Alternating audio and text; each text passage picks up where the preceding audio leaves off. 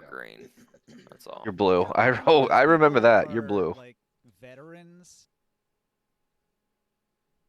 All right, so there's some stuff I need to get taken care of. I bought this house, didn't I? All right, we're live. This first one. Mind your manners, people. We're on Twitch. What? We have to I do got that? my mind on my manners and my manners on my mind. Nah, don't worry. Nobody watches this shit.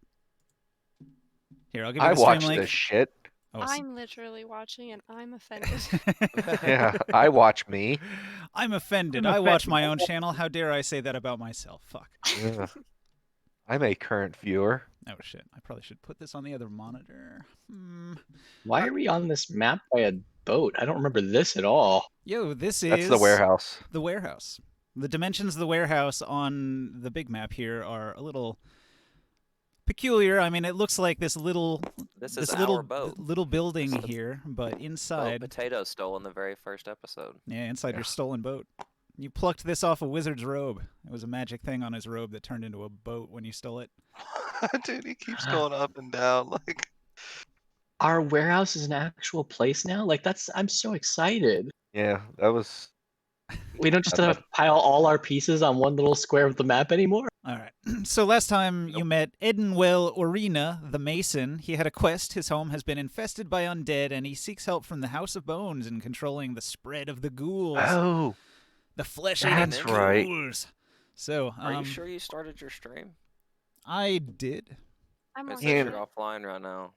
Try reloading. Nope, I'm on it. That's right. Me and Creus were thinking about Ah. putting some arrows to use to get rid of some ghouls and shit. Like we were firing a bunch of fire he bombs even and has stuff. face cam going. Look at that sexy bastard. Oh, wait, with his wait. Valhalla braid and the Fuck. beard. I Did dyed you my say hair sexy? too. Nice haircut. Did you say sexy ninja cam?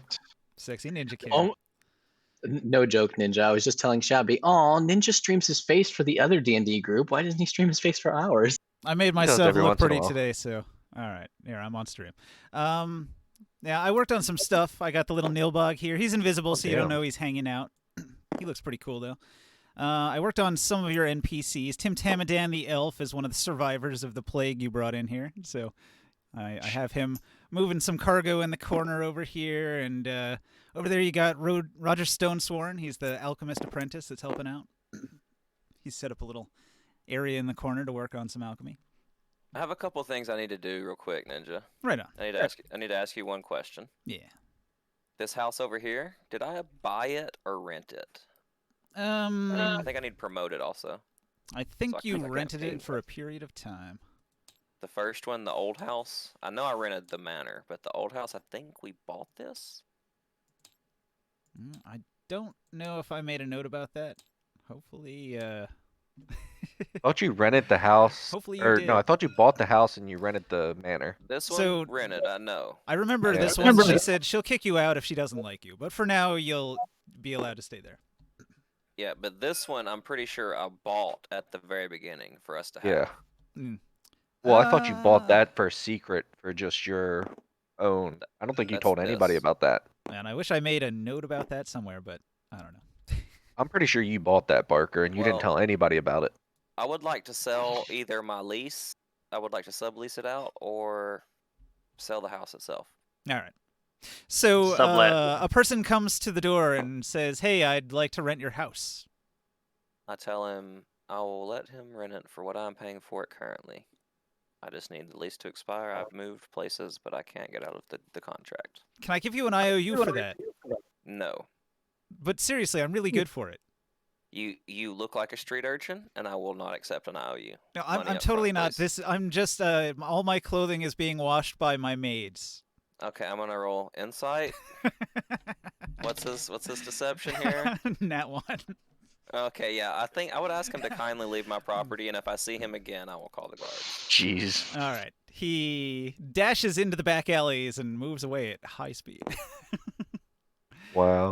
I rolled a 3, so he barely got caught. Yeah, it's not very good. He might have beat you. He's almost maybe. but I he mean, there's no critically crit fails. There's no crit fails on ability checks, only attack rolls. So thanks for helping, Potato. he might actually have had Yep, no problem, man. a few points on you on that one.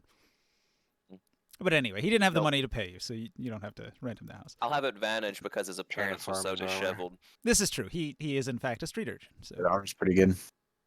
And with advantage, I had a 17. And I upgraded the dwarves over here in the row houses. They got this cool image. I always wanted them That's to the s- be, the Lost Vikings, and so here they are. Yeah, exactly. That's what I knew that's what they were. I wanted to try to hire them. All right. Well, they to are work for me hire. and with us. They'll tag along for sure.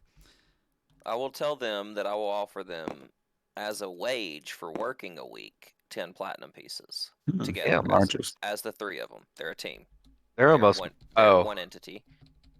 10 And each if or they 10 go on adventures with us, I will personally secure them a share of the treasure that is equal to an item for each person in the group. All right, It's potato. not three people's to play shares, D&D. but it's their share will equal enough for I all gotta go three get some food brothers to get anyways. something out of it. Okay. You say 10 each, Barker? No, 10 total that they split. I'm They're treating almost- them as a dwarf instead of 3 dwarves. Oh, okay. As I say, I'm giving They them are the a brothers. special ability. This is like a unique ability that they have called Brotherhood. And Brotherhood is when they all travel as a single unit and fight as a single unit like a phalanx. And so they do actually function very much like a single unit. oh, is that useful? Do I know that, and is that useful during my upcoming battle that I have? If you see them in combat, and you've seen them in combat before, so you would have had hints Oh, of it I in the have. past. But now they're going to do it even better because they've been practicing. That is Oh, freaking awesome. So I've known that basically because remember during our week downtime, I was practicing with me, Kef, and them. So I'll know that as well. Yeah. then. So whenever they fight, they're in this formation. You got Olaf in the front with the shield, creating the shield wall, and then you got his brother Baliog is here just stabbing with his sword from behind the shield wall, and then every once in a while Eric runs out to snipe on somebody with a ranged attack, and they all sort of operate as a little mob. Is that 27 platinum left? Is that including the 30 that I already paid them? Well, they were paid after the big adventure you went on, but then they all got robbed. So But then I paid them 30 last week. yeah, so I guess out of the 30 that the one got paid, he spent enough for his brothers to Oh, okay. live large for like a week, and then Okay, they cool. still have the 27 left. Awesome. I was just making sure they didn't get robbed again or No, something. no, and then I added Barker's 10, so they have a decent amount of money. They can live well, but they need to work, so they'll come along on your mission.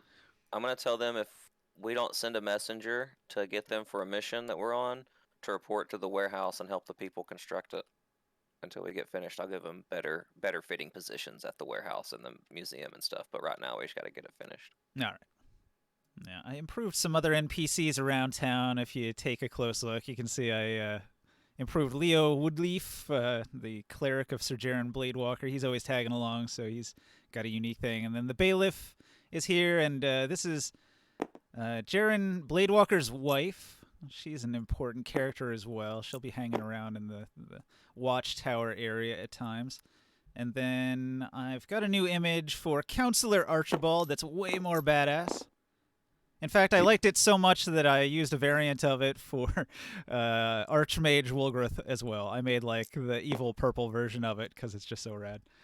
Yeah, I saw you in game a few times this week, popping into tabletop. Yeah, I did some prep work. You got 100 Fangs as his unique image here, and Gina Holton is one of his students. Over here, you've got Liagami Morningfall, the counselor of Dragon Force, and he's got Gilbrand, the young student that liked to experiment with his Chaos Bolt.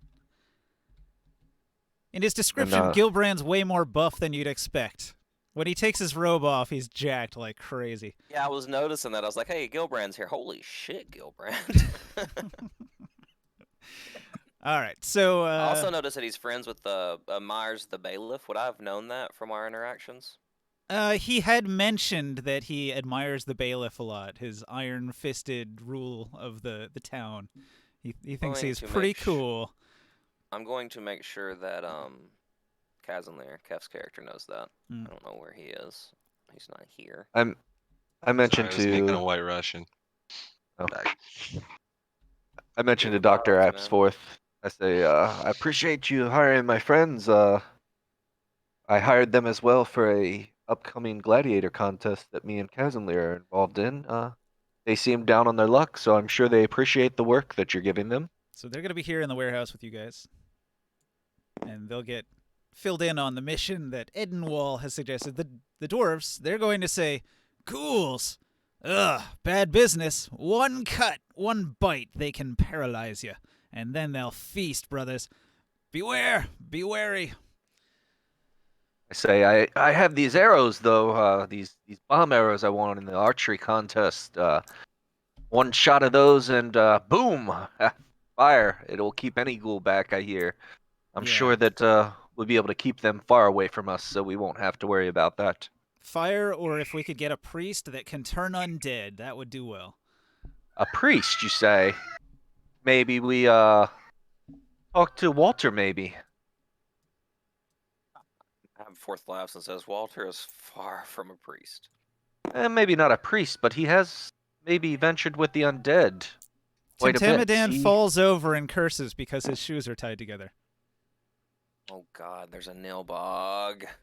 But I kind of look over. I'm like, Can I roll perception? Sure. We're all still in the warehouse, right? Yeah, if you want to be.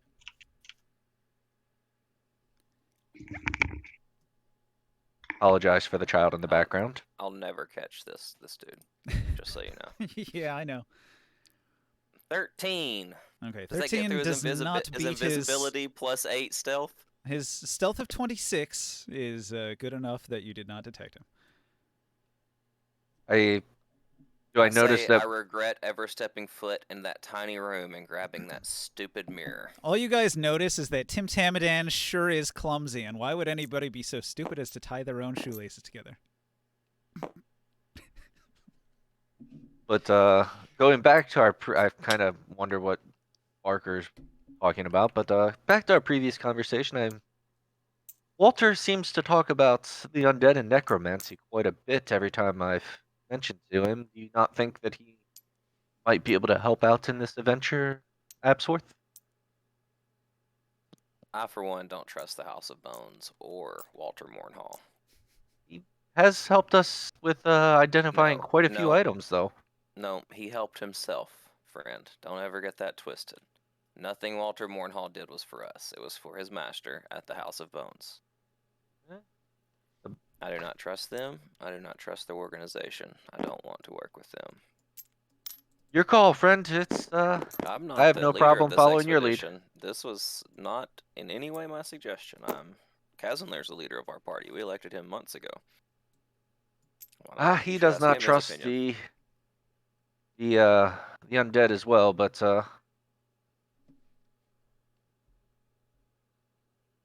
give me 1 second. I gotta AFK for a second. Okay.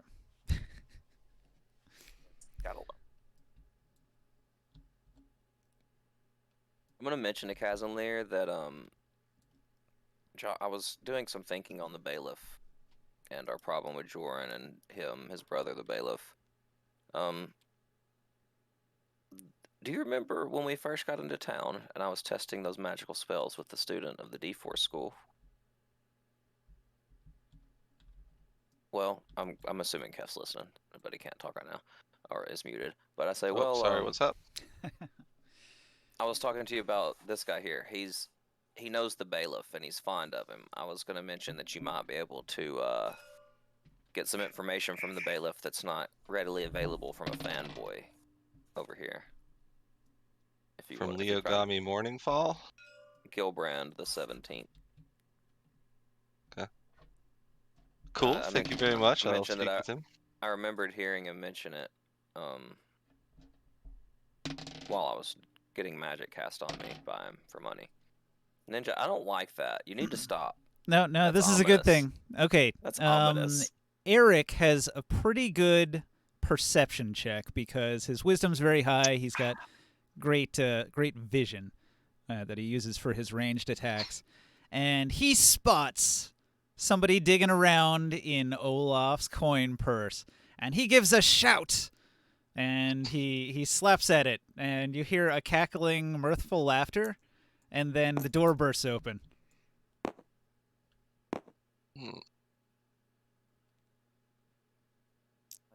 Abforth just sighs and puts his hand on his head and says, "Ever since that day, we've been cursed. The laughter, it's back. What is this? I cannot deal with the mischief around me anymore." And the Gnome runs over to the blacksmith's place. Did we ever get that chariot built? You guys took a week of downtime, and I think he said that it was gonna take about a week to finish, right? Yeah, I thought so too. There you go. We have a chariot piece.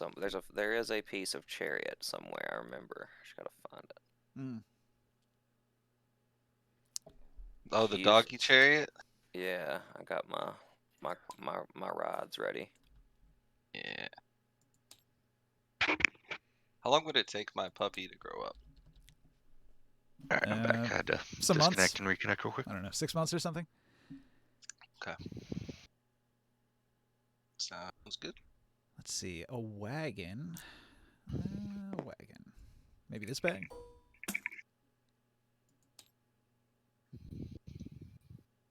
Look, it's Krius running a little bit late.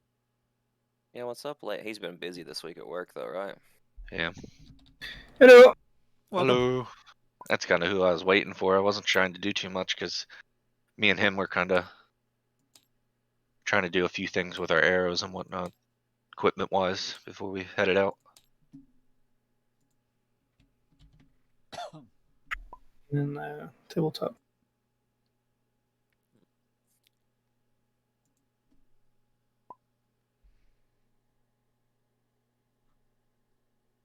My wife's got everything under control in the house, so I'm good now. No more kid aggro. Would it be okay if I like store all my money in the warehouse, or would and it I be would safe? not do that. Yeah, I would not do that either. Need to build a bank. 5,500 platinum.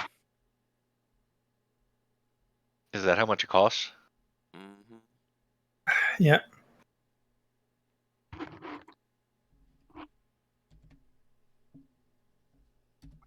We're looking into that. I did not know that. I love White Russians, man. Like I said, the dude abides. But I'm doing some shameless self-promotion to try to get views. That's fine. All my cars got flipped sideways. Probably my fault. Sorry. During the setup, sometimes I'll be like doing stuff and it'll rotate things by accident. It does happen. My bad. Oh, I was just wondering. Puppies in D&D. It's kind of weird. All right, so I don't know. Were you able to find a thing in here? No.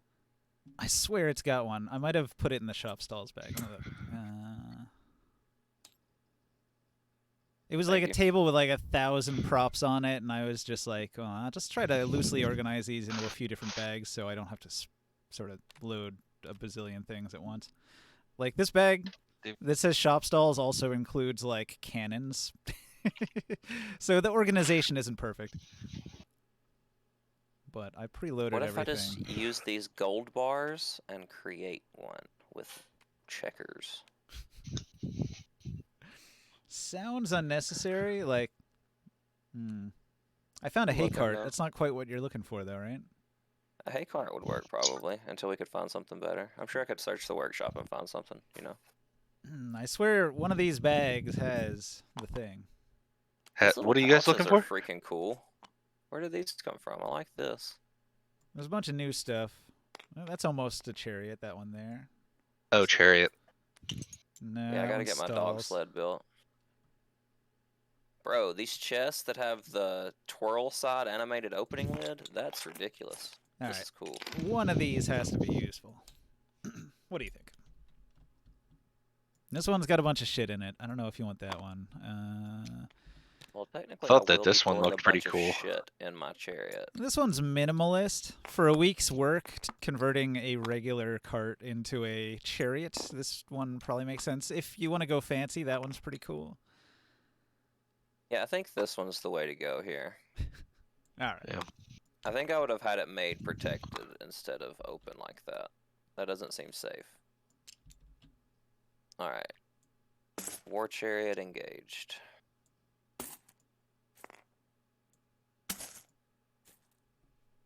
Yeah, these are some of the many, many props I downloaded during the week. These chests right here are awesome. Like these sarcophagus things.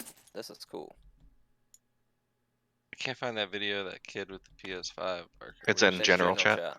No, yeah, the one Cat's where you can posted open it up. Animated ones. Yeah, that's cool. That's it. I've got a bunch of chests and stuff that do that too. Chests and boxes. Now I need a dag. You like dags, man? Oh, Barker, I worked on your thing here a little bit. Do you see where your figurines are here? Yes. Hang on. In the warehouse here? Yeah, I saw those. So, like, this one's dog or on dog. Okay. This one's standing or on dog. So either one can get to where it needs to be, but both exist so you Okay. can have a situation Awesome. like this Thank where you. it's you and dog. Yeah, that's perfect. I was wondering how that was going to work. See, now I just need 2 of these. So, boop. I need to copy the paste that one. Rename When this I- one to... When I hit level 3, I might need a similar. But right now, I don't plan to. Until I get mounted combatant, I really don't plan on using Ron as a mount as much. Awkward question. Did anyone see where I put the war cart? I did not, dude. Just had it. Just had it. Did it go bye-bye? I Did you put it in a bag? This bag right here? By accident? It was this one, Is right? this a cart? It's on the board. It's in the warehouse. This one. Ah, Oh fuck! yeah. Just hit myself with my headphone in my face. Nice. Oof. At least it Big wasn't on camera. The cable got caught in the in my leg, and then it just like a spring, pow in my forehead. Oh, woofer. Woofer 1 and woofer 2. That woke me up. I gotta tell you that.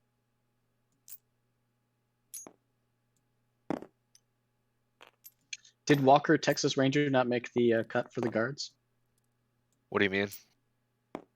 There was a guard named Oh, he's still Walker alive. Texas He's Ranger. around.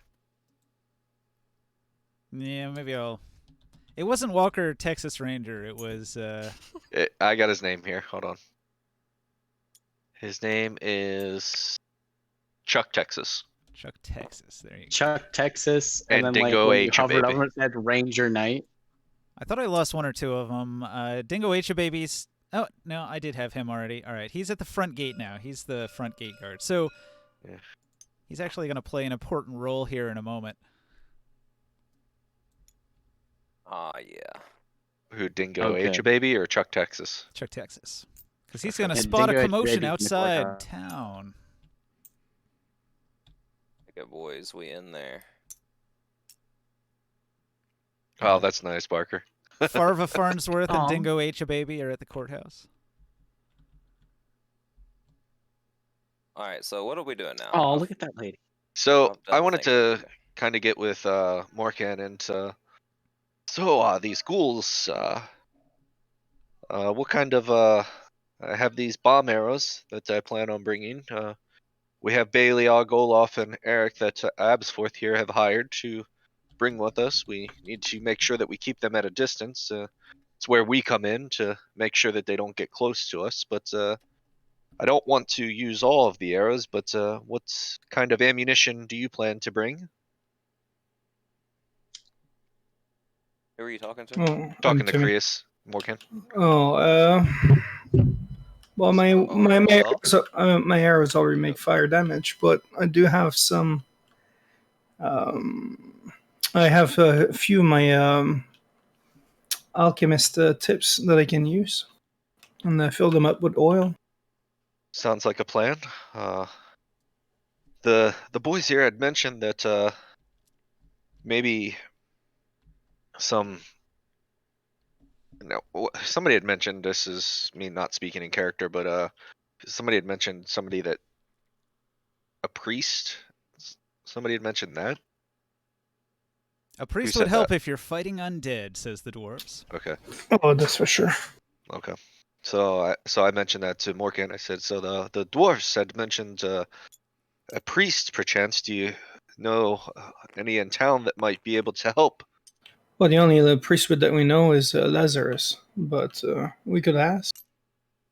Ah, yes, Lazarus, but he seems deep in his research and thoughts at the House of Bones.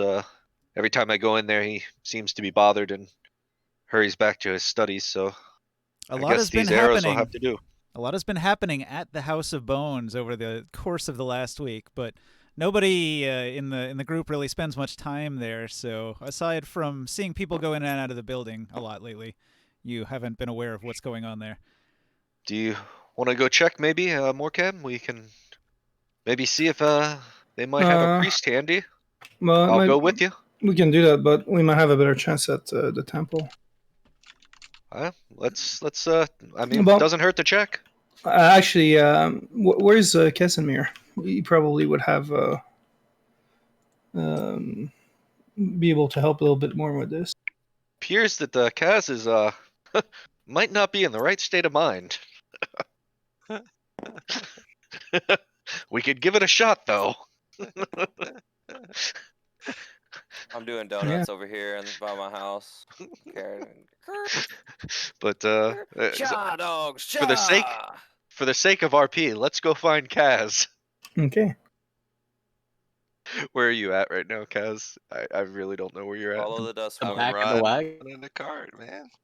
Where are you at? Like literally, where are you? Read the chat. Literally riding in the cart. Oh, you're in the back of his. Oh, I doesn't. Oh, in the back. I got you. Okay. Jesus Christ. Nobody stopped me yet, so I'm still just I'm- hauling ass, man. I'm I'm- doing donuts. I'm breaking these dogs in. I walk out of the thing and I attempt to flag down y'all and Roll a deck save. I have 4 things for you with the cart. Jesus Christ. All right, let's go. Oh, thank God I got halfling luck. That was. All right, it's a 21. All right, cool. Haul a skirt to a stop directly in front of you. Jeez. And I Holy remove shit! I remove my aviator goggles from my face and Alright, smile with dust in my teeth. I assume that I haven't seen this before, right? I get out giggling. It's funny because from Yeah, one I'll be- direction one it looks second, I'll be right, back. but from the other direction the dogs are facing the wrong way. Yeah. But I assume I haven't seen this before, right? Or has it been in the warehouse? This probably just got finished, and he's taking it for its very inaugural test drive. Somebody So should I get look like the bottle of wine and smash it on the prow. to Yeah. I look at inaugurate it. Absforth and I'm immediately distracted. What the hell is this?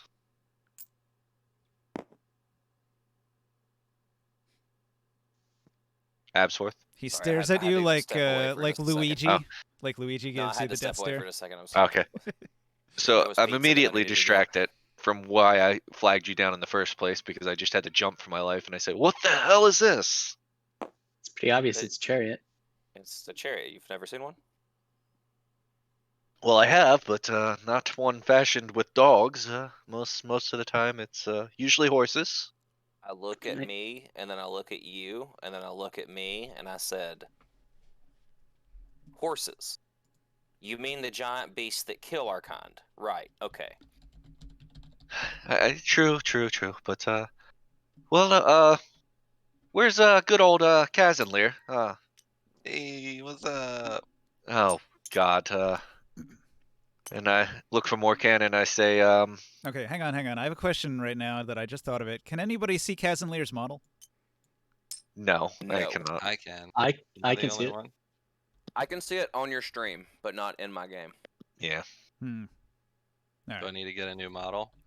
I see it on Casimir. It's recommended. Yeah. I can see it. I It's can see it. beautiful. It looks fine. Yeah. Look Me and for, Barker are, I think, the new only one. ones that can't. It's just a shame. A Well, couple here. people can't see it, so. Ninja, Here, try let me help. copying pasting that. Yeah, Did that work? Yeah, there's it a didn't copy work, right there. yeah. It never works. I have some dwarves. Let me see here. It's just so weird because it worked for me a couple weeks ago, and now it's. And it's such a good model too. I hate it though. Unfortunate. Uh, What if I save it and then reload it? Usually the only way is to find the object like in the folder if somebody has it, and then re-upload it.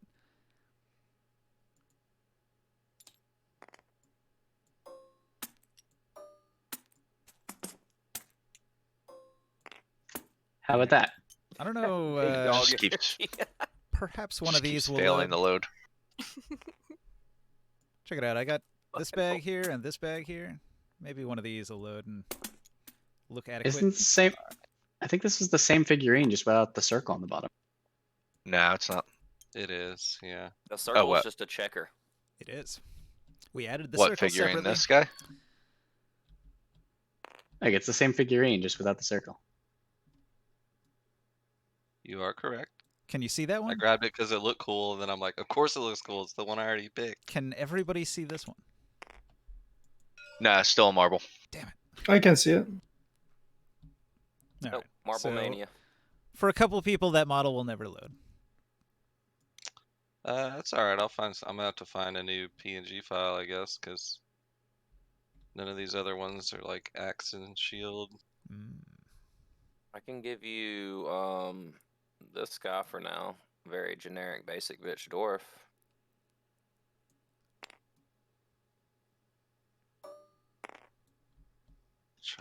That one's Still trying to animated too. do one. Fancy. It has a shield and an axe, and it can be versatile, just like your guy. And he can die. His armor isn't as cool though. No, it's not. But He's got that That's sweet fine for Viking now. helmet.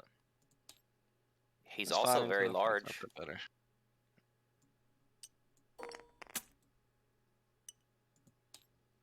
Did you just potato computers? It is not the computer. It's the image hosting. Oh, it's and definitely not the caching. computer. I just built a brand new computer. It's the image hosting and the caching. You Yeah. hater. Suddenly a kaiju attacks. Rah. Yeah. Don't you And- ever talk about a nerd's computer, man. They'll Yeah. get defensive so I was fast. just trying to get chat fired up, I guess. Computer is a potato, though. I did that test that everybody's sharing in the thing that Moon just scored 13,000 on. I got 4,300. Or something, 4,800. Oh, was bad. shit. Giant spider attacks.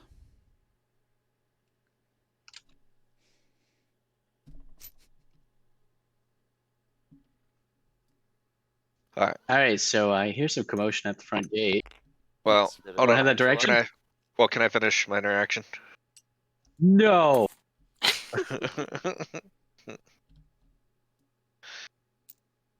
I don't So- look so cool anymore, but it's all right. Alright, so I look at Morkan and I say, well, do we still want to take Kazanlir with us? I mean, he's, What's wrong with him? seems a little toasted, if you I might. catch my What's drift. up? Or What is do he you just, need?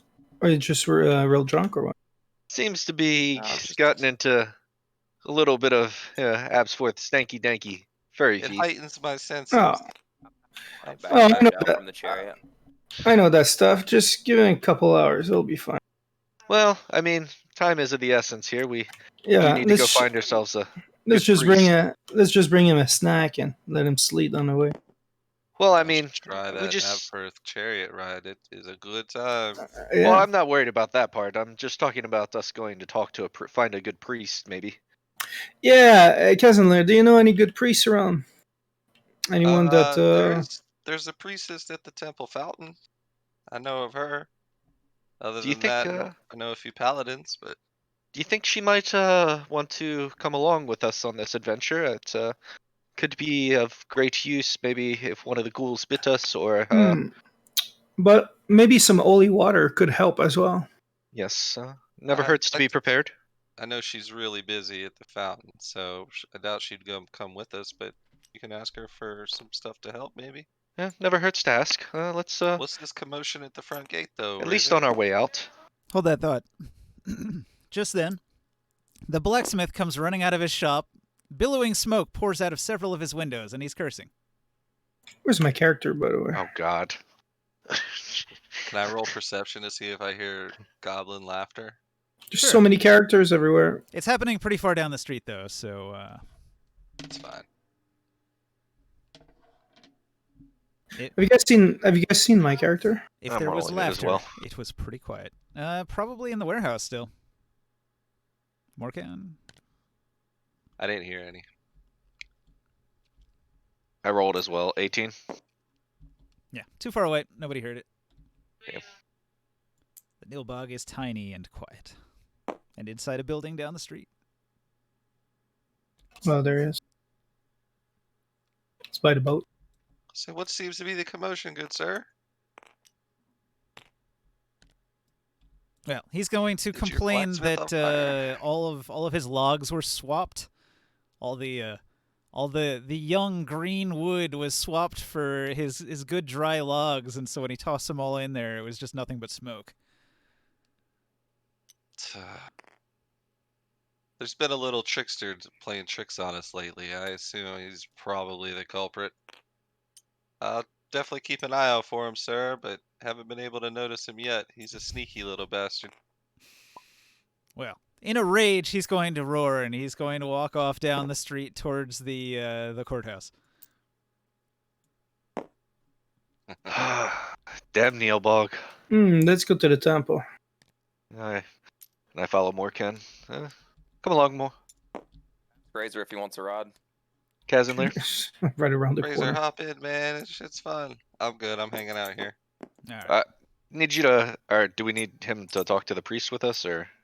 No, I don't really have anything to do with the priest, man. Oh, I thought you did. Okay. No, not really. Who enters the temple? I'm gonna let Morkan. He's a little bit more on the alchemy and spellcasting side, possibly. Oh, you don't remember me. You actually found out that I was sick the other evening. I had this rat plague. So, Lady Tiffany Epiphany from Biffany, she is a priestess of Eldath. Eldath is a deity of peace. Being of the peace domain, she seeks to cause more peace. Anyway, when you get here, there's a commotion inside, and she can't immediately help you because outside of town, some things happened. And then a bunch of people raised an alarm at the gate. And then those people went outside the gate. And when they came in, they went to the temple. And so they all arrived here, and they brought with them an injured person who had collapsed at the front gate. And this person is currently receiving magical healing from Tiffany Epiphany from Biffany.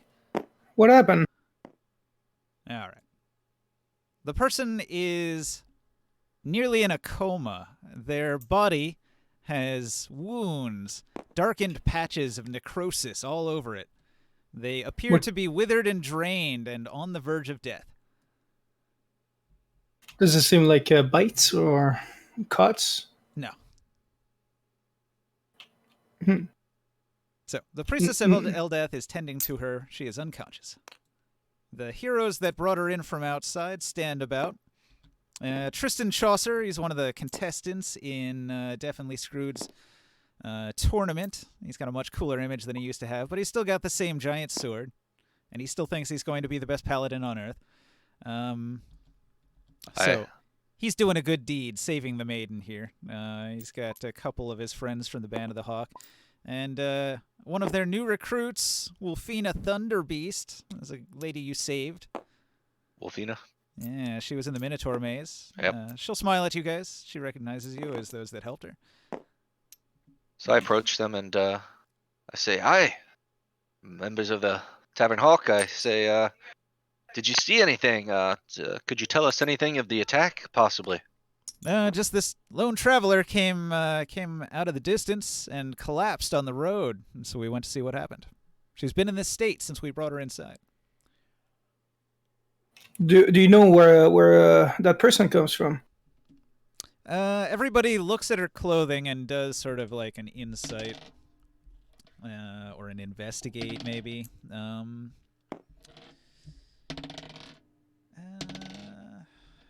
roll's bad. Let me see. One of them had a 17.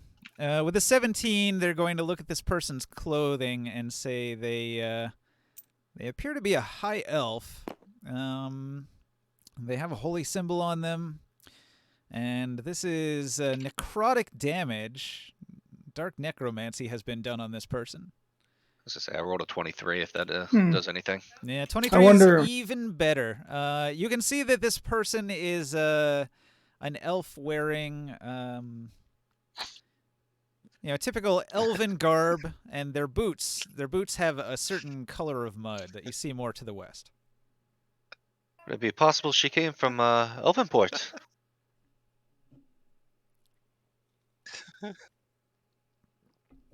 That's is that on the east? Elvenport would be more to the south of here. To the west Okay. is where the barbarian tribes live. Okay. Also, that's where your quest was. This guy, Edenwell Orina, the Mason, the ghoul attacks were happening out west as well. You Okay. can see the Yeah. green mark on your map is the location he was indicating. Oh, okay. So it is that. Okay, that's. See, I thought we were headed towards like. Oh, okay. I got you. So This might have to do with the mission we were about to head towards. There was some ghouls that were supposed to go and fight. There's a village. Why? There's a village that's that we saw someone that came in and asked for help the other evening, and we're just about to leave. I look at the priestess. I say, "What kind of magic and healing are you applying here to Arwell?" Well, first she attempted a healing spell, and the healing spell did heal some of her wounds. However, there's something deeper going on here. She appears to have been drained of all of her strength. Her body is badly depleted. It seems like she would be barely able to lift her own arms. The weakness that's overcome her is unnatural, and I lack the conviction of faith, I guess, to cleanse this powerful dark magic that has drained her so. I checked the neck if there's any marks. You check the neck. You do not find bite marks on the neck. The Priestess of Eldath has been checking her body as well to apply healing ointments and things, and she did not find any bite marks. It does not appear to be a ghoul attack or a zombie attack. She also wasn't hit with weapons. She thinks there's definitely magic at work here. Dark, evil magic. What kind of creature would do such things? Anybody in the city might know a little bit more about undeads or casters of necromantic spells. Yeah. The House of Bones, perhaps. They're Yeah, a group of necromancers. maybe Right. Walter. Walter could help us with this. I tell Morkan to stay here. I'll go grab Walter and be right And back. bring the others too. Professor might be interested in this. I will do. So, on my way out, I mentioned to Professor that there seems to be some dark magic afoot. I mentioned to I him. came in and was observing. Oh, you were observing? Okay. Several of the Band of the Hawk are going to return to the tavern after they see that Okay. the person's being helped. Razor, ever seen anything like this? Wolfina's going to hang around to see what happens. Like this? No. Should we, Priestess? Do you think that this victim could potentially transform into a ghoul or another undead creature? She's inspected the body, and she thinks not. It doesn't appear that this person has been transformed in any way, other than having been drained of all of her strength. It's a fairly, fairly common necromancy spell. If you have any knowledge arcana, you'd be well aware of like second level strength draining spell. Do you wanna? I can roll a arcana, I guess. What is it, like innervation? I think that's the one. I rolled 14.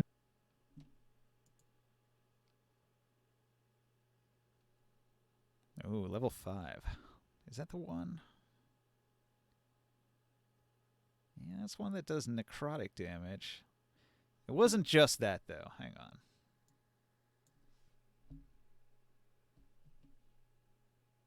I got a 20.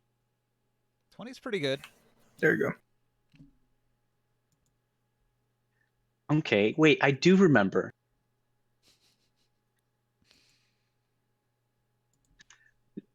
Necromancy level 2. Ray of Enfeeblement. All right. It appears she's been struck with a Ray of Enfeeblement.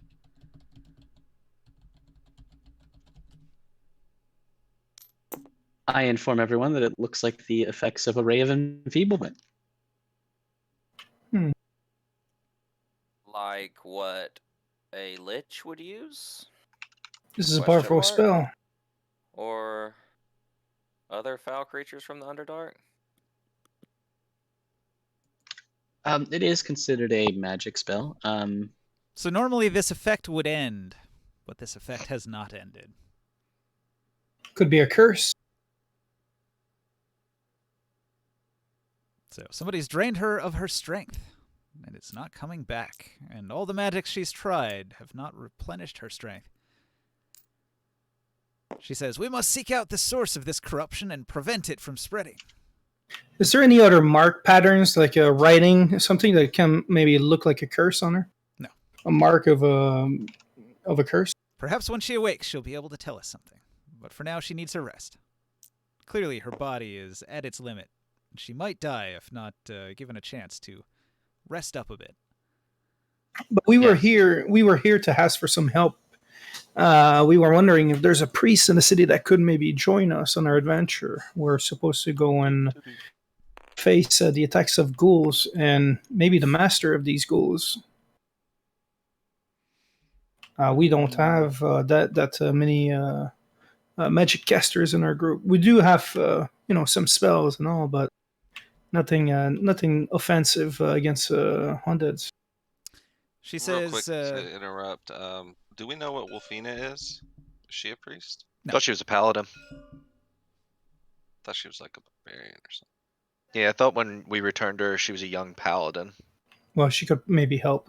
Some of the spells will help. I mean, I could probably get her to help, but if she's not a priest, I don't know. she is not a priest. Yeah, That is- magical weapon would help, huh? She comes from a Rounders. barbarian tribe. They're all about combat and so not very much about yeah. magic. Does silver work on ghouls? Is that something? Silver on ghouls.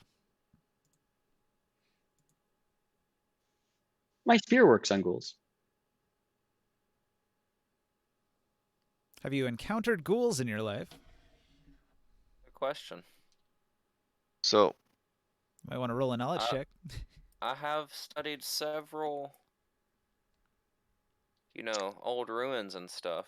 That'd be a knowledge nature check. Ghouls are kind of unnatural, but whatever.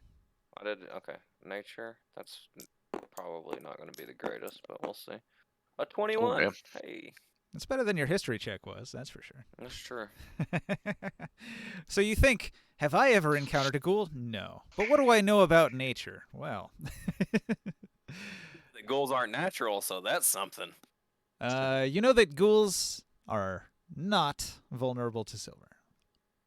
Hey, you kind of look like Max Headspace right now, just But they're in your face cam. Yeah. That's a Um, possibility. would it be possible to get a few vials of holy water from you? I'm sure that could help. It's because I have a green screen, and it's like the lighting situation is Yeah, different. I know what it is. It just looks hilarious. There you go. It's like if Cool. I go to... also, my drink is green, so it's invisible. Haha. Perfect. so Kinky. in my interaction at the House of Bones, I do seek out Walter, but before I ask him to come over, I do ask him if he has any knowledge of ghouls. Okay, backtrack. Before that, you arrive at the door of the House of Bones. And when you step through the front door into the room here, You're going to see that there are two men that are in the front area, standing in front of the giant statue of the mammoth and the saber-toothed tiger. Well, not statue. I guess they're skeletons of a mammoth and a saber-toothed tiger. Locked in combat, mortal combat, but it's just skeletons. And these two necromancers stand here, and they're having a discussion. Both of them are dressed identically. They have similar necromancer's robes, and they each carry a staff adorned with a number of skulls. They're lost in conversation when you enter in the building, but then both of them will turn and look at you, and they sort of look above you, and then they look down, and then both of them sort of arch an eyebrow, and this one steps forward and says, can I help you? Say, yes, I've been here before and haven't seen you, but it's not because you couldn't have been somewhere else, but I've been here before. I've come seeking out Walter Mornhall. He should know me. My name is Stefan. We have traveled and adventured before, but just seek out some knowledge of him. If you could tell him I'm here looking for him. All right. Fendro waves a hand at Phalian, and Phalian runs off into the library to fetch him. Fendro introduces himself and mentions his friend Phalian Windleaf. I am Fendro Strathus at your service. I've not met you before, but I am a bonesman in good standing with the guild. And when Walter comes in, they're going to nod in greeting to each other, and then Walter will look down at you and ask, "How can I help, Mr. Lee Scrood?" Hi, Walt. Hi, yes. So we seem to have a new adventure on our plate, and you being a man of the undead and things of that nature, I have a few questions. But have you dealt with ghouls before? On a few occasions, sure. Well, it seems that some adventurers, some friends of mine from the Tavern Hawk, have brought in a adventurer that seems to be struck down by a ghoul. One that has some foul magic afoot. Nothing I've seen before in my travels, but was wondering if you might have a look and might be able to tell us what has happened to them. All right. I'll check on this. Anything having to do with necromancy is interesting and curious enough to me. Oh, yeah, and Kev's just reminded me that I got mentioned about that jeweler who went crazy going to hunt for a treasure. I'd like to go talk to that person while all this shit's going on. Sure. You were told he was near the back alleys by the fence. Where did that happen at? And Go with you too. by the way, Barker, I can't remember. Like, just out of curiosity, I couldn't remember. Jarin told me about it, so I told Barker about it. Oh yeah, because I I'm told everybody. pretty sure I was there for that, wasn't I? Yeah, it's cool. You can handle that over there. Well, no, talk I was to just the curious jeweler. where that was at, because I had it written down in my notes. I couldn't remember where that was at. Wow. Somewhere in the Barker's woods, already they ran planning off. to Woods, mac the on woods. the villain's Gotcha. wife here. Gotcha. No, that was for Professor. Professor's planning to mac on the villain's wife. Oh, was he? All right. Yeah. So, Alright, cool. Orwell. It was in blue, so I thought it was you. I tried to change it, it just didn't apply. No, he did it. He drew it on my benefit because I commented that he has a wife. I was like, "Oh, the guy I've been impersonating has a wife." Hey, Barker, can you help saw me? that at the beginning of the game. And I what? Can you help me for a second? I'm not with you, but yeah, I could probably help you. On the board there. What do you need? Could you copy this card there? Oh, you're not promoted. Yeah. Oh, sorry. You joined late and I forgot. Now you are. Thank you. Uh-huh.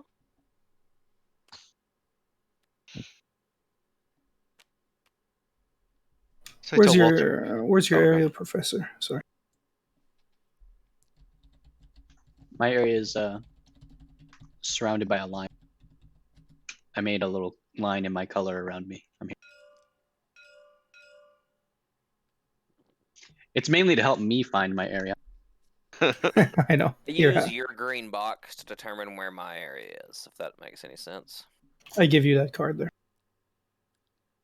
What is this? Oh, the forest dragon. He large. Him chonk.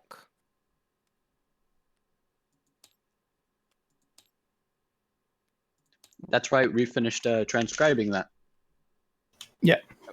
Can we talk to this jeweler since nobody's saying anything? Oh, I was just gonna let Walter. But go ahead, Barker. You can go ahead and do your thing. Did We've we done decide on? enough. Sorry, did we decide on a language to translate that to? I was writing it in but I can do Shit. Sylvan, Health, Orc, Common. But if I was assisting you, it had been elf or common because those are the two I speak. Who wants Or to no, fight a self- dragon? Entire Let's go. town. The entire town is leveled in one Um, dragon's breath. We Roll put it die. in Helven. Okay. In Elven? Okay, Yep. sounds good. And you gave me the original Abyssal? Yeah, you have the Abyssal. Okay, That's the one you shit. have, and then I have the copy. That'd be about a bad day for the town guard right there. Yeah, no kidding. Mhm. That's when the DM gets pissed off. Suddenly, a dragon comes on town. I saw this Fucking on burns the everything down. workshop, and I said, perfect. Yeah. Oh, sorry for the interruption there. That's pretty sweet. If you need a forest dragon, to this that jeweler is guy. it. All right. Dr. Abforth travels into the back alleys. You arrive back here, and there's a jeweler shop Kelvin right here. Rowans. Yeah, that's the guy. All right. Inside, you meet Kelvin Rowans.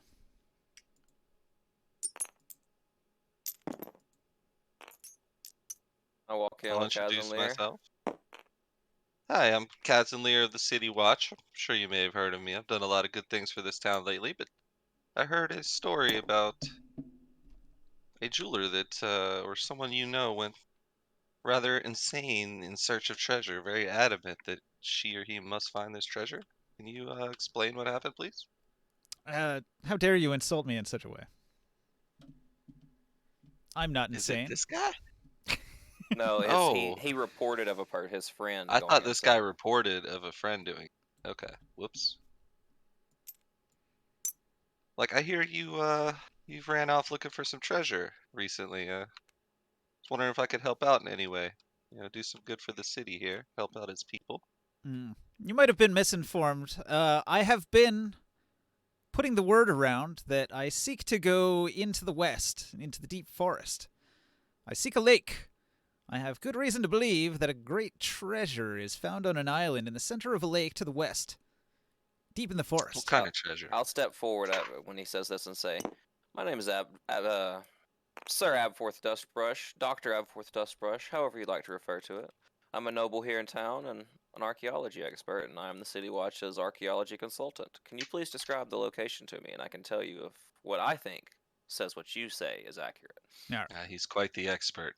Well, That's why I brought him along. the jeweler looks off and recalls, to the best of his recollection, while sort of fidgeting with his gold rings, he'll say, it's come to my knowledge that there is this one geographic location, and I know where it is, and I can find it, but I can't really divulge the information that I have to its exact whereabouts, because I wouldn't want the treasure to be stolen out from under me, since I know where it is.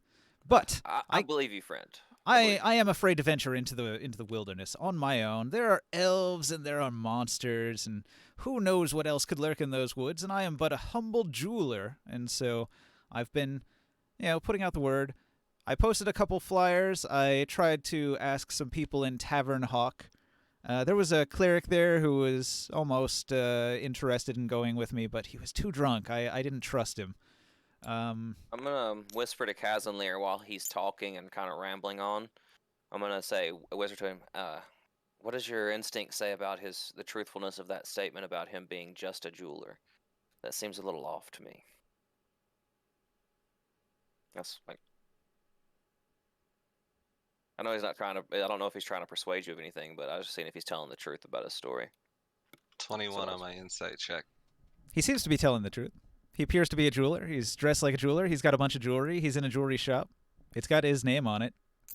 Okay, so I'm gonna stop him from talking. I say, friend, I'm not trying to steal a location. We're gonna offer to help you find it. I just need to verify that the ruins you found are old enough to make this worth our while. So can you describe the location at all? I don't need to know the exact location, just what it looks like when we get there. What kind of ruins are they?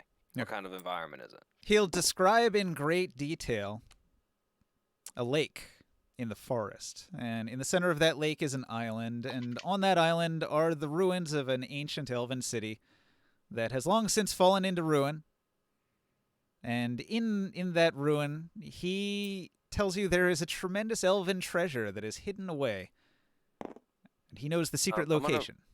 I'm gonna roll history and see if I know of any lost elven cities on an island in a lake that are written in history books or have been lost to time, and archaeologists have looked for them before.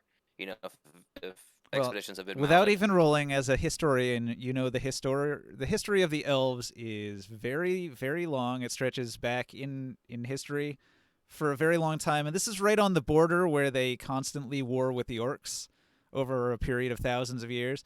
So it's very possible that at some point orcs raided into the south and destroyed an elven city in the northern part of the forest, and then were pushed back. And so elven ruins like that are incredibly common here in these woods. Okay, well, since I know that off the top of my head, I nod and I say, that's very likely what you're saying is truthful. I will talk to you in the morning after I consult with my party and see if they are willing to take this venture up with me, but I myself am personally interested, and I know my friend here, Casimir, and I pat him on the back, is interested. What kind of reward are you offering? A share of the for treasure. self-leading? A share of the treasure. Is there anything specific that you were trying to keep for yourself, or is it something once we get there we figure it out? Well, I don't know what's in the treasure. I just know that there's going to be a vast fortune to collect when we get there. Yeah. Thought he was after something specific. Turn out for they'll say, very well, I'll be glad to help this man out. He seems truthful enough. Treasure is always good, especially for your museum. I think that would be a great thing, great find if we can find some artifacts. So let's go talk to everyone else and see if they're up for it. Maybe after we save the townspeople. He's going to tell you it's not really worth his time if it's just a little halfling and a dwarf. As formidable as you appear, good dwarf, and I'm sure your halfling friend is no slouch, but you'd probably need a more formidable group of adventurers than just the two of you. I hope you have friends. Indeed. You may have heard of the good deeds I've done already in this town, but I will admit I couldn't have been able to accomplish those by myself. I have a great group of friends that have helped me out. Guarantee you we could take you safely to this treasure if we decide to help you. He'll say he doesn't get out much. He hasn't heard much of the local gossip. He's a very busy man. He does his fine cutting of jewels and gems, and so his head is always down in his work. He doesn't know. Well, tomorrow might be your lucky day if you get to see Casimir Longbrew in action. I'm going to quickly roll, while we're in here, I'm going to be investigating this room to get the details of it fully. 14. It is a jeweler's shop. There's a bunch of uncut gemstones that are in little baskets, ready to be worked on, and then he's got his workshop table that's got all these very, very powerful magnifying lenses that he can look through, like monocle type things and headgear that he can put on that allows him to get fine detail work, and a bunch of tiny little chisels and cutting tools and pliers of all sorts. A lot of specialist equipment. Is there any obvious places I could be out of sight in this room? His shop is pretty simple. Most of it is visible. He's got a back area, which is his private room, but it's closed off. And then he's got his little area behind the counter, and then it's just an open space with the materials in case you wanted to buy stuff. stuff. As a Lightfoot halfling, I could hide behind other people as full cover. So I could use Casimir, sneak behind him this way.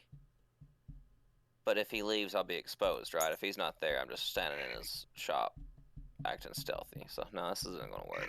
I'll have to rob him later. You're hidden, but he's aware you're here because he's been talking to you. Yeah, exactly. Well, see, what I was going to do is I was going to wait till Casimir was leaving out the door, then stealth behind him and act like we had both left. This is one of those situations where D&D is better than Skyrim, because if you put a basket on my NPC's head, he's going to scream for the guards. Did you see that video of the dudes, the same guys I shared? There was one about that. It said when D&D players think it's Skyrim, and they said, I sneak behind the blacksmith. I steal all the daggers he just made. And he's like, no, they're in a basket there. He doesn't just put them in a dimension in his pocket. Same shit.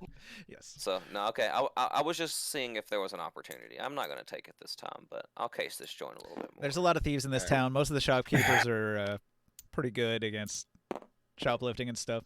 So you'd have obviously don't make my intentions known to Casimir. I'm sure he wouldn't like that too much. As we walk out, I make sure to mention to him, by the way, if you happen to come down with the Sewer rat flu. Long brew is the cure. You can find us at our shop here on the corner of Guilds Row. Tanner's Row is unusually quiet. How much gold have you made out of that? Unusually quiet. I think I made like 25 gold. Not bad. I know why it's quiet. Can I go down Tanner's Row and just kind of like glance in the shops as I slowly trot my dog chariot past them? All right. You move down Tanner's Row, and you see many of the shops don't seem to be in full operation. Maybe there's one person still operating the shop. Occasionally, you see a huddled person coughing furiously. I say, Kazanlir, do you have any of your brew on you? Of course I do. Saved a little bit just in case. I point around and jump say, off. this area of town looks hard hit by this plague. I'll go to all the people and be like, hey guys, here, I have the cure. Please, drink up. And I'll hand everybody some long brew. Just a couple of these should do the trick. All right. You dispense with I'll the try alcohol. to cure everybody here in this part of town, yes. The long brew. So just you go in the shop, though, right? Yes. Bolar is incredibly allergic to halflings. That would only make things worse.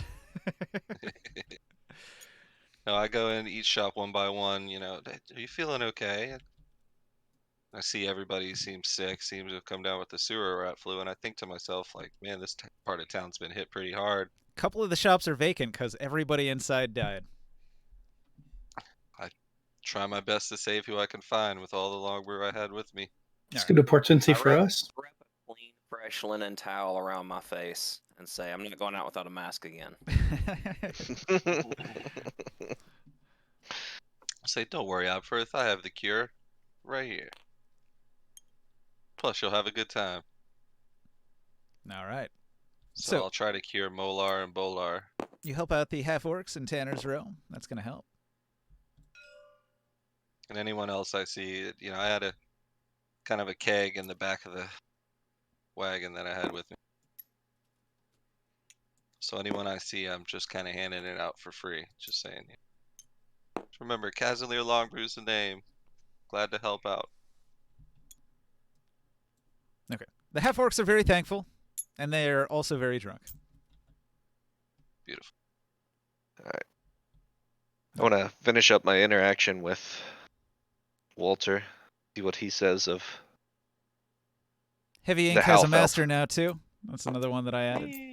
And he's a halfling. Me and Kazanli are going to take a joyride around town until somebody stops us or one of us gets sick. Drinking and driving. Razor would like to find a familiar alley over here with no vantage points and transform into a human he once saw wearing like a wizardly garb, kind of curly hair, carrying a rod. All right. And I would like to approach the College of Abjuration over here. Okay. You head And, into the knock College on of the door. Abjuration. Oh, is it? I just walk in. It's a campus, so yeah, you can just walk in. So inside, there's a bunch of students, and they're having a lesson from 100 Fangs. 100 Fangs has an assistant, one of his students named Gina Holton. So let's see. He's going to have Gina cast a Blade Ward and put some clothes on. Throw the Blade Ward at him. So it's like a magic performance like you'd see at Las Vegas, right? So she's dressed up in this fancy outfit and she throws a Blade Ward. So all these magic knives go hurtling through the air towards 100 Fangs, and he's going to deftly cast Mage Armor and Shield and knock aside all the blades and show off all of his abjuration abilities. And all of the students are like, bravo, bravo, and then he, with a flourish, will do an acrobatic leap and balance on one foot, and everybody throws roses at him and yells, bravo, and everybody loves it. Quite the performance. What's up, Gina? Girl? I'd like to, if it seems like it's the end of his presentation, does it seem like it's the end? Yes. I'd like to get into a line, or if there's a way to approach him appropriately, assess the room. The leader, the person I see as the leader. Yes. All right. Well, after class, several of the students ask him questions and stuff, but eventually they'll get done, and there will be an opening where you can get up to talk to him. Yes. Hello. I'm an aspiring wizard, and I've been looking for a school to study under. And I was wondering how I would go about joining. 100 Fangs tells you, well, tuition will be 1,000 gold. Can you afford it? It's pretty steep. I'm just starting out here, but I think I could scrounge it up. What would you say your There. school has to offer? Oh, I forgot my accent. Let's see. How does it go? Khajiit. Khajiit has wares if you have coin. Well, we can work out an arrangement, you and I. Perhaps you can do me a favor. What kind of favor? Instead of paying your full tuition up front, I will give you a time frame in which you can repay me. But you must do me this small favor in exchange for my good graces. You must accept this amulet and wear it. Wear it proudly as you travel through town. And he hands you a jeweled amulet, a resplendent amulet that looks beautiful, highly crafted, a cultural artifact, you might say. He hands it to you, and so this is a weird deal. He's like, all right, instead of paying me right now, you have to wear this, and then pay me later. So in wearing this, I am now a member of your school, and I can attend classes? In a manner of speaking, I suppose. And this would make my tuition less? No. See, you would have to pay me right now to become a member, but if you wear the amulet, I will give you time to repay me. But in the meantime, I can start attending classes. Consider it a loan. All right. All right, he'll hand you a badge. You are a lower member of the College of Abjuration now. Okay. If you had an amulet on, you this have guy- to swap this one in. You have to wear it. As this guy, I am a member. He didn't even ask me my name. I was waiting for it. Well, he didn't offer his So- name either. He never does. That's true. Is this That's the cat? true. The cat man again? Oh yeah, the Catman. When you first met him, he was just a guy in an alley, and he tried to make a deal, and then he never told you his name. And then like later, somebody figured, like Abforth, I think, figured out that he was like the counselor on the High Council and the Master of the College of Abjuration. Have you met the cat man before, Razor? I haven't introduced myself, but I have observed him talking. He's never heard my voice. I've observed him communicating with Absforth. Okay. And he, yeah. So you're aware So, of yeah. this then? Okay. I know, yes, I'm aware of the amulet. Okay. I know what it is. I go ahead and I put on the amulet, and I ask him if it's all right if I look around. He'll tell you, Gina will help you. My dear, show this new student around, please. And then 100 Fangs is going to he's going to jump into the air and fly away. Did he find that scroll Scroll. in Morrowind? That scroll. The jump You scroll. know the scroll. You know the scroll, yeah. Everybody finds it on their first game of Morrowind. They Like an use it, hour they later, jump. you just hear a cat falling from 100 feet Yep, up. They jump and then they die. All right. So Gina's gonna show you around. She'll show you the main room here where lessons are taught, and the faculty lounge area, and the offices of Counselor 100 Fangs and his higher ups. You know, they have their faculty Well, area back here. After he left, having learned her name, I would have introduced myself. Hi, I'm Harry. Harry. Harry. Would you happen to have a scar on your forehead? No, my name's Harry Dresden. So, how long have you been a student here? As she's showing me around, I'll go ahead and make small talk. She'll tell you that she's been a student here for 1 month. Fantastic. So one of the longer running ones. All right. Her backpack goes, and she says, "Excuse me a moment." And she pulls out some bread from a waist pouch, and she feeds something in her backpack. My kind of gal. I You know have that. a- I know that feeling. You have a pet in there, or is that some sort of enchanted backpack? She'll put her hand in her bag, and when she withdraws it, there's an ooze, a gross ooze, sliming its way up and down her arm. Fantastic. So what drew you to abjuration over, some of the more lucrative schools of magic? Why not enchantment or illusion? Well, abjuration is a defensive magic. It's mainly for protection, and in times of peace, do we really need combat wizards? The Dragon Force, they're always throwing fireballs. Who cares? It's really all about protecting and defending the things that you have and preserving. I couldn't agree more. That's why I'm here. Well, thanks for showing me around. Maybe I'll see more of you. I'll be definitely back to attend some classes. Gina Holton And demonstration. is tall, with an athletic build, with silky, ghostly white skin and very long, white, wavy hair, shaved on the right side. She has red eyes and albino skin. Hot. Is she one of those people from the Than?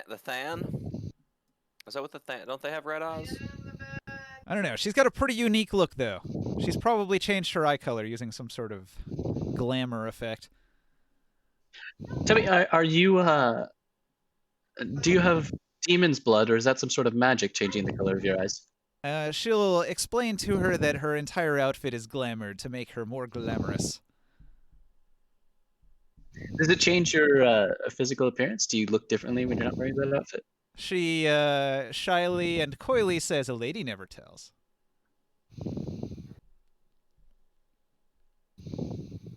All right. Well, yeah, I hope to see more of you. But I've got to get going. She actually has a significantly lower charisma than it looks. I know that feeling as well.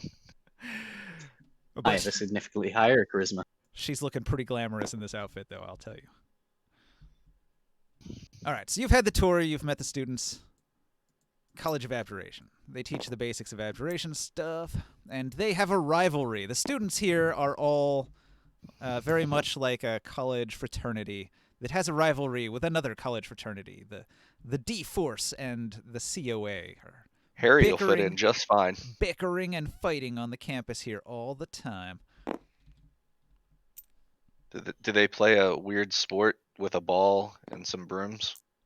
No, they do have the occasional violent wizard's duel, though.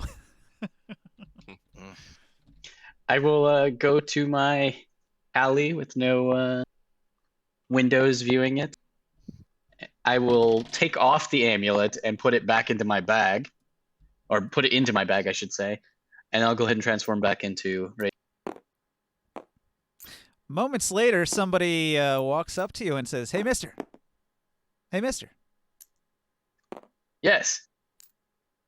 Hey, mister, I need some money. My mom's sick. If you could just give me some money to help out, it would really help out my sickly mom." Wouldn't medicine help more? No. We just need money because really it's nutrition. If you don't eat well, you're gonna get it's winter time and all that. So I'd be happy to help with some food. No, How really. about you introduce me to your mother? Really, money would be better. He rolls a 14 intimidate and warns you that he'll tell people about your transformation if you don't pay up. He didn't see me transform. Yeah, he had a nat 20 stealth, and he's been in these back alleys watching you. Darn. I know who this is.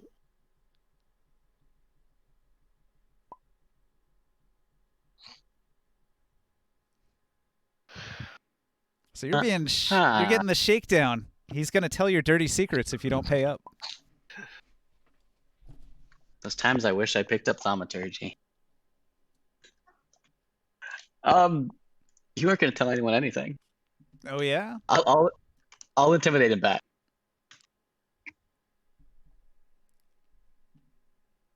Wait, what is my intimidation? +4. Counter intimidate. Intimidation. I intimidate better than you. 22. Oh. All right. So what is your actual threat though? I hold up my spear and say, "You're not gonna tell anyone." Okay. Being intimidated as he is, he runs away at high speed. All right. 20 stealth. Damn. But he did still see what happened. So, Yeah. Yeah, he didn't say he wasn't gonna tell anybody. He just ran away.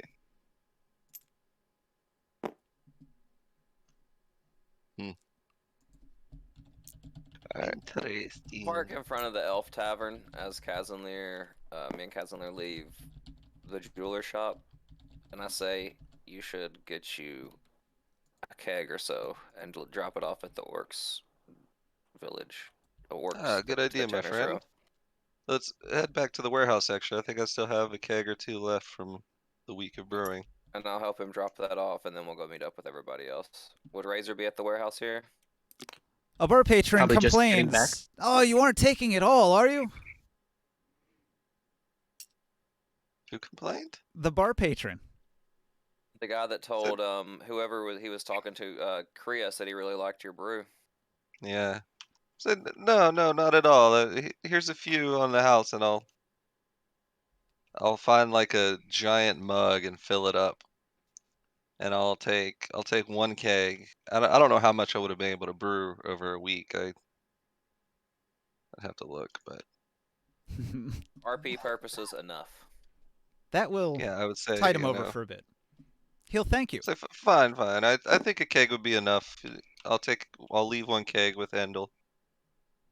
I'll say I'm glad you're enjoying my brew. I promise there'll be more and more to come. I'm currently looking to hire some people that can handle brewing while I'm busy protecting the city and saving all the townspeople. So soon there will be a steady supply, but right now with the sewer rat flu, I'm sorry, friend, but it's more important to make sure everybody's healthy. And the Guild's Row over here, or Well, Tanner's Row, I'm sorry, they've seemed to have been hit pretty hard by the flu, so I'd love to get them healthy, and then there'll be plenty after that. well, he'll nod and give you a cheers to your health, good sir.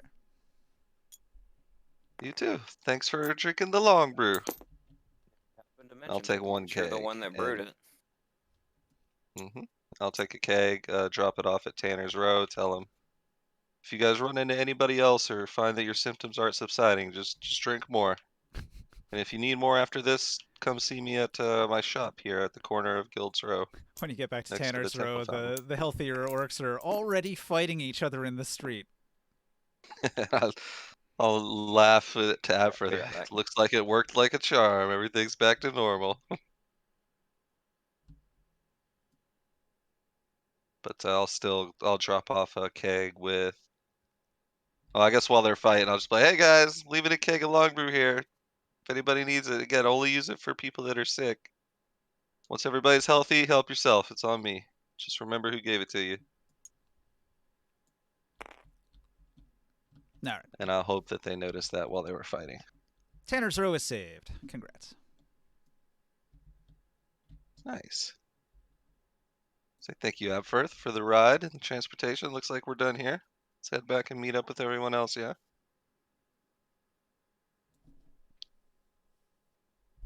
Okay, so I ask Walter Mornhall, I say, what make you of the affliction on Arwell here? Okay. Back at the temple. He inspects the body.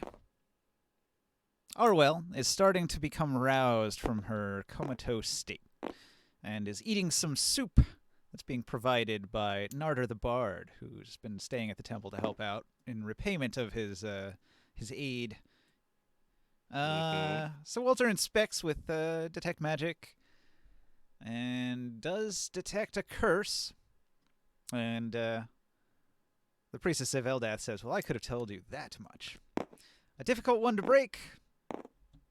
What has happened?" Arwell is going to say, "I was traveling. I was traveling in the wilderness when I encountered a cloaked figure. He was doing something to some people. They cried out. I turned to run, but I was struck from behind by something. But I managed to slide down a hillside and into a river, and it carried me east. And then I Do you found a road." remember? Do you remember where that was? The river carried her east to the road, or it connected to the road that came up to the keep here. So some sort of tributary river that goes to the main river out east from the keep. She was washed down towards that, and then she got out of the river and managed to get to town here. So what you're saying is it wasn't the ghouls that did this to you. It was some creature, some cloaked figure, some individual. I know not. I saw no ghouls, only the strange cloaked figure. Any idea what they were doing to the other people or the victims? She barely got away with her life. She doesn't know anything else. Hi, so is Kaz and Lear with us right now? Well, she'll tell you which river she was on, and that might give you some direction if you want to follow it. Any distinctive, things that you might have observed on these people? All right. Well, she will tell you that there was a symbol on one of his robes. I take a parchment, and an ink, and I say, "Could you help me draw it?" Yeah. So I draw what she describes there, and I ask her if it's close to what she remembers. I was getting ready to say we should take this to the city watch, but I forgot that we're keeping them. Maybe keeping watch Walter. on them. maybe Walter knows the symbol. All right. She's going to describe it as this sort of symbol here. Walter, does that mean anything to you? He shakes his head. No, it doesn't. And priestess, is this something you might have ever seen? Nobody here has seen that symbol before. Roll a religion check, maybe. Yeah, I'll do. Oh. I got a 20. It doesn't seem to be a religious symbol. Okay, so I rolled it up, and then I put it back in my bag. Possibly a family crest or a banner of some sort. Maybe a cult. Or a cult symbol, or a thieves' cant symbol. It could be a variety of unidentified things. Does it look like anything we've encountered before? Possibly like the symbol that we encountered down in the sewers the first time we went down, the one that we knocked over. You think back to your time in the sewers. Yeah, we studied it and we identified. It was in a room. There was mercury. Yeah. All around the center. There was that huge sword that we carried back to town, but yeah, we knocked it over and there was that mercury. Okay. What was the extraplanar altar in the sewers? Thinking back to that, you think maybe the symbol is similar to some stuff you saw then? Well, I guess Casimir identified it and he might remember. We'll have to... Possibly connected, but you don't know much. So it's possible. So I tell the group, so it's possible that what we're dealing with might have something to do with someone in town then.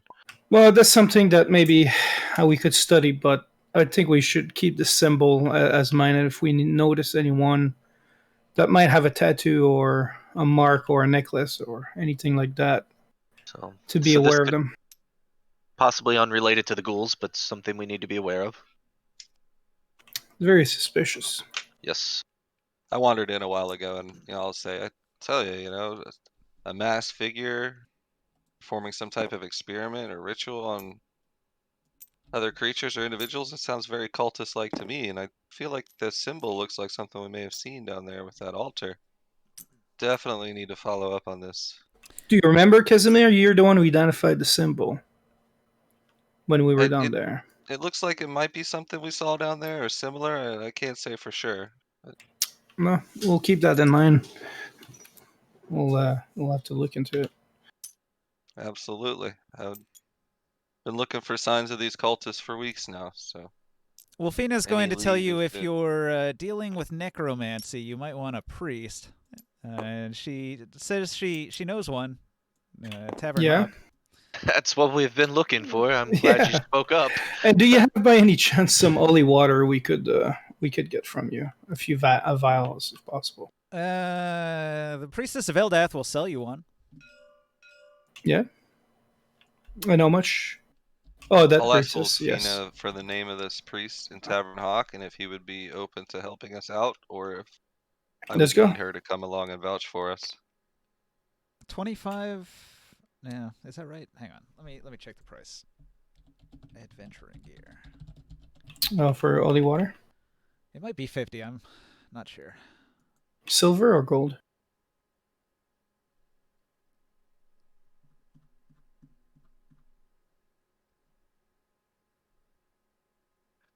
Does anybody A flask of holy water is 25 gold.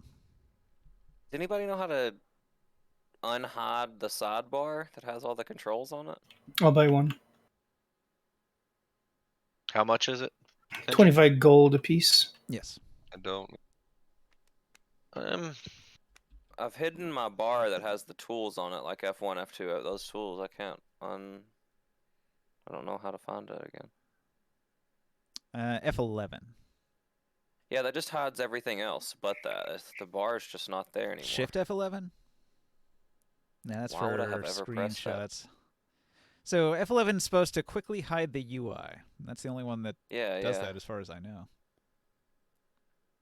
Fuck. Well, Maybe okay. restart. Maybe. Possibly a glitch. So I'll ask Wolfina for the name of the priest in the Tavern Hawk and if he would be, from her dealings with him, does she think that he or she would be open to helping us out? Or would I need her to come along and put in a good word for us? Okay. You do this, and I'll go back to the museum real quick. I mentioned to Casimir that I have some contacts at the Tavern Hawk, and my name holds some weight as well, with a little bit of weight, not much yet, but if we win that contest more, but It's only across sure the it wouldn't street. hurt. So Wolfina tells you to wait a moment, and then she comes back with Peter de Grey. Peter de Grey is a Thanks, cleric Wolfina. of Mistra. He's a little more adventurous than these Eldath priests. Hey, real quick, did you guys know that there are themes you can apply to your windows in tabletop? No. Mm-mm. Yeah, go to configuration, then interface. I found how to turn the tools back on, by the way. Nice. Are there options or menu? Configure menu, configuration, and then interface, and then the themes. If you click on it, there's like light, dark, and then previous, and you can actually change all these boxes to the colors you want them. Oh, dark. Nice. That's what I'm using right now. This is a lot better. I like it so much more. Better. Yes, me too. What did you do now? And you can scale the UI, I think. Whatever. Hey, Peter, we've heard about. Well, I Way missed a lot better. of what Holy happened fuck. earlier. I'm sorry, but I'll mention to Peter we could use some help with this ghoul problem that we're going to investigate. See if you might be willing to come along and be of assistance.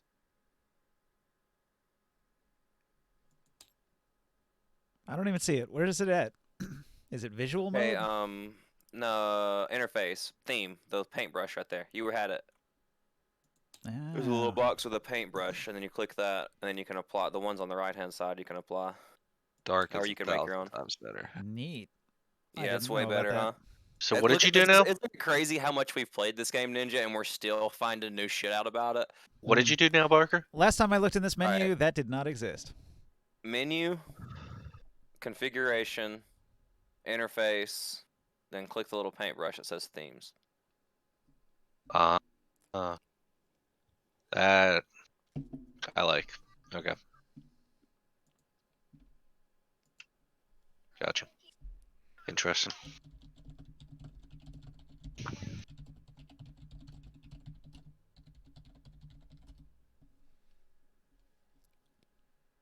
I went back to the museum while they're meeting the priest. But Kev, what were you saying? You weren't sure of what we needed help with, or something that you missed out on? We need the priest to come with us. Yeah. Yeah, I asked him to come help with our ghoul problem that we were Oh, going to okay. investigate. Peter Okay, I thought you said DeGray. you weren't sure about something. Peter DeGray says, ghouls. Sounds dangerous. Now, what's this job going to pay? Well, it is Are you? dangerous. That's why we need a priest of your caliber. How about 50 gold? 50 gold. Are you kidding? I'm not throwing my life away fighting ghouls for 50 gold. I tell him this is my adventure. I say, we'll split. We've offered our dwarven friends here their fair share of the loot, but tell him I've got 5 platinum here spare that I'm more than willing to offer, and that seems like a fair day's wage. It's 5 the same as 50 platinum gold. is the same as 50 gold. Oh, So- it is. Oh shit. You ought to give him some eggs. Dude, Nice. can I not be at the museum and be back in the church? It's like a kid asks you for like a silver, and you're like, I won't give you a silver, but I'll give you 5 copper. And the kid's like, I'm trying to do yay, 30. 5 is Yeah. more than 1. Yeah. All right. Now, I'll throw in 5 plat as well. How about 10 plat? 10 plats, 100 gold. All right, he'll pocket your coins. Let's see here. Yeah, but I offered the share of the loot as well. Plus a share. Some money up front helps. He's going to turn to the priestess of Eldath, and he's going to immediately buy 4 holy waters. 4 holy waters, damn.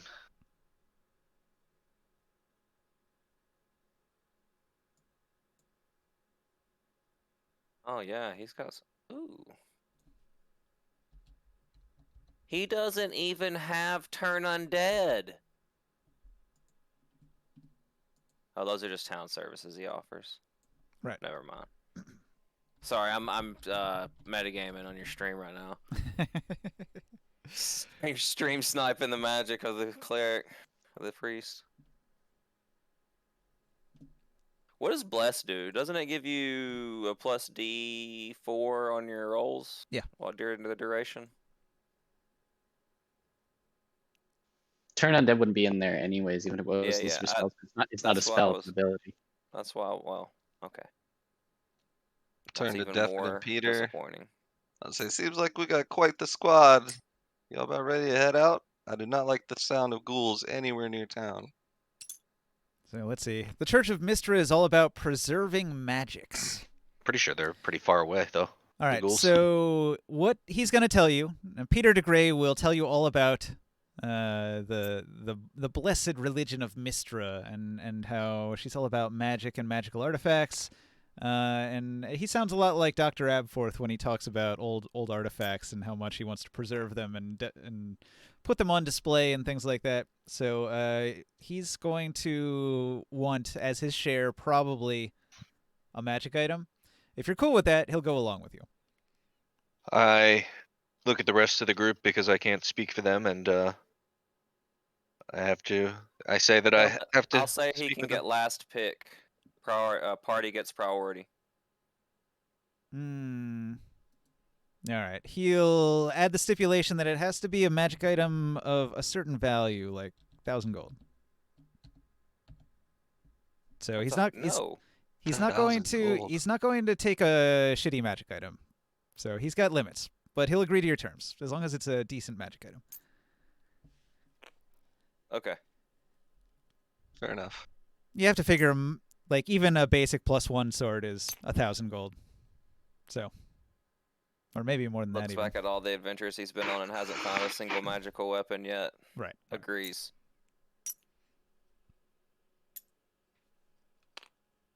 So, kid, it's good that we have a trickster in our group. All right. You have Can a I do quest. Can I do something real quick at the museum, if before I leave? You mean the warehouse? Yeah, sorry. Yeah, well, where else? Museum. Slash museum. Yeah, Get it right. Well, it's not even built yet, so. We're working on it. we got one Minotaur section done. We're working on it. Okay. What do you do there? I looked for more for the alchemist that I hired, my apprentice. And before I leave, I start taking the kit that I got from that last adventure that we were, where there was all the centaur parts. Yeah.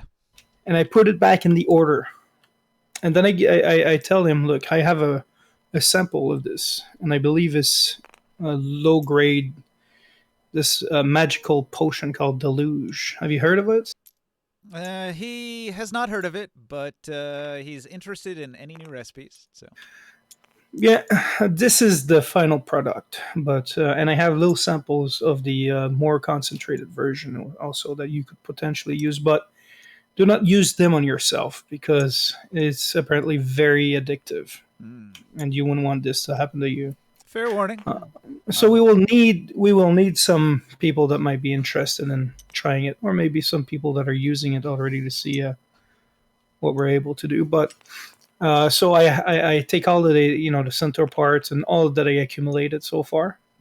These seems to be the ingredients, and I take my notes. I give him my notes of like the order and everything, how to put the lab together, and the quantities of each of the ingredients that I found in some of the vials and all that, and experiment. Let's see what you can come up with. It would be nice if we were able to pinpoint the exact recipe. Is that good for you? He also has the identify spell. Yeah, that's good for me.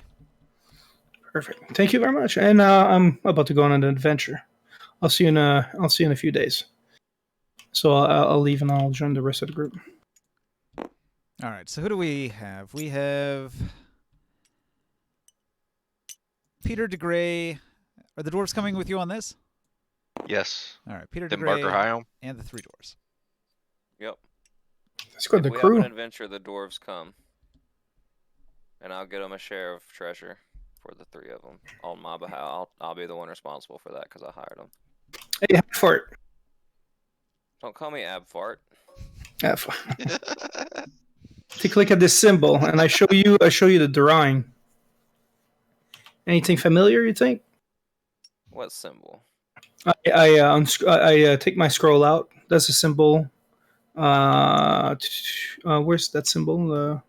Where are you even? What are you doing? I'm next to you. I'm over here building walls and floors with tiles, alright? What are you talking about? I'm I show trying you. to So construct a shop. I'm there as well. I peek. Yeah, Do I I sh- recognize the symbol? I show it to you too. What's the context of this symbol? Where did it come from? Nobody's ever seen it before. It was just a symbol that the cloaked figure that used necromancy on the elf had on his cloak. The only Well, I will roll a history check to see if I know. nobody will ever recognize this symbol. It is a unique symbol that he was wearing. Okay, so nobody will ever recognize it. Do I recognize it with a 12? No. Okay. So, So, no, I don't know. So I say if we see anyone with this symbol on, maybe on their back or maybe a tattoo, Make me a whatever. copy of it. Make me a copy of it on a piece of paper so I know what it looks like. So far, Yeah, it on just the- looks on the like way it's out. in a similar font to some writing that was in the sewer. That's the only comparison you can make. You've never Oh. seen it. You don't know anything about it. What was it similar to the altar we destroyed? Whatever writing, whatever runic script was used on the door and the altar and all that. This looks like the font set, but not matching anything you've seen before. It's just familiar. It's familiar to all of us, but It I look looks at Morkan suspiciously and I say, cultish. I would like you to write me a letter in a fake cryptic script and a fake like a fake code with this symbol prominently displayed on it, if you don't mind. And Any make a few copies as a scribe. There shouldn't be any problem with you. no, right? but any specific language? I It can doesn't write a matter. It few. just needs to be strange enough that no one can decipher what it means, but familiar enough that they understand that it's not a fake. I write it. I write these notes with some encryption, but in the Sylvan to make it a little harder even to be recognized. I say make a copy or two for each person in the party. We might be able to use these to get up to some mischief or actually get information we probably shouldn't have gotten otherwise by having these. Will do.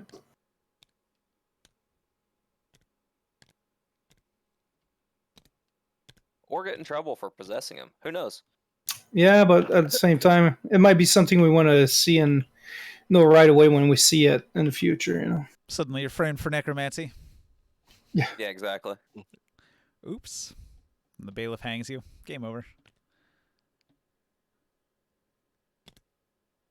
Anyway, I say this school thing is really cool and all, but there's a jeweler that suggested that there's possibly an elven treasure buried very close to here that he wants help being protected to go get. Maybe we could do that before we go kill ghouls. I don't know. We have a pretty big group, and we have this priest. Exactly. We promised them that we're going to be cutting up part of the treasures with them. So anything we find on the way, they might end up wanting a share of it. Exactly. Sigh deeply and say, "Fine, ghouls it is." I'll talk. I'll say I'll be right back. Go to Tavern Hawk, hire a messenger. I mentioned before you leave though. I say. I'm coming right back. I'm just treasure. hiring a messenger. Okay. Hire a messenger. Tell jeweler guy we got to take care of a job first, but we'll be back to talk with him. Well, I mentioned Absworth. If treasure is what you wish to go hunt, you're more than welcome to take part in that. All right. The jeweler understands. He's a bit cowardly. He's not going to go by himself, so he'll wait until he gets a group big enough to defend him in the wilderness. No, I'll stay with the party. Don't worry about it. It's just money and fame and getting my museum closer to be opened, and this is certain death and horrible, terrible necromancy, but your choice is fine. I understand. It's okay. The other mission was certain death too. I mentioned Absworth. Like Did you not hire these men to come along for this fight to begin with, though? No, I hired those men to work for me. Some of that being missions, some of it being manual labor. They're my employees. My misunderstanding then. And only half of them died of the plague. Yay! Oh no, we're talking about the dwarves. The dwarves. No, the dwarves. I thought you meant the other four. And yeah, the other one owes a bunch of money to some bad guys. You know, the only downside to dark mode is the initiative's really hard to read. Yeah, maybe. You can probably change that. Go to the themes. Let's see. It's easier on the eyes, I find. Highlight B, color highlight for some special buttons, for instance, when hovering. Nope. Oh, text. Wait, window background.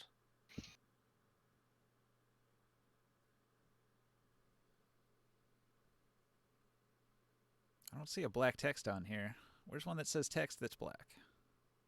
That's what I was wondering. Is it a button and control? Menu background? Is it color of tabs? Maybe that's gray. No, I think it's probably in the code of the script itself that just says it's supposed to be black.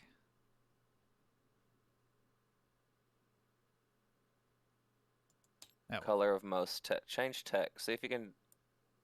Oh, yeah. If you apply the changed color of text to white, it does it for half of a second, then it flashes straight back to black. Yeah, it's hard coded, I believe. Check advanced mode at the bottom. Oh, advanced mode. Holy and it's probably shit. in there somewhere. I'll look for it. Floating text, maybe? Yep, that's the one. Yep, there you go. Good job, Kev. Advanced Way to mode, go. floating text. You're the best. The best. The best.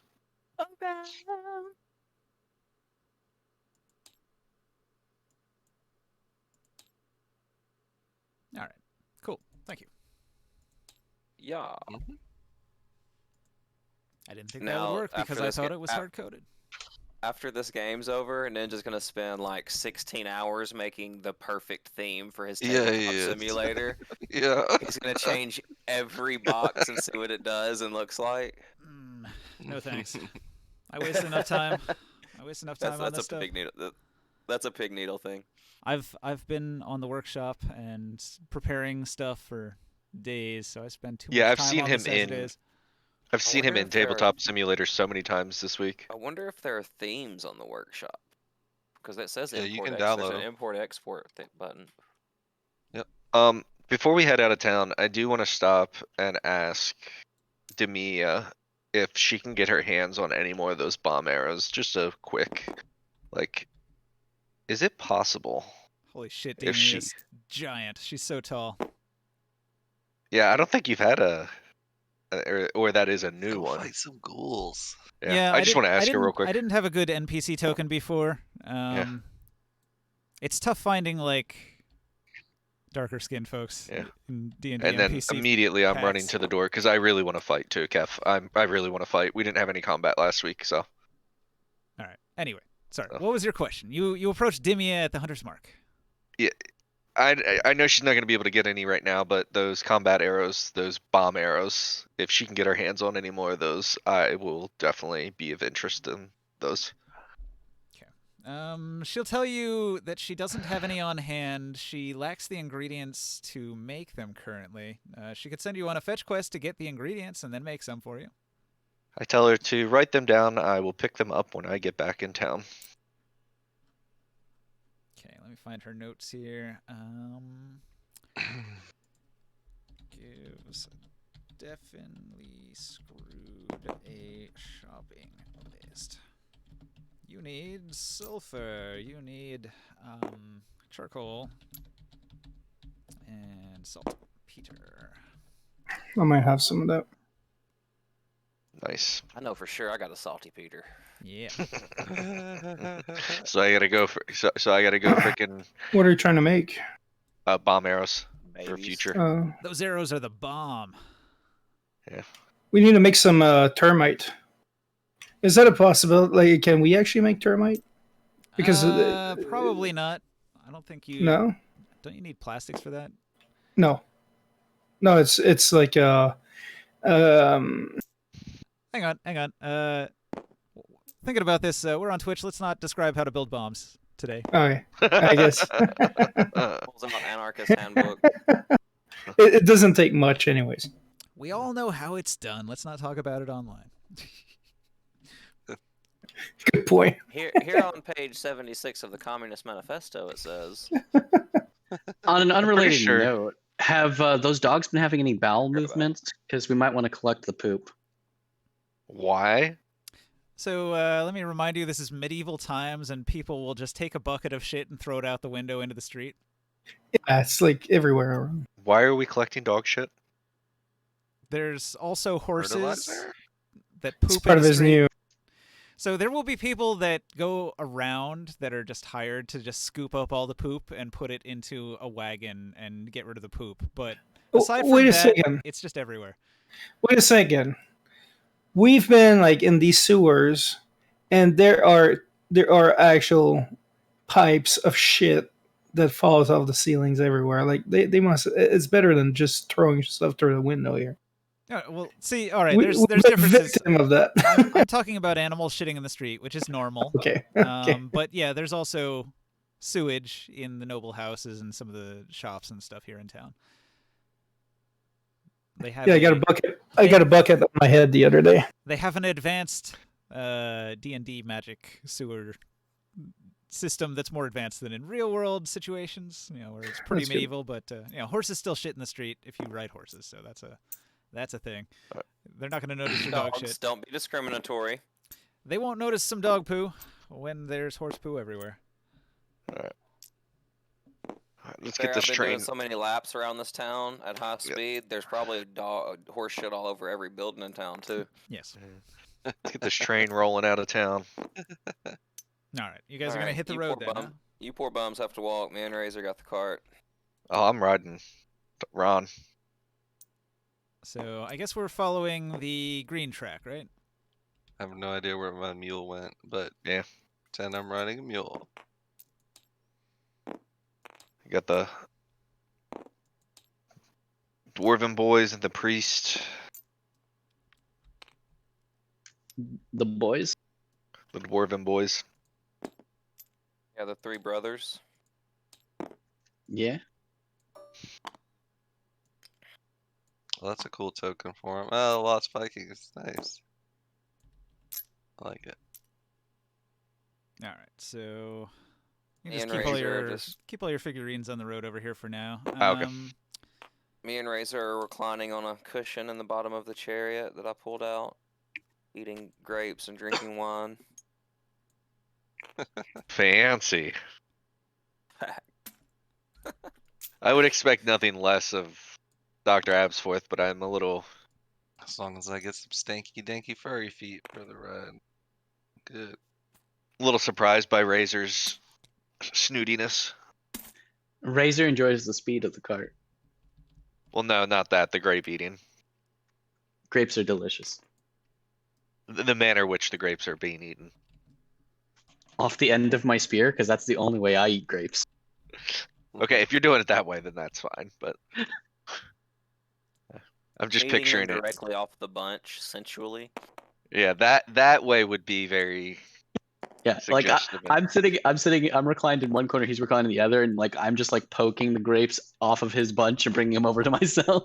Okay, that's fine. But if I'm picturing it like the way that Barker's, thinking Barker's I doing have a it, then hedonism bot from Futurama. exactly No. that's the way I'm picturing it. Hedonism bot.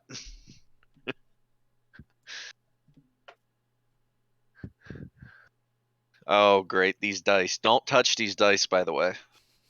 You remembered, You will- yay! Don't touch these dice. Even after the note got deleted. Yeah, Don't touch what dice. these dice. All right. So you guys decide to set out on your adventure, traveling west with Endinwall Orina, the dwarves, and Peter de Grey in tow. A large group traveling through the wilderness, through the woods. You head west. All right. It was Barker. Clouds. Whose horse is that? That's Might have been. Zappers. Now, before you guys Zappers. actually leave town, I just want to make sure you've all bought food for a trip. Yeah. And you have transportation if you need it, like a horse or Cloaks. a ride of some sort. I have 3 dogs pulling a 2-dog chariot for a reason. You have ways to make camp, tents and stuff, things like that. I always have like a week long of rations. Okay. And how long is this trip again? Unknown. Is it 9 hours? I thought it was 9 hours. Yeah, Thought you said. probably won't take more than a day or two.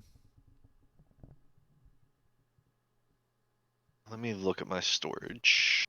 We always seem to get lost and take a lot of detours on our We're adventures. gonna fight 6 sets of A single good berry kobolds and shit. quenches your hunger for an entire day. Yep. And then you eat 10 of them and you get incredibly fat. Or incredibly healed. Jeez. 10 hit points. I only have 18. So the weather's pretty nice. It's fairly mild. I don't recall if I said what time of year it was, really. Nope. It's about that time of year. I think it was spring, but you're in the Northland, so it's still pretty cold.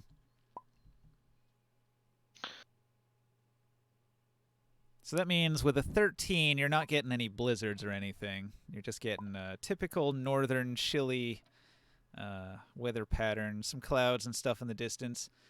You see a few scattered birds, but that's the only wildlife you encounter for the first hour, and nothing really happens that's all that spectacular. I've got a card here that's got some passives on it. It's probably not up to date anymore. I'm going to need that stuff.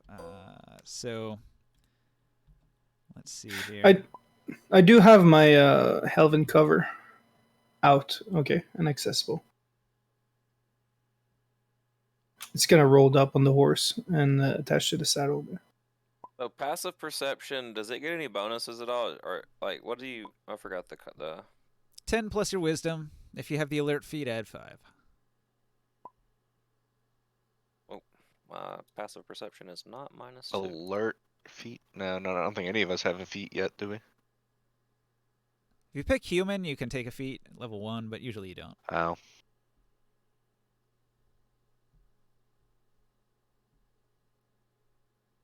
My horse has some fucking advertisement printed out on it. It's kind of funny. How big is your PP? I think these are probably accurate. These usually don't change very much. Just let me know if your numbers are not right. I need to know Fire Weasel's passive perception. That's the only one I don't have listed here. I thought I was higher than a 14, but you said it's 10 plus our 10 plus wisdom your wisdom modifier, mod. right? Yep. 14 then. Unless you got a ranger ability that doubles it or something. Sometimes you can. I mean, I'm double perceptive, which is, No, but that doesn't apply to yeah, your it doesn't passive. apply. So yeah. Mine's 13. Ninja, I think this was made before I made that switch a while back. If you've got like expertise where it doubles your perception, I think that does. Yeah, count. that's what I took. I took a double proficiency, like an expertise. So then yours should be like 16, right? Yeah, that's because I think me and you talked about that, Barker, where I took Canny. Yeah, it's a special ability. I took Canny, which it's an ability, Do you have so to it gives activate me it? an extra. What does it No, do? Can you read it out? yeah, Read let me. description? Yeah, let me pull out my book. Hold on.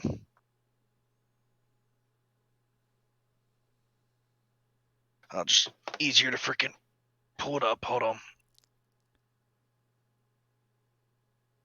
Penny, first level. Why did it go away? Choose one of your skill proficiency. Your proficiency bonus is double for any ability checks you make using the chosen skill. You can also that doesn't apply. I don't know. It's an ability Yeah, check. no, It's maybe not them. passive. Yeah, it's an ability check. Never mind them. And Yeah, just keep me at 14. expertise lets you select 2 skills or 1 skill in Thieves Tool to gain double proficiencies. Yeah, So just put me at 14. expertise only adds double proficiency, which you don't add to your passive perception anyway, so it doesn't matter. Yep, 14. Passive perception is 10 plus modifiers.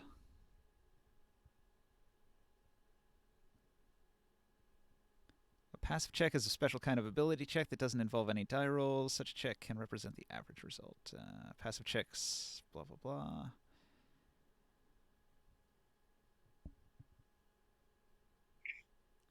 So it's your perception that it's adding. Your perception includes your wisdom and your proficiency, and if you have expertise, then your proficiency for that is doubled. So it should be, in your case, 16, I think. No, in his case, it's 18. Yeah, because technically my perception is an 8. Yeah. Mine would be 12 instead of 8. Yeah. If your perception's 8. All right. Yeah. 18. That's crazy. Yeah. I took that because me and Barker were talking about this because he's a little rough there, and So you have like a 16 and an 18 in wisdom. That'd be an 18 in wisdom. Yeah. All right. With an 18, you'll notice something first. So there's some dung on the roadside. It looks like owlbear dung. And owlbear again. Ugh. It's something that we've encountered before, and I say that we stay clear of this. We Okay. need to make haste, friends. Unfortunately, this part of the forest is difficult to traverse, which slows you down.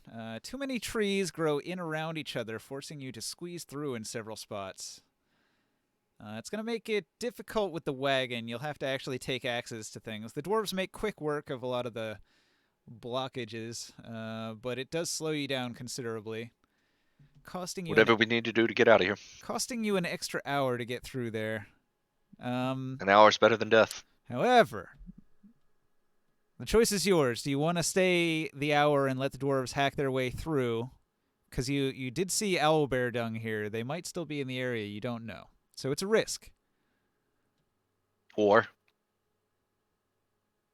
I mean, we're gonna have to keep doing this regardless of what happens. We've got to go this way, Owlbear right? is so close to the city. So you want to go this Hmm. way, but you could go this way instead. It's a slight detour, but it won't risk an owlbear attack. If you stay here, I you see. can Takes us right to go. that. You can go the way you wanted to go, but you might risk an owlbear encounter. Is it any? It's not close to the river though, right? No, the river's way over there. I'll look at Kaz and because he's the group leader. Ask him to make a decision. Well, I Um, personally don't like the idea of owlbears being too close to town, but something we can deal with later. So I think the detour is probably the best decision. Instead of 1 hacking second. through, you leave. Okay. No, I was gonna do something, but that's fine. Like what? Kazalier has spoken. Yep, Casimir spoken. Captain Casimir. You leave. An hour goes by. Travel, travel, travel. Ooh, look at that. A storm suddenly. A tornado. You guys want to seek shelter? Yes. Yeah. All right. So We're gonna face it. everybody make I an love storm active facing. perception check to look for somewhere where you can take shelter. Might have to find a tree Nat- and tie my cart to it with a Oh rope. my god. You That was a too light, nat man. 20. With a what you said, active perception. Yeah, roll a perception check. So that's I 28. look for the sturdiest looking tree to tie my cart to and hide under. I get 11. Where do you see a 20? I see a 9. I rolled an Casimir. actual. Oh, I rolled He an has actual actual die. dice he's been rolling. Yeah, all right. Yeah, I rolled a 28. Gotcha. I wanted the natural feel this week. All right. Yeah, what you have to do is get you another camera that aims at your desk so we can see your dice, you cheating bitch. Yep. Yeah, I mean, I see it now. I see it now. You've had plenty of time to roll that thing up to 20.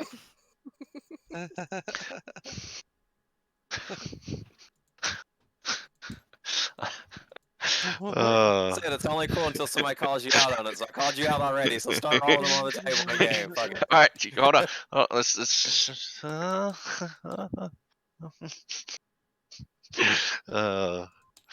I'll start rolling them on. Yeah, I have to roll what, 2 cameras now? Is that what you're Yeah, saying? that's what you have to do. You have to you have to get 2 discords so you can have 2 Or cameras. hold on. We'll just. Oh. You guys don't need to see my beautiful face. We'll just. We'll go right. Was it 20 or 19 that you had to roll for I'm that? just fucking around. Well, all right. So there Bigger was a fire, dude. tornado. The tornado is like coming straight towards you. With a 28, a cave is spotted that you can take shelter in. So you take shelter in a cave for about an hour, and the tornado has passed, and it looks like it's clearing up a little bit. So it's around 3 p.m. You're able to get back on the road. Oh my. Nice. On the road again. Just can't wait to get on the road again.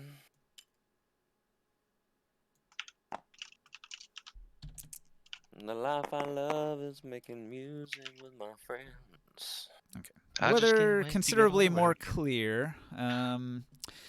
This is a grove of trees overgrown with thorn bushes. A single deer trail allows easy passage, but not in every direction. Some bushwhacking may be required to make any progress here. So Let's do the bushwhacking. let's see. High or low? Lear. Who's blazing a trail? Who wants to call it? High or low? It's gotta be Captain Kaz. Yeah, it's either Duh. Dorse or Kaz. Sorry, what's the question? High or low what? Are you high? I wish. Pick odds or evens, Aye. man. So you're low. Well, oh, evens for sure. All right. Success. All right, so the direction you want Right. to go isn't the direction that is obstructed. There's a tree blocking the other pass, so you don't even have to worry about it. That's not the way you want to go. You see some wildlife. If anybody wants to, hang on.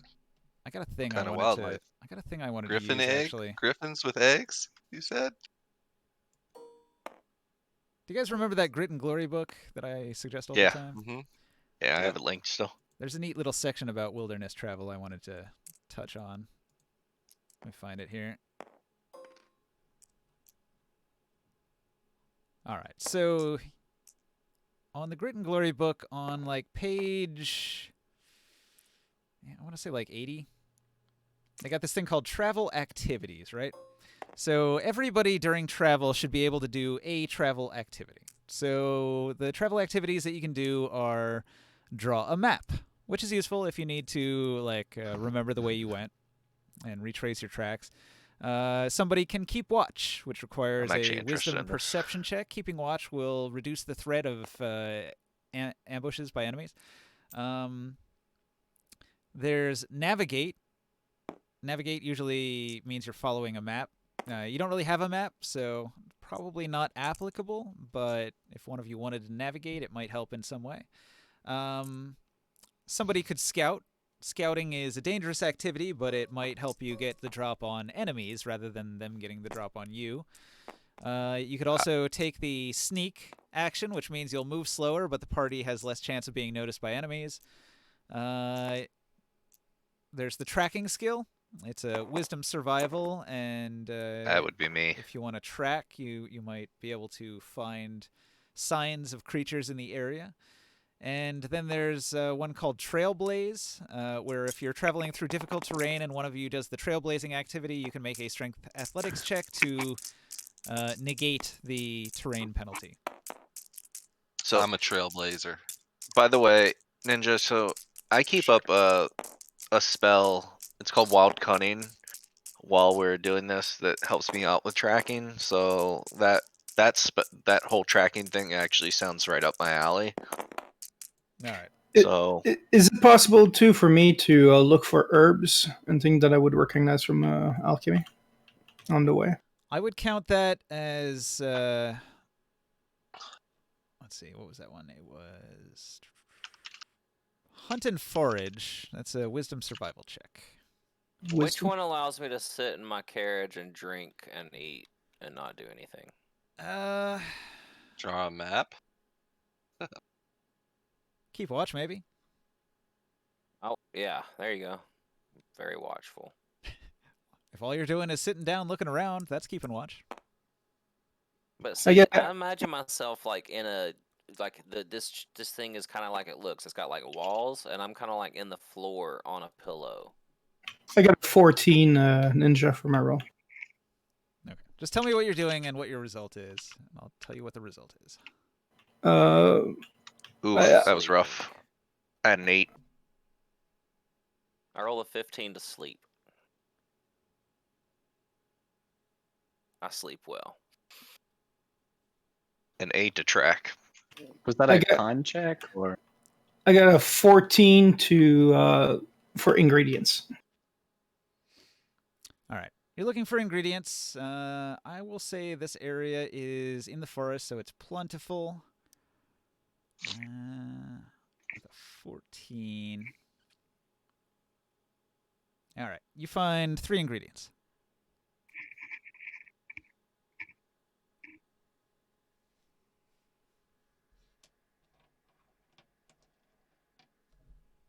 All right. So, Barker, did you make a roll? I'm sleeping. I'm not doing anything. I'm not doing an activity. You're not even looking. All right. Passed Nope, out. sleeping. Yep. I rolled a 23 for trailblazing. I'll keep watch. I figured that's what would happen. See, Kazanlir, I mean, Razor's in the cart with me, so he'll keep watch while I sleep. All right. There wasn't rough terrain, so trailblazing wasn't necessary here. It sounded fun. Sure. All right. So, I continuing. will say this. When I wake up on the next part of the trail, I will do the scouting, though. All right. So now it's about 4 p.m. Barker. Oh, nice. Nat 20. Barker scouts ahead. 26. Okay. I had a You don't find any enemies. You see some rain clouds coming. Is this good or bad?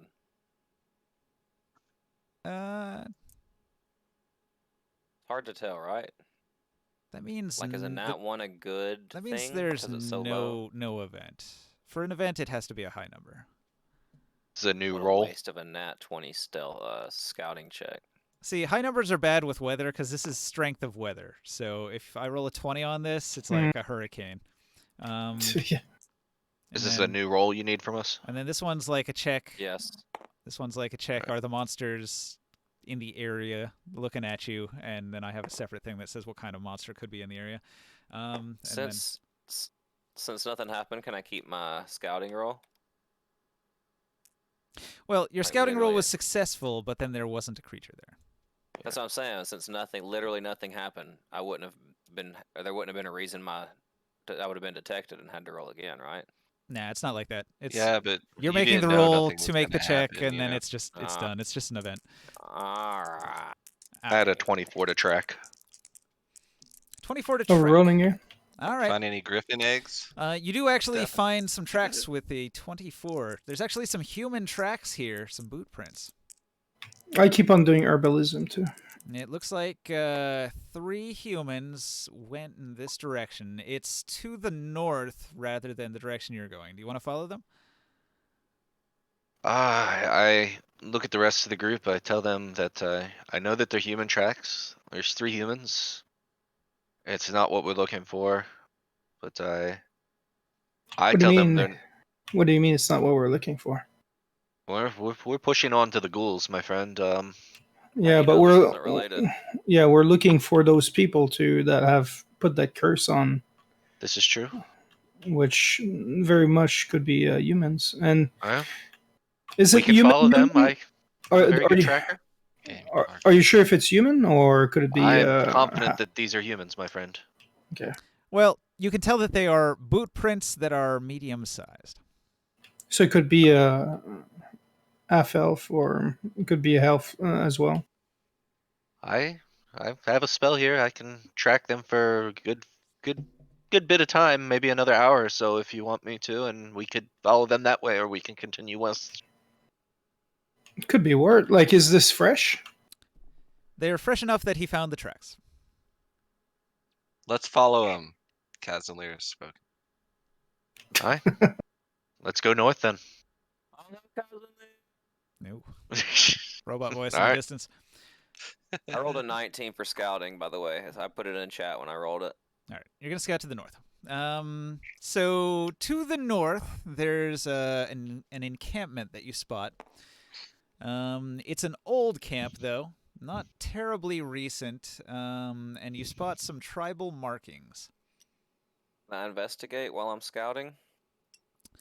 Yeah, I'll take a look around. I have a I'm question. gonna roll Since I'm I'm scouting, gonna roll am I there perception. before everyone Only else? Barker can That's kinda roll what I was because he's the getting only at. one there. Yeah, that's Oh. what I was getting at. I'm scouting right now. Okay, so Barker's ahead of us. So a tribal encampment with, or an abandoned encampment with tribal markings, you say? Or do they look similar to the one Kriya showed me in any way? Whoever was traveling in this direction made camp, but they covered their tracks, and the campsite is old, so they're not here. There's the fire is just some ashes with some dirt kicked over them. So you said the tribal, when you say tribal markings, you don't mean like any kind of significant like writing or anything. You mean like it looks like somebody of a tribal technology level was in this camp. How much do you know about the Northlands here? No, that's a good question. Like unnatural 20 worth of knowledge roll worth. Is that what you just rolled? Yeah. All right. You know of the barbarian tribes. This is one of the Uthgard tribes that are The common in this Uthgar, region. isn't that the guy that was looking for his amulet? Is Uh, that the same tribe? no. Those are the Eshaway tribe. The Eshaway. think of the Eshaway as like African tribesmen from Got you. far to the Like southwest. Zulu. Guys. Think of the Uthgard as more like northern barbarian tribes, like Conan the Barbarian Alright, so style. the Nords in Skyrim. So was that Wolfina's people type Yes. people? Those are, Okay. but you would be aware of the history. You know, warring tribes. There's got to be more than a dozen tribes, and they don't get along. Got you. So I'm this gonna is do the an markings of investigation one tribe. in the time that I'm here before everybody else shows up. Oh, that was close to being a really good roll. That's a 15. Investigate. Yeah. All right. I guess you could like write down the symbols if you wanted. Yeah, I'll make note of them and ask if Wolfina knows anything about them when we get back to town. Make a note that it is a blue bear. Blue bear symbol. All right.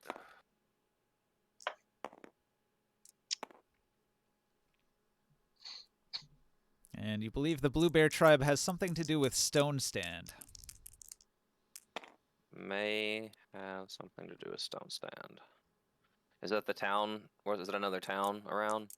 It's on the map there. Yeah, I see it there, yeah.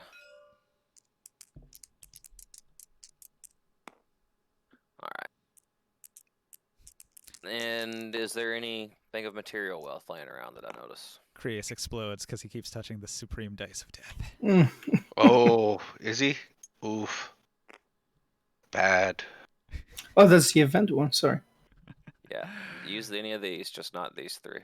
All right, so do you wish to continue tracking them? They have gone further in some direction. I'll look at Kaz and Lear. Oh, as the group catches up, I inform Kaz and Lear that they've probably headed further on, and if we can track them, we could probably still follow them. I Did you believe they find have something anything to do. here This in the blue, camp? just some symbols. I believe this blue bear symbol has something to do with the town of Stone Stand, a little bit further to the west. They made camp here, they West. marked the territory, and then they moved on. That's the direction that that jeweler wanted us to go, isn't it? We'll roll the tracking again. Possible, yeah. The jeweler is And the red also- line. Oh, also the people we rescued in the Minotaur labyrinth, they're tribes of the same people. Although I can't confirm or deny whether their tribes get along with the people of whatever tribe this is, and I'm pointing to the blue bear.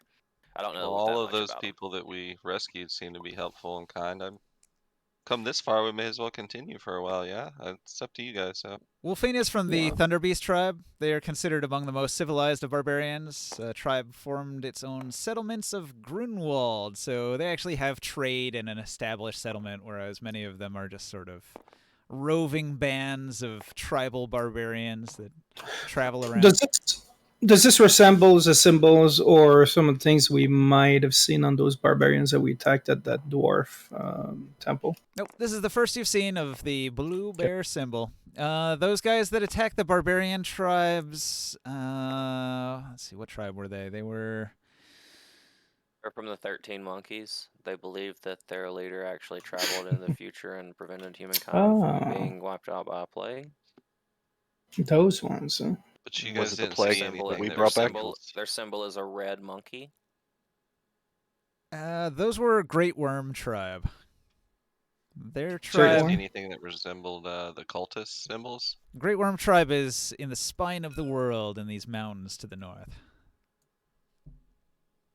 Well, let's get back to the path and continue on then. If there wasn't any evidence of the cultist symbol or the cloaked figure, then I don't see much of a point in following. Wolfina has seemed like a good enough person. If those are her people, then Like I said, I doubt they're can't of any confirm or threat to deny us. that they're in the same group. I just know that this is one of her kind of particular barbarian Mhm. group symbols. We can ask Wolfina when we get back to town. It's actually the opposite of what I just said, but okay. What is it? You said you said that they don't necessarily all get along, and Well, I literally told you they are Blue Bear and she is Thunder Beast. So those are the tribes. You know, she's not in this tribe that you're tracking. oh, I thought you were telling us that like out of context. Like when I found it, you described it as just a blue symbol that I'd have to figure more out about. I thought you were just kind of telling me that it was Blue Bear and they weren't associated. Okay, well then I'll portray that information to Kef. I'm sorry about that to Kazanlir. I misunderstood. Well, it's only because Hmm. you later rolled like a 24 knowledge history for the area, so apparently Okay, you know well, what the that Blue Bear makes symbol sense. means. All right. Well, I'll tell him that for sure they're not together, and we might need to continue following these guys to figure out what they're up to.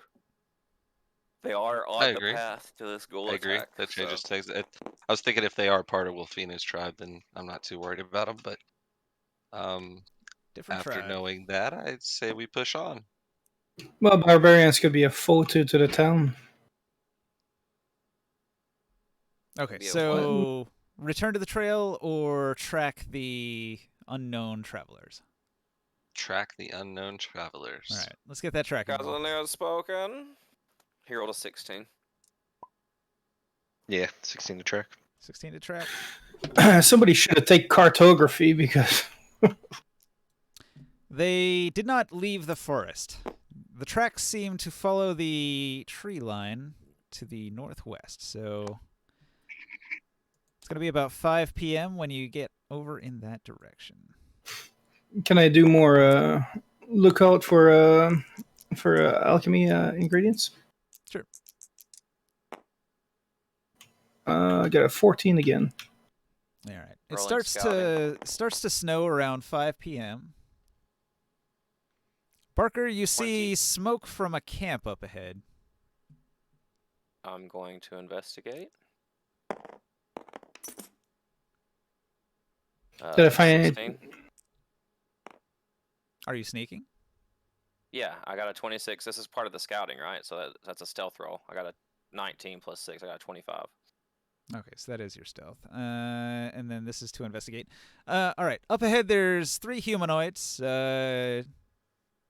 Yeah, I guess you can see that they are all human. They are all, let's see, blue bear barbarians. And they're sitting around a campsite, and they're eating what appears to be some elk that they've killed.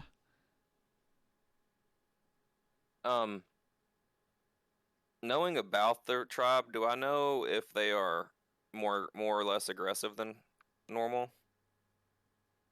Like how they treat outsiders or people that aren't of their tribe? Would I know that? Not much is known about Blue Bear Tribe. There's very few of them left. All right, well, I'm actually going to backtrack a little bit and tell the party that we can get an ambush on these guys and surprise them if we want to, and maybe try to knock them out and ask them questions and avoid a bunch of bloodshed if possible. There's 3 people up here around a fire eating some food. If we're all real careful, we can, take the initiative and really get them in a bad position. Yeah, my main priority is to find out what their motives are, what they're doing here, so close to town. So I think that sounds like a good idea as long as we avoid using deadly force. See no reason in killing him. Hi, it's many more of us than there is of them. I believe surprise is of the utmost importance if we can manage to get the drop on them. Suggest as with our numbers, we just simply surround the campsite and all expose our prey at the same exact time with weapons drawn and force them into a surrender. Yeah, that sounds like we don't need necessarily to knock them out. I agree. Is everyone else all right with that in the party? Casimir? Yeah, I agree. absolutely. Ask the dwarves and ask the priest as well.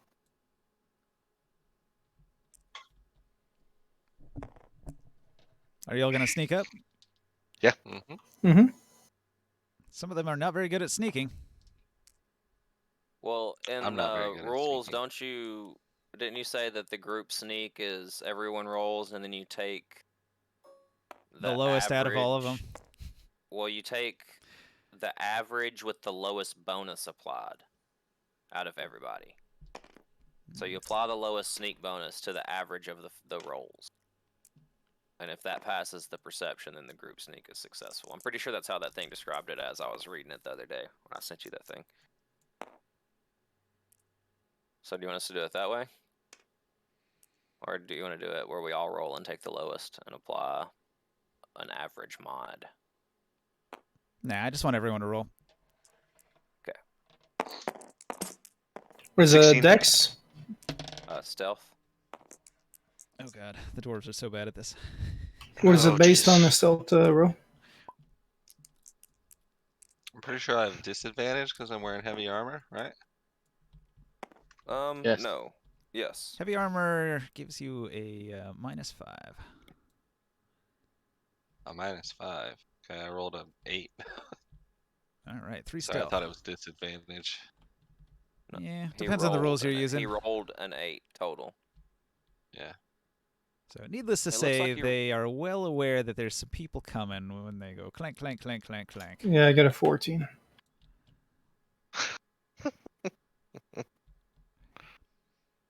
probably We should should've- have had the stealthy ones surround him and everyone else just like walk up. Look at that. My Maybe. second roll was a nat 20.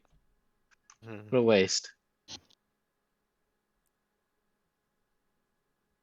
Well, anyway, we still should attempt to go through the plan, I guess, since we're already this far committed. Yeah. Step out with our Yep. weapons drawn and tell them to, stay seated and answer our questions, and nobody will get hurt. Trying to find a map. I have it here somewhere. Somewhere. Found it. Somewhere. Oh, Found man, You it. need remember us we to used move our- to. I remember we used to, if we didn't have a quest or an adventure, we would just all go to this arena and fight gladiator battles for this session. Yeah. That was pretty Hey. cool. Hey, Kev, did you want to use your old piece? Because it's right here. No, not everybody can see it. No, your old piece. Um, This is how we power leveled new characters when your character died. Right. probably. I Yeah. like this animated one, but it just looks so bad. You Yeah. look so bad. Oh, thanks, man. No problem. Like it dropped out of this bag. I don't know where it was at hiding at, but yeah.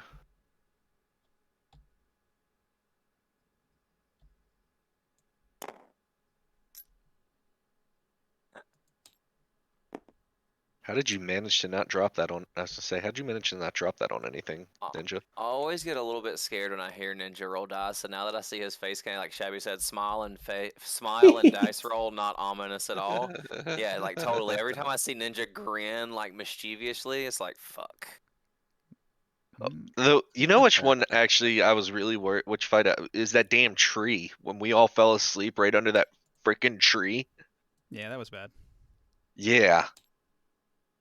You know what? This is actually going to be a huge pain in the ass. I'm going to move this map. Whoa, not that one. This one. What the hell? This one. I'm going to move this map over here. So hopefully we don't select a bunch of things. We can do the battle there. Hold on. I'll move these two pieces out of the way. The warriors. You should be able to drop it there. He's not gonna drop it. He's gonna leave it floating. Yeah. All right, so grab your figurines, put them on the board there, and I'm going to find some figurines for the enemies in my bag here. You gonna stay in the chariot with me, Prof? Ron is in my pocket. Well, I didn't actually do that, so RP wise, he is not technically. Oh, wait, I wouldn't be in this chariot. I'm sneaking up. Yeah. Yeah, you're sneaking up. Neither one of Ron us would be have in the been. chariot.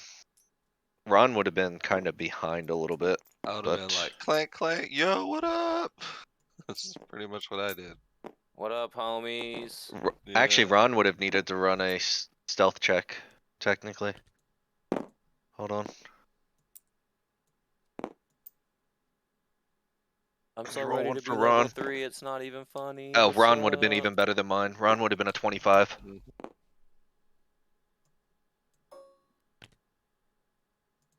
Cool.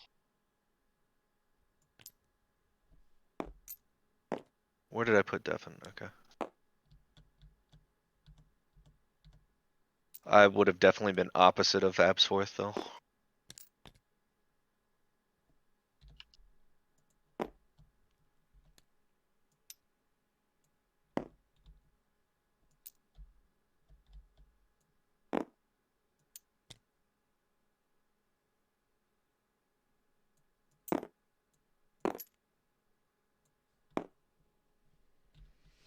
All right, so you guys were trying to sneak up on the camp. I'm actually going to say you were a little further out than that when he hears one of you. So push yourselves Oh. back towards the edge a little more. Maybe like Even us that were sneaking. everyone. Okay. It would be, I don't know, I want to say like 50 or 60 feet hearing range for hearing your clanky ass armor clanking down through the forest. Guys in lair. Shh. Sorry, man. Can't help it. Fucking drunk. I So think he's high right now, not drunk. So technically, you would have been making your move.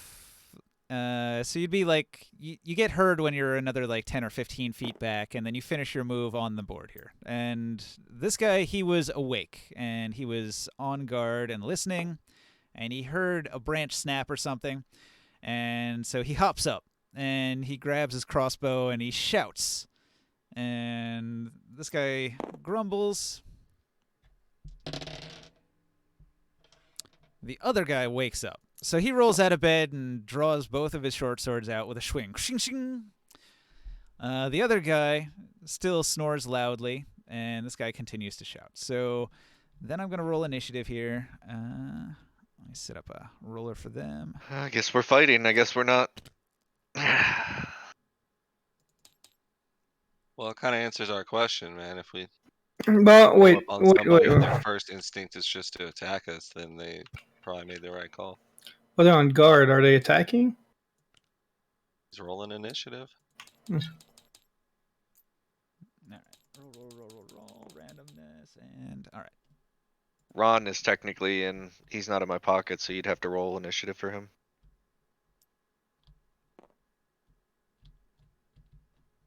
All right. So after shouting at his friends, the one with the crossbow will shout, "Who goes there? Thieves in the night. We'll kill you."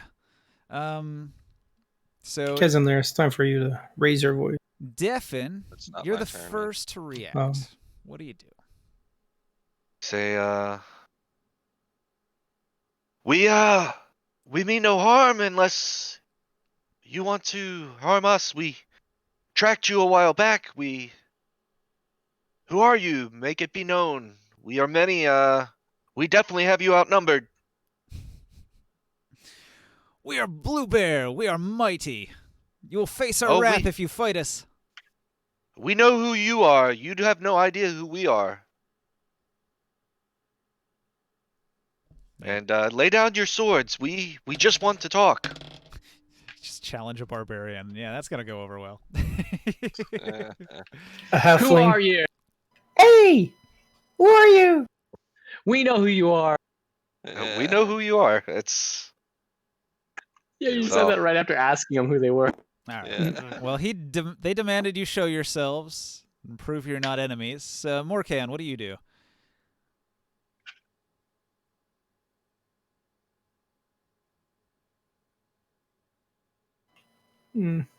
I show myself. I just make myself present, but I clearly show that I have a weapon in my hands. Okay. I have an action ready though. So they won't attack if you don't attack. They all take a ready to action. They're waiting for your party to come out and be talkative rather than combative. That's all I want to do. So they continue to tell Yes, you Chris's like, turn. come out into the open or we're gonna fight. Do we move out of initiative order, or do we wait for initiative and turn? Now it's Barker's turn. So what do you do? Oh, Cryos went. Yep. And the barbarian went too. I'll step out and say, I speak for my party. There's several of us. Don't worry about it. If they'll come out and back me up if they need to. I'm just here for information. That's all. All right. And Professor?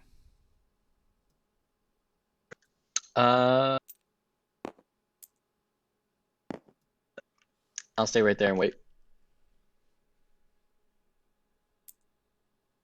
Were If you- you want to step, Were you sneaking? he moved up to the edge of these bushes and waiting. He said.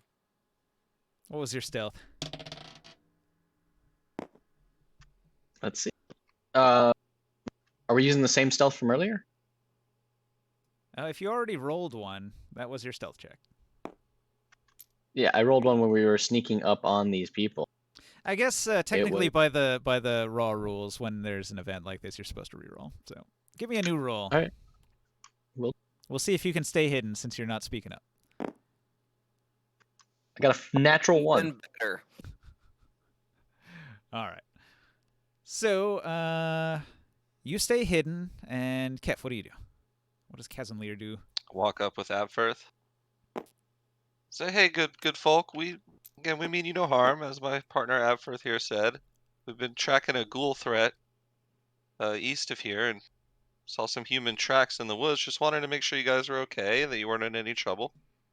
We're just out here to help people. Wondering what you guys are doing out here in the woods. All right. Well, they're happy to hear that you're hunting the ghouls. They'll tell you that the ghouls have been a problem in this forest for some weeks now. Yeah, so we've heard. Word has gotten to the town of Ascalhorn, where we come from, and we're on our way, and again, just wanted to make sure everything was okay, so we followed your tracks into the woods. Came across you guys. You don't happen to be hunting the same ghouls, do you? Definitely not. We don't want anything to do with it. We're actually traveling to the north because the forest has been rather unsafe. Up near Stone Sand, or? We were going to go towards the spine of the world. Oh, I see. That's awfully brave of you guys. Well, fair enough. Can I make an insight check? See if they're telling the truth about their intentions? Sure.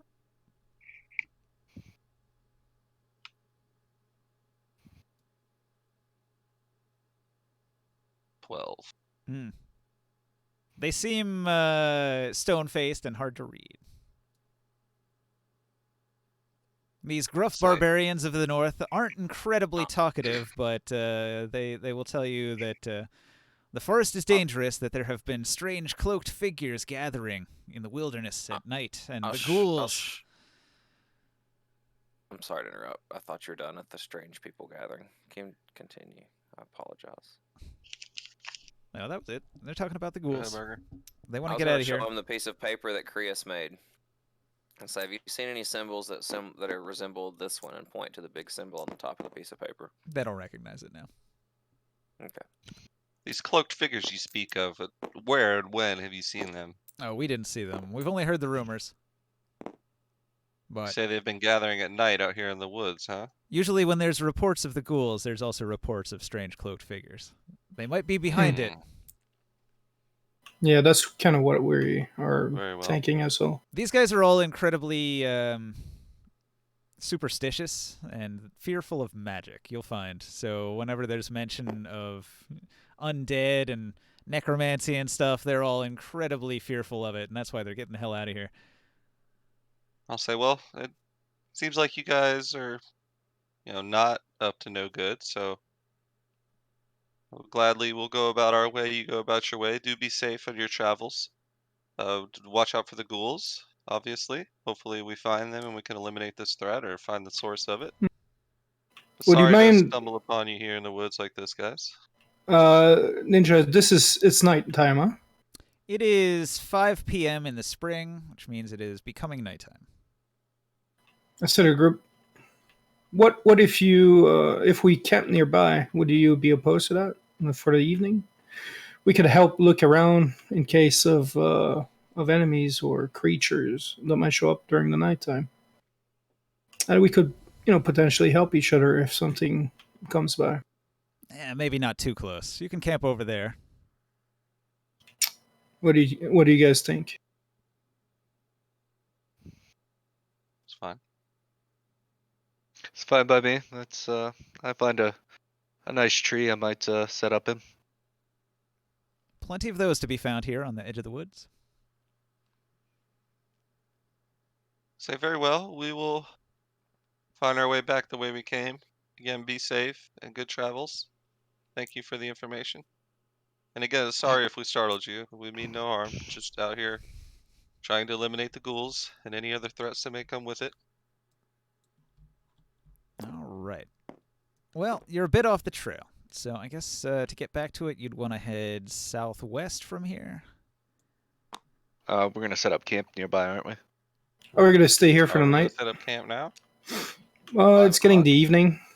Okay, one or the other. Do you make camp or do you leave? We're going to some by anywhere somewhere. I'm not against Being- traveling in the night. It makes my tracking harder, and it's also going to give the enemy more of an element of surprise. I mean, we all can see, but I say make it a group decision. It's up to you guys. I'm not opposed to it, though. At that time, we're going to be easily heard and noticed if we move. Yeah, As if you're using a opposed to torch or daytime? something, you'd be pretty obvious for miles around. Yeah. Don't we all have dark vision? Well, we got a priest. I don't know what race he is. There, Casimir, my only worry is there are many more creatures that are more dangerous at night. It's not a question of can we see, but it's more of a question of what is more active at night in the woods. In my travels throughout the woods at night, there are many more dangers at night than there are during the day. If we make camp now, we can leave early in the morning. Yeah, I think Peter I de Grey tend could to- cast light, but it's sort of a waste of a spell. yeah. It's not a question of what can we see, but what Okay, is let's make more camp. active. All right, so you camp nearby in the woods off to the side, a little ways off from the Blue Bear tribe. Mhm. They kick awake the fat one and explain what happened so he doesn't freak out when he wakes up. I keep watch. Casimir, I'm I'm- pretty sure barbarians might like to have a drink. Or a smoke. I'm fresh out of long brew, my friend. I gave it Yeah, all he's to been- the half orcs in town to save the people of the city. He's been hitting that crap out like crazy. You're too generous. Hmm Anything to protect As the everybody's city talking folk. around the fire, I'm gonna make a stealth check. Okay.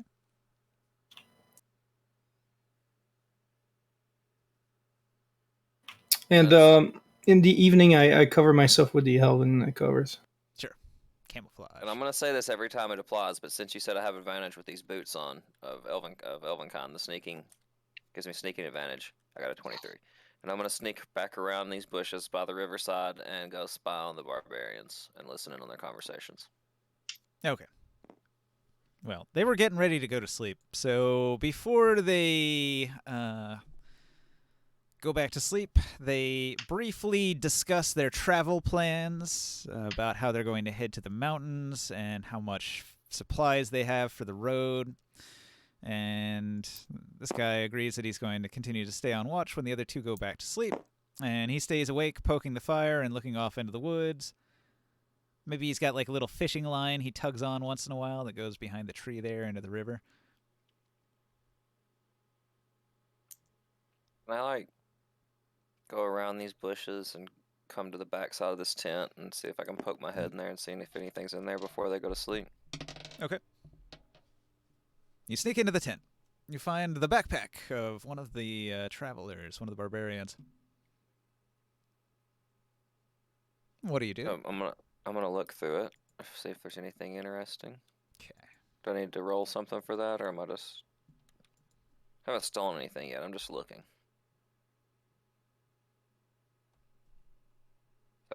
Investigate, perception, Be right back. Nothing. Let's generate see. a random loot list. He's got some stuff. Let me put it in my notes here.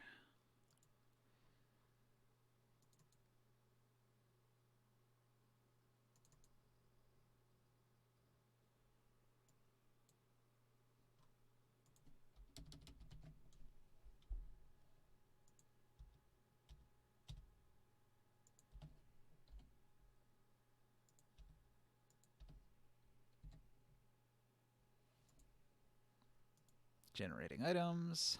One moment. And while I'm looking at this in this backpack, I'm gonna slide. Oh no, I showed him the letter. He'd recognize it. Never mind.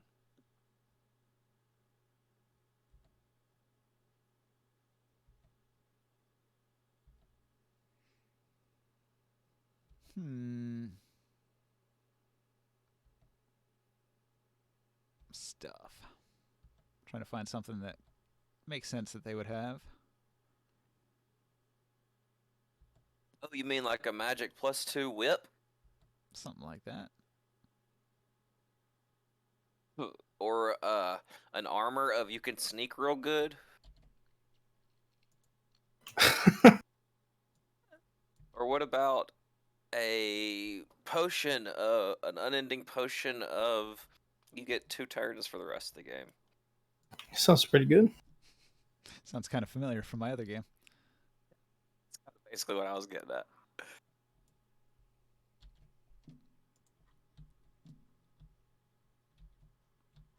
A potion of level 3. Let's get level 3 out of this backpack. Is there any rare candy in there? All right. So he's got some coins and he's got a vial that's labeled Potion of Growth. Heard that there Oh, was nice. some movers and some shakers at this camp.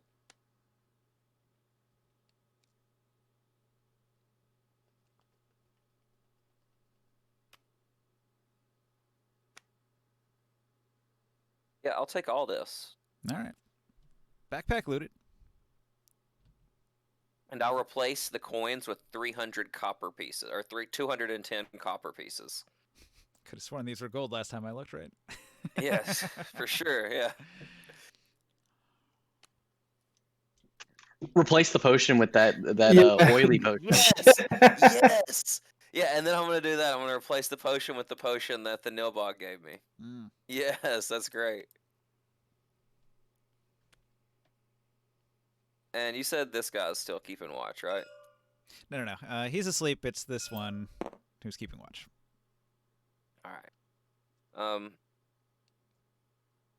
I'm actually gonna sneak back a little ways and approach from the other side, like around this way. Okay. And I want to check this tent if I can get close enough without being detected. Ooh, roll another stealth.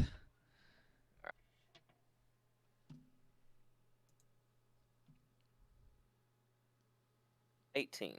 I beat you. Beat you by 2. Damn. All right. So the brigand's gonna hop up. I use a bonus action to dash. He's going to be on Dash, high dash, dash, high dash, alert, dash, and he's dash. gonna patrol around suspiciously. But you get away. Alright, I'll head back to camp. All right. All right, No I'm more back. stealing. Freaking DoorDash not You see delivering my damn Abforth food. come from this bushes out of breath and looking like he's just ran through the woods pretty quickly. Hi guys. Wow, I'm you look like you meditating. just ran through the bushes really quickly. It's very Yeah, it you're looks very like you observant, friend. ran away from something. That's what you look like right now. You have like leaves on your shoulder, little branch Yeah, scrape marks on your neck. Exactly. Yeah, that's what I was going for. Yeah. Yeah. I would suggest avoiding the Blue Bear camp for a moment. They might be suspicious of someone sneaking around their camp. Couldn't tell you why. They might all I'm have tired. a little exclamation point over their head. I'm tired. I think it's time for bed. What about you guys? Good night. I'm already meditating. But once I'm done, I'll guard the camp for the rest of the night. I'm keeping watch. I have Ron on alert. Doesn't matter. I don't need sleep. I'm an elf. I meditate to regain shit, and I Yeah, we can Don't rotate. haven't you want. used shit. So Yeah. Neither have I, but Just lay down on the ground in between Kazanlir and Razor and go to sleep. I don't need no tree frickin' running up my frickin' bum again like last time.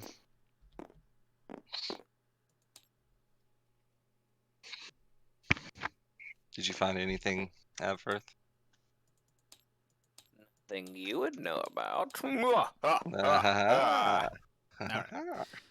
8 hours would put you at 2 a.m. The sun's not going to rise for another few hours. Do you want to get up then and get an early start, or do you want to wait until sunrise?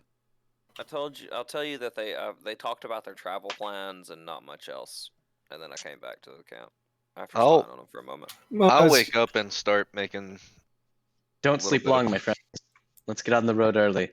Yeah, Agreed. stirring Let's around. head out. that was the plan, to leave as early as possible. We'll have a longer day today. All right. You pack up camp by 3 a.m., super early in the morning. And you Have a snack. eat a Get ration. ready to go. You'd have Yep. to typically eat and drink before you take the 8-hour rest to get the benefits of it. Okay. Well, I can do a quick survival check before we leave, so you guys don't have to do a ration and see if you guys can get any food out of this. You say what it's 22 ninja. I forget what the rule is. If I forage, It's you can feed yourself if you get 10, and for every 2 over that, you can feed 1 additional person. so that's 6 people. So everybody's fed plus 1. You take down a deer or something, and you've got a bunch of deer meat. Yeah.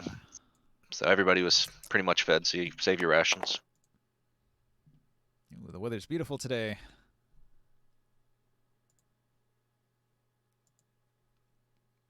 Start scouting again.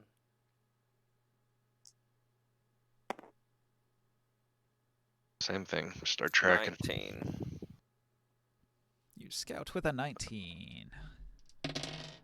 Same thing for Can- tracking. Can he have advantage because I'm assisting him by holding him in the air? Yeah, I think only one person can scout ahead. Well, I'm tracking with a 19. That's what I meant. I'm standing on Razor's shoulder so I can see better.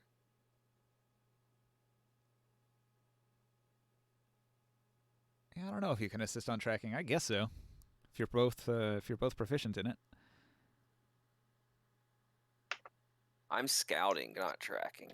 No, I'm tracking with a 19. He said he was assisting him with scouting. I am not proficient in tracking, but depending on what type of scouting we're doing, I'm proficient in investigation. So Barker, He you're has a ambushed stealth by of- gnolls. Fuck. There are I 4 scream gnolls, bloody- and they I scream surround bloody you. murder. I use a reaction to scream for the party to come help me. All right. I was right We're behind. back on the road, or are we still back on this board? No, we're leaving.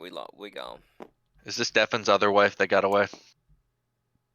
All right. So you guys hear a scream. Abforth had gone ahead to scout. You hear a scream. What do you do? I'm gonna run I run after him. towards him. I'm right behind him. Go running in. All right. What map are we on? So Barker, what's your AC? 15. All right.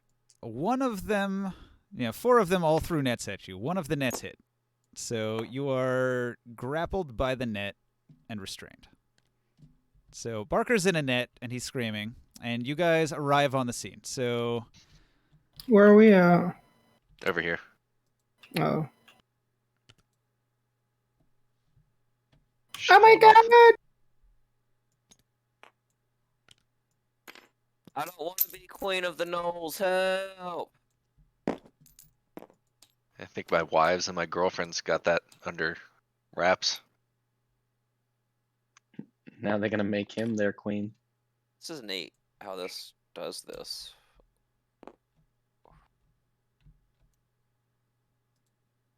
Oh, I didn't mean to grab yours, sorry. I'm lagging, kind of. You're lagging? No. Yeah, 999. Oh, Professor's at 999. Oh, not this again.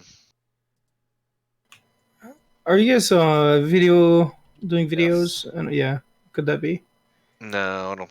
Wasn't it a router issue last time? He's loading something, is what it is. Oh. I loaded several things.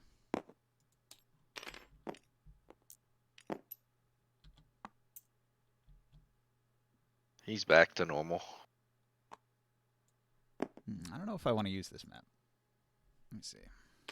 Can we take a minute break? Yeah. Use the washroom, if you don't mind. That's good. I'll be back. Use the water closet. Water closet.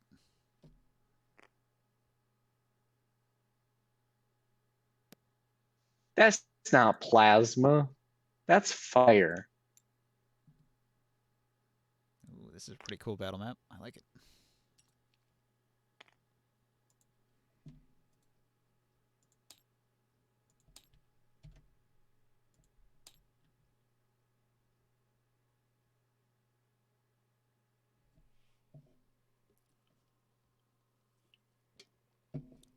Let's see if loading a map kills everyone.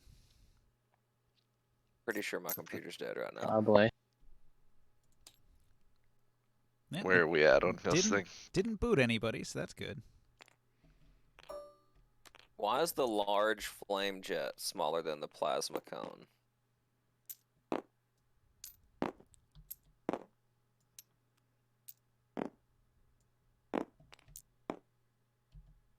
This is just efficiency at work right here. Look at this. Look at how much better plasma is than fire.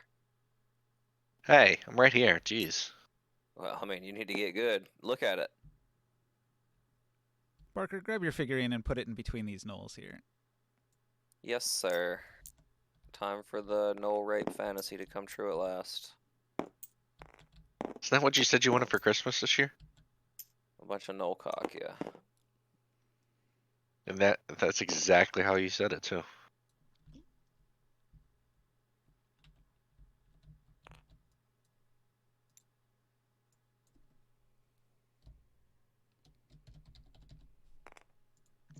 Yeah, but it wasn't supposed to be a real cock. It was supposed to be one of those like 3D printed ones.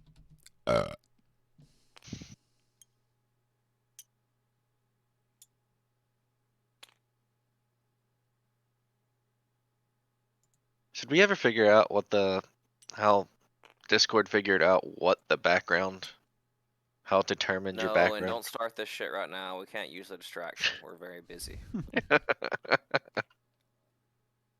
All right, This Knowles. is what happens when I get bored. Knowles don't have a modifier, so the initiative is.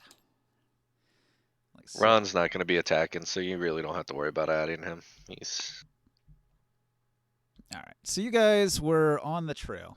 The trail was this road here. Abforth had scouted up ahead on the trail and got about that far before the Knolls caught him in nets. So the Knolls run out from the bushes and they throw their nets over Abforth and they catch him. Which We're was the back trail here. we're coming about? We're back here. I'm right here. He was following me close. All right. It's not your turn, Professor, so hold your horses. It's actually Deffin's turn on the initiative first. I'm gonna wait till Kef gets back and then Krius mainly. I mean, I'm here. Oh, wait, Um, is there battles? Sorry. yeah, we're getting ready to go into turns. That's why I'm trying to wait. Streaming of Professor, best you're of Key you're Appeal way back marathon. here. You're way back here. Get the hell back here. Get I the was- hell back here. I was doing that, not him. Don't blame him. Oh, was it you? Yeah, it was me. Jeez, Barker, getting other people in trouble. They least admit it right away. Stop forcing Razor to scout ahead. Where's Morcan at? Razor's my quiet, intimidating friend. He's that one friend you have that you know. You got the guy that talks all the time and is just like saying a bunch of nonsense, and that one other dude that's just kind of quiet and stabs grapes with a spear while you're eating them. How do you stab a grape with a spear? Very With the careful. pointy end. Yeah, very, very carefully. All right, Deffin. I've tried the handle, it didn't work. Are we waiting for Krius or? Well, it's not his turn yet. All right, well then I'm gonna go then. All right, so we all said we're kind of rushing up then. I'm assuming I gotta follow the path, right? No. You can't go over the rocks, though. Unless you use a climb check. 10, 15, 20, 25, 30. Shin would get me to right about here. From there, you can see that there are 4 gnolls that have Abforth in a net. And I could hear him screaming. It is the wee early hours of the morning. There's still a fog, and it's barely any light out at all, so it's still pretty dark. But Abforth's screaming his head off, so it's pretty obvious where he's at. I mentioned. You hear, I don't like tight spaces. I also mentioned back, I do not like tight spaces either. I say to Kazanlir that we need to get our friend out of this immediately, so I'm going to attempt to fire an arrow at the closest one to draw them back to us. Probably. Okay. Yeah, we got to make a move immediately. So I'm gonna. We could have said. Yeah, never mind. Go ahead. Sorry. Yeah, I mean we got to do something immediately. So that's. Yeah, I just worry that they're gonna fucking kill Abforth. You just shoot him, but it's too late now. Do your thing. Yeah. So 24 to hit. That'll hit. 7 damage. Oh, we're back in? Oh yeah. So, You said a Abforth minute. is... We waited a next. minute. Well, your turn wasn't coming up for a bit, so I figured others could just move up. Wasn't expecting an attack already, but oh well. And I basically yell at the gnoll, "Hey, you over here! If you want some more of me." Yeah, I would. I wasn't expecting an attack either. How tight is the net holding me? So you can try to burst the net with a strength check. Is it like very constricting on me already? You Right. are considered restrained while inside the net. And I tell him there's another halfling over here for you. Come and get some. So, say for example, I take a potion of growth. Would it give me a better chance to break out of this net? Unfortunately, giant growth spell says if you're confined in a space where you cannot expand, you stop expanding. Oh, yeah. Glad I asked that then, instead of just popping giant growth. Do I have ability to grab stuff off my belt? While restrained, probably not. All you could do is attempt the escape check. Okay, I have a dagger I was going to use to try to cut the ropes with of the net Cutting the on my belt. ropes. But if Alright. I can't do that, I'll just attempt to break out. I'm pretty sure you can attempt that, yeah. The net's got stats. It can be damaged. So roll the hit. With disadvantage, because you're restrained. Is that how that works? Hang on. Let me look up restraint. 5e conditions. Dear God, I hope not. You might have to break free before you can attack. Okay, well, I got to do what? Strength then? A restrained creature's speed is 0. You don't get a bonus to your speed. Attack rolls against you have advantage, and your attack rolls have disadvantage. So you can try to hit the net with your dagger at disadvantage. I rolled a 14. 14 hits for 6 damage. Mm-hmm. Okay. I'm gonna try to attack my way out of it and say, guys, can't we talk about this? No Alright. need for all this. I think you're all pretty. You successfully cut a hole in the net. You're still Can I- prone, and you're still Can I in the use- net, but you're not restrained anymore. All right, so I haven't used a movement or my bonus action or a reaction. I'm gonna use my bonus action to try to disengage. Is that a thing I can do? Bonus action disengage? No, you have to use an action for that. But I'm my rogue. Oh yeah, ability. rogue lets you do it, I think, right? Since I'm prone, I'd have to crawl and get half movement, so I can move 15 feet as a disengage as a bonus action, correct? You can stand up for half your movement, and then you can disengage with the other half. It's the same effect, basically. Yeah. So I'm gonna do that, and then I'm going to call their mothers a bunch of hamsters and their fathers a bunch of their fathers smell like elderberries, and I'm gonna run the remaining 25 feet of movement I have. Pretty quick escape. All right. I started you in a pickle, but you got out. All right. I'm small. It's easy for me to get out of tight spaces. And Krios, you said I you're was back, worried right? about you there when Defen just fired an arrow. I thought they'd Thought just they were turn gonna and run kill you. away with me. Yeah, exactly. They were about to. They were going to head down. I this I road. run wanted for to create something to lure him away from you. That's why I'm trying to get him to run towards me. Another halfling, Yeah, more meat. just shooting an arrow at him. Though we could have set up like a, We don't have something in the time, dude. Like bushes. he's yelling for good. us to come help him. It's all good, man. It's all good. Oops. Oh. Stay. I'm like the greased up deaf guy in Family Guy. Nobody kidding me. Yeah. I try to stay out of sight over here. And I prepare for the next round. This is a wall. Did you climb over it? I went around it. You went around it? You had enough movement? What was that, a dash? Yep. All right. Are you stealthing here? Yeah, I'm crouching behind the tree or the bush, whatever the hell that is. All right. He probably doesn't have the action to take the stealth roll, so. In Great If and he Glory, dashed, you he get some doesn't- passive stealth. I like to use that rule. Nice. Well, I try to like move behind, all the stuff here. He had said you have to use an action to get over the rocks. You can't just like walk around. No, he them. dashed around. He just. Okay. I asked him the same question. I was like, "How'd you get Yeah, here?" yeah. Because I was looking over here when he did it. All right, so he moved into position. He gets behind some trees and bushes, and then all right. So the gnolls see that Abforth is getting away, and they curse and hoot and holler, and then what's the Cackle. gnoll got? They all pull out longbows. Oof. Yeah. Oh, shit. Good state of the net. Shit. Fuck. 2 of them are going to try to shoot Abforth. 2 of them are going to try to shoot all the way down here at Definitely. So that's definitely very nice of you, Ninja. It was. well, Definitely actually hit one of them with an arrow, so he is a threat. So I did what I wanted to do. I told him to come after me. all right, Is that so Defen's girlfriend? Here's 2 arrows. No, we killed her, I think. Oh god. Twang, twang. 25. All right, so critical hit. Jeez. Here lies Abforth. You take 12 damage as an arrow hits you in the chest. That hurts. To real Abforth or bad. me? No, that was Devin. Oh. Whew. Ow. Damn. 12 damage. Arrow to the chest. Thump. What was the AC? I rolled 23 to Rolled a hit. nat 20. Jesus nat 20, you got crit. Christ.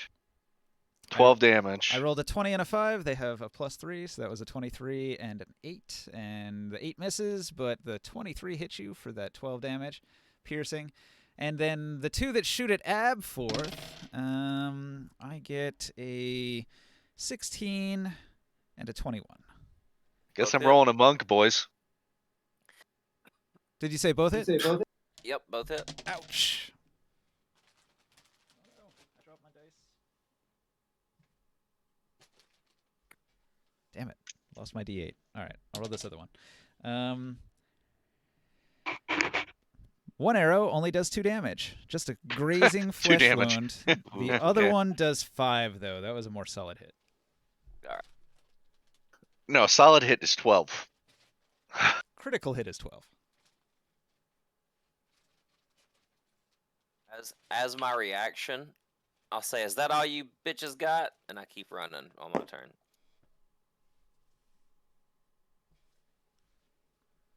Oh, wait, I found it. Ha-ha. D8 Congratulations. recovered. That's the worst. It's hard to recover D8s when they go rolling away into the distance. The edge of the board in the back of your camera kind of makes it look like you have a bed with like a really, like the car mat you used to have as a kid, which you played with the cars on, with the roads and stuff, as a bedspread. That's kind of what it looks like. What are you talking about? Oh, My you moved I your- got one of those for my nephew for Christmas, actually, Parker. The rugs? Yep, with Hell like the yeah, streets man. and Yeah. shit. Yeah, Everybody those had one things of, are every fucking kid had one of awesome. those. I spent more hours playing with that than I did any actual toy. Oh, I definitely spent about half an hour playing with him on that thing. Oh, I see it. Yeah. I see it. I wasn't looking at the Discord. All right, But yeah, it so was- what are we on? We're on Kef. Kef, what do you do? 5, 10, 15, 20, 25. Alright, I will cast Cure Wounds on Definitely Screwed. All right, Wolverine style, the arrow pops out of your chest and the wound closes. How Let's much? see, that's a 1d8 plus spell. Sorry, 1 sec. That would be my Charisma modifier. 1d8 plus Can 2. you make it 30 movement? Can you do 5 Yeah. more? Because No. Cure Wounds is a touch spell. No. What kind of act does it take a full action? Oh, hang on, I forgot one other detail. Deafin is surprised until your next turn. Okay, well, I cannot cast Cure Wounds on Deafen. I will 5, 10, 15, 20, 25. I will try to get up here. Try to take some attention. I'll smash my axe and shield together and yell at the gnolls, trying to get their attention. Okay. Well, at least now Devin has like partial cover, right? Because he's like behind you. All right. So until Defin's next turn, you cannot move, take an action, or take a reaction. So until like next turn, I'm basically I can't do anything. Yeah, because of the critical hit, you're unable to do anything until your turn starts. Reaction-wise. Oh, like so right now. Yeah. But For when now. you roll the next initiative. Okay. Unless you get unlucky and then your initiative's at the bottom, so you literally have to wait like 2 full turns before you can do anything. That'd be kind of Gotcha. unfortunate. It could go that way. You never know. All right. Well, so we just moved down the initiative. Keep an eye on who's next. It's going to be Professor there. I'm gonna full dash. I'm charging through the bushes. Ah! Spear out, ready for battle. Gotcha. Okay. My spear is in my hand. I'm charging at him. That's my whole turn. I used my action to get up there. All right. Abforth. You had to fucking say it, Barker. Barker, you took a hit. you're a little bit injured. You took 2, in fact, but the one Yes, was I only a did. flesh wound. So as I run, you'll see me kind of like stumble twice as arrows hit me in the back, and like the arm, one grazes my arm, and I stumble a little bit, and I run towards Kazanlir, and I get behind him and use him as cover because that's the kind of person I am. And then I Yes. pull out my bow and I shoot at this gnoll. Do you aim at the one with Deffin's arrow in it? Yeah, that one that got attacked. Okay. 18 to attack for 11 damage. Oh, nope. It's only 5 damage. That's 6 as a sneak attack that I didn't have. That's not a sneak attack. Gotcha. You fire a shot. He takes the hit. Oof.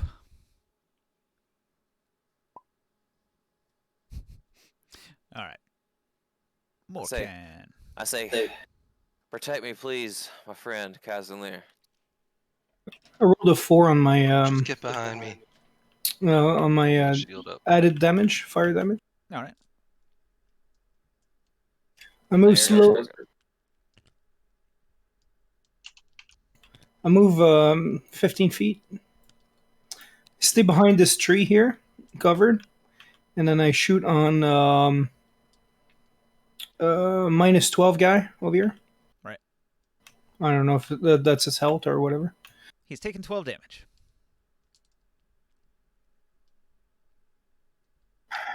Hit 25 damage, 10 damage, which 4 are fire damage.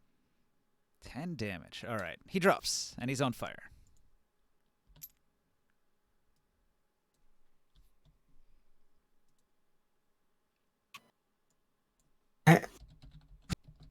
Is there anything special about the new crossbow? Look-wise? It's fancy. It's masterwork. High quality. Good craftsmanship.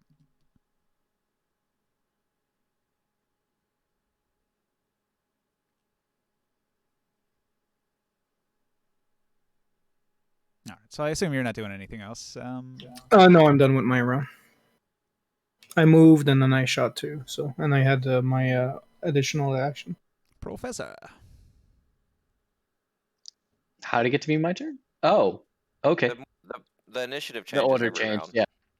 All right. I'm gonna continue to dash, using my action to run all the way here, up in this guy's face. I got my shield out, by the way. Okay. I'm one-handing the spear, but I can't attack this turn. All right. Yeah. That's a risky move considering the gnolls go next. All Fuck of them the had gnolls. longbows out. All right. So this one that you close the distance on will drop his longbow on the ground while drawing his weapon. His weapon is also a spear. I hope it's a +3 spear. Okay. So this gnoll, he's going to hold his spear in 2 hands so that it does D8, and then he's going to try to skewer you. Come at me. Oh, look at that. Crit fail. Shit. Wish I had one of those. Weapon attack critical fail. Missing what you thought was a critical blow causes you to panic. End your current turn, and you are surprised. Shit. I know that feeling. So he gets no reactions and no actions now. The other 2 surviving gnolls.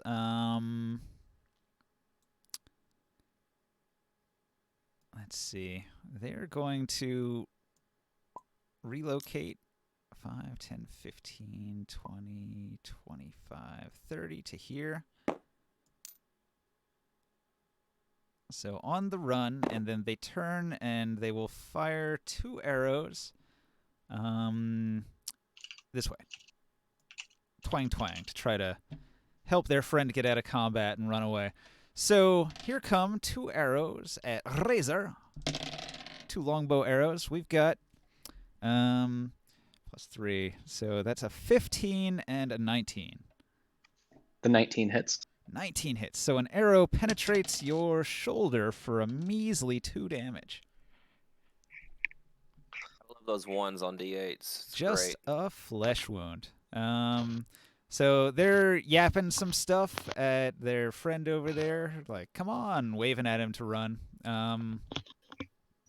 But he already attacked, so running now is dangerous. Do you want to attack of opportunity? No, you're surprised you can't. I'm Or, not no, surprised. no, he's surprised. He can't. So he can't do anything. Never mind. I knew he was gonna miss. Gotcha. All right. So the Knolls went Deafin. What do you do?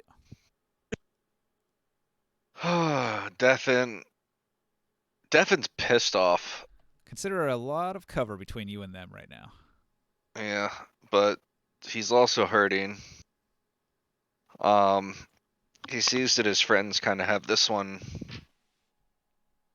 in hand. This is the most he's been hurt in a while. So, he's gonna. I mean, I'm assuming the good berries would probably be my only action, though, right? Or would be a full action if I took those, right? It's full action to eat one good berry, yes. A full action to eat one good berry? I believe so. Heal 10 HP. It's supposed to be a meal, right? So you're like, instead of fighting, I'm going to eat a meal this turn.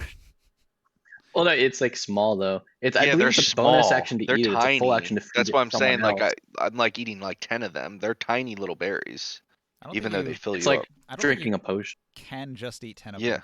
Hang on, let's just read those No, you next. you, Good you eat one berry. at a time. You can't just consume all 10. D&D 5e. One action. Up to 10 berries appear in your hand. Yeah. A creature can use its That- action to eat one berry. Yep. Okay, One well, berry never mind. restores Never mind. 1 hit point.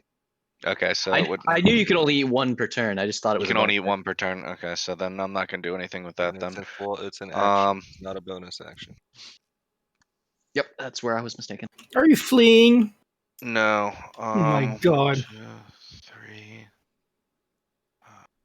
I got their attention. You know, 20, I think you're good. 25.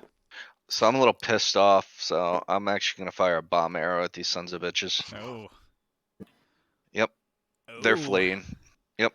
Oh my. So It's an expensive one for little gnomes. it's an expensive one, Overkill. but overkill. But I'm pissed off. So Why are you pissed off? I'm hurting.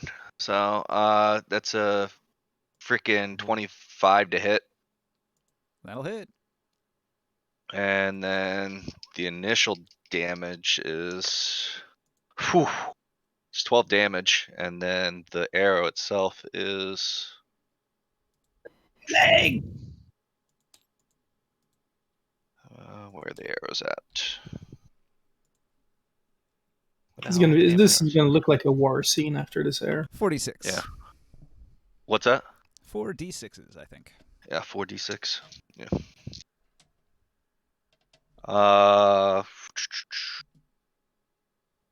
15. All right. So the one that Or sorry, you not 15, 13. the one that you hit directly dies. The other one only took 13 damage. Yeah. Boom! The bomb arrow explodes in a shower of sparks and fire, and the Get knoll wrecked. that was here is Yeah. now meaty chunks. Splash. Yeah. I said, fuck, pick on another halfling, asshole. All right, so that was your turn. Casonlir.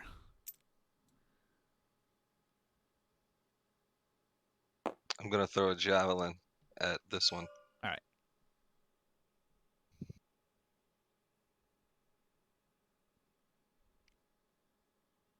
Ten to hit. He ducks. It goes over his head.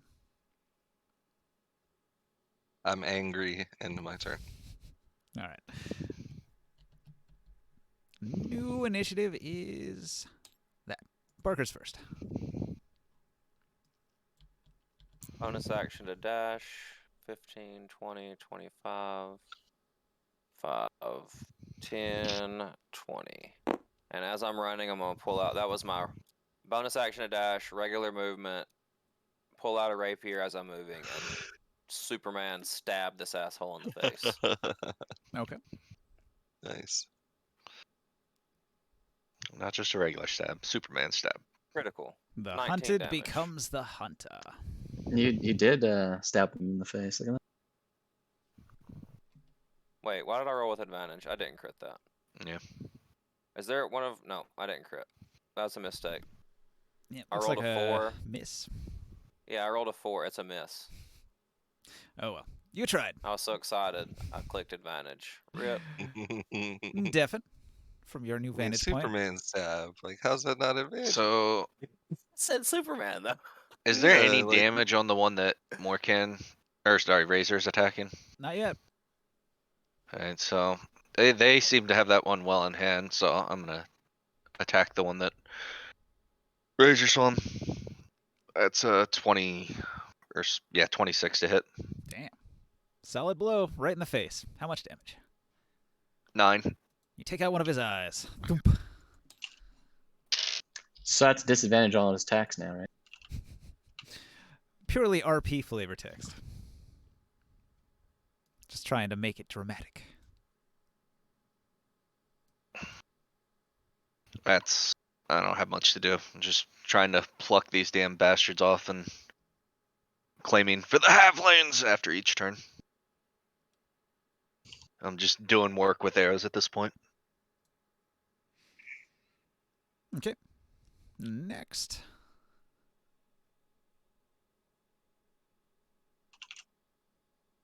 Chris.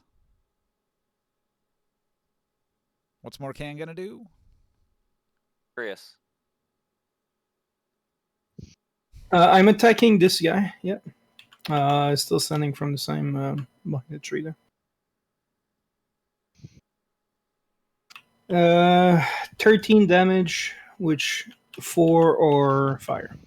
All right, you bless him.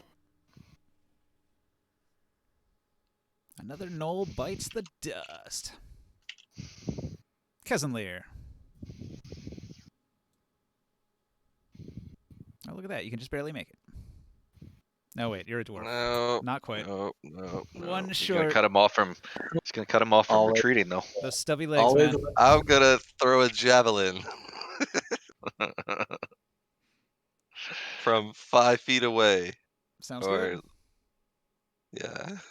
Short range, Kaz more just power. tried to get some damage in. 11. 11 to hit. Not good enough. It goes wide. Mm. Bro, just the other day y'all saw me throw a javelin over a fucking mountain and nail a dude. All And right. now I can't throw a javelin 10 feet and hit a knoll. Your helmet It's wasn't odd actually distance. closed on that last step and Yeah. blinded you. The Knoll comes to his senses, sees that his friends are defeated.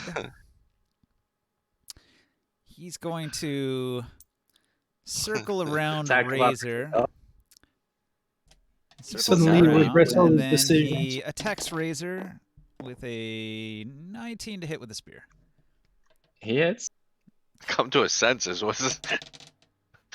Because of his crit fail last turn, he was had a surprised. crit fail. Oh, I thought you meant like come to Oof. his senses and like Razor, you get beg for stabbed mercy. in the leg for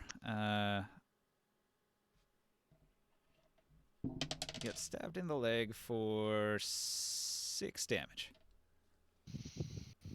It hurts. The piercing Alright. wound. So he's gonna snarl at you, but he's clearly got fear in his eyes as he looks left and looks right and sees that he's surrounded. Yeah, I'm gonna lift up my shadowy spear and stab him back.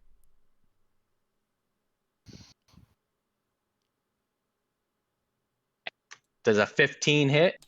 Barely. 6 damage to his body. You pierce him with your spear, and he groans, and a bunch of blood coughs out, but he doesn't die. So, the new initiative will There's be more where that came from. All right. And Devin. One last go. Let's go. Come on. That's another 25 to hit. What the fuck? Bomb arrow? No. That's 26, 25, 25 to hit your last 3 rolls. Yeah, Jesus. dude. It's been nuts, dude. I've been pissed, man. I'm firing Mm, 9 Oh, yeah. damage. I get a +8 now to hit. That's absurd. Fucking range. 9 Give me a damage. Warhol. The last one drops. And immediately after that happens, Devin falls to the ground, and he's exhausted. Ron rushes up to check on his friend. Get in and- there. Come over here. I cast false life on myself and go right back to where I was before That combat. dude has good berries, doesn't he? I've seen him eat those things. He's been hit Ron, pretty hard, I think. I think that Edford had got hit pretty hard too. You might want to take a look on him. Yeah, Fine. Abford doesn't have any way of healing himself. yeah, Remember, I will takes take a the lot of berry. concentration to cast these spells. Yeah, I say save the spells. I will take the berries. I'm fine. We have Knowles ahead, I'll rest and heal myself. but Nobody needs to waste a spell slot on me. exactly. I say the same, but I'm severely hurt. Anything on these corpses? Definitely some treasure. I'll generate it now. If you guys want to talk amongst each other and roleplay a bit, I'll give you a minute to set things up here. What happened, Edford? Like, how did he get captured over here? Guess I just wasn't sneaking as well as I thought, he says as he sits down on this rock and kind of puts a bandage on the bleeding spot on his, like wraps one around his shoulder and patches up his arm. We gotta be careful with these snows. It's not the first time we're finding them around. Ron I slip them nudges. pretty easy. They're not as slick as they think. I take some trophies, like marks that we killed this guy here, like ears and teeth and shit like that. Turn to Abfirth and say, "Let me fix you up, Abfirth. I'm not sure we'll be able to rest before something else happens. But just know resting also lets me refuel my healing, so I'll heal you to full with lay on hands." Hey, Diffin, I'm grabbing some parts for you here. I look at Morkan. I say I want nothing to do with these Knolls. Fuck them and fuck where they came from, and I did my work on them. Well, Kez and Lear, maybe we'll get a couple coins for their heads. I'm severely pissed off. I sling a leg up on Ron and bandage myself, and I'll run over. You see any coins? Any coins? You see any coins? Any coins? Any coins? I'll let you. Any coins? still look. I go over to Absforth and I tell him that one was for you, and I say, fucking Knowles, and I I'll just turn to Defin and say, walk "Hey, on. Defin, maybe next time when we get into a situation like this, just think if the Knolls have an ally of our captured in a net, and you shoot an arrow at them, what's the first thing you think the Knolls are gonna do?" I did not expect them to shoot a bow at me. I heard him yelling No, for no, help. no. It's not about what happened to you. Like, what do you expect them to do after an arrow comes out of the bushes and they have a captor in a net? Like, wouldn't you think they'd run off with their captive? I was trying to create a distraction, is all I will say. And then I Yes, just but we could have created a noise or some type of disturbance in the bushes that could have aroused their attention, and they would have come to investigate. If you just shoot an arrow at them, chances are they're going to run away scared. With Abfirth in tow. last time we encountered Knowles, I shot an arrow, they came towards me. I did the same thing again. Right, but they didn't have one of our companions captured in a net last time. Eh, I go by what my previous hunts tell me and my experience tells me, and they did the same thing. So And I'm telling you as someone that, surveyed the situation as it unfolded, maybe add to your experience ledger that we should maybe think of a better way to distract these gnolls as opposed to just shooting an arrow at them. That could have went I horribly for Abfirth. There were better options, that's all I'm saying. that's you saw it one way, I saw it another. That's fair, but I saw it in how to protect Abfirth. You saw it as just, I'm angry, shoot at a gnoll. The best way to protect our teammate, our companion here, would have been to create some type of distraction that would lure them away from Abfirth, not scare them into running away. I could throw them my My flashbang. distraction was to pull him towards me. I understand what you were thinking, but I'm telling you, Knowles, they could have easily ran away instead of coming towards you, shooting an arrow at you. If Averth hadn't escaped himself, I can almost guarantee you they would have ran off with their captive. The last interaction we had with them, when I shot at them, they came directly towards me. They didn't have a captive in a net last time. I'll speak up as the victim here and just say, guys, stop it. It's not worth arguing. I believe that Kazanlir is correct in this situation, but what's done is done. Let's just move on. It It's all all worked good. out in the end. I just want to make sure if we run into a situation like this next time, we, really think the situation through before we take actions. Acting rashly is my gig. I chuckle and say, that's what got me in that situation. So maybe consider what Kazanlir has to say, Devin. You know me though. I shoot first, ask questions later. All right. So, As your searching friendly companion and team leader, just next time let's It's maybe a talk about it. form. searching the body of the gnolls, you'll find they have some gnoll rations of salted boar. They have several nets that have not been cut in half. They have a 50-foot hemp rope. The leader had he had a potion. It's labeled gaseous form. Let's see. He's got a bundle of blowgun needles, but he doesn't have a blowgun, so that's not very useful. There's a couple really nice arrows, and a ring. Any coins? Any coins? Any coins? Any coins? Any coins? Any No coins? coins. No coins. Aw. And the ring's not even gold or silver; it's mithril, so doesn't I fall sit into your down- category, I think. Sit What's down the- next to this bush and pout. What is this form vial? Gaseous form. It's a potion of gaseous form. I'll take that hemp rope to replace the one that got covered in poop. Okay. Mm-hmm. I was trying to delete the rope, but someone else is editing it. No, it's locked. Nobody You can. mind edit it. if I take this Yes. potion?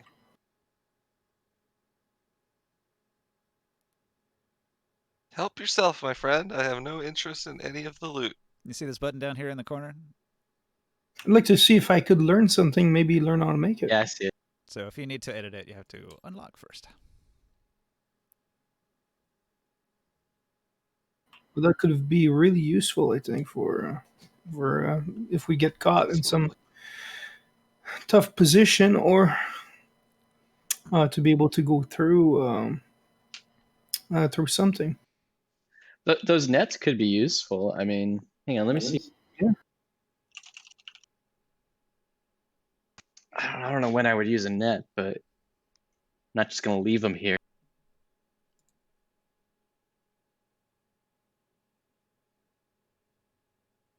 They still have nets. Well, it's too easy for them to catch you. Ah, Yeah. If nobody has any use of those arrows, I will maybe show them to Demi and see what she has to say of them.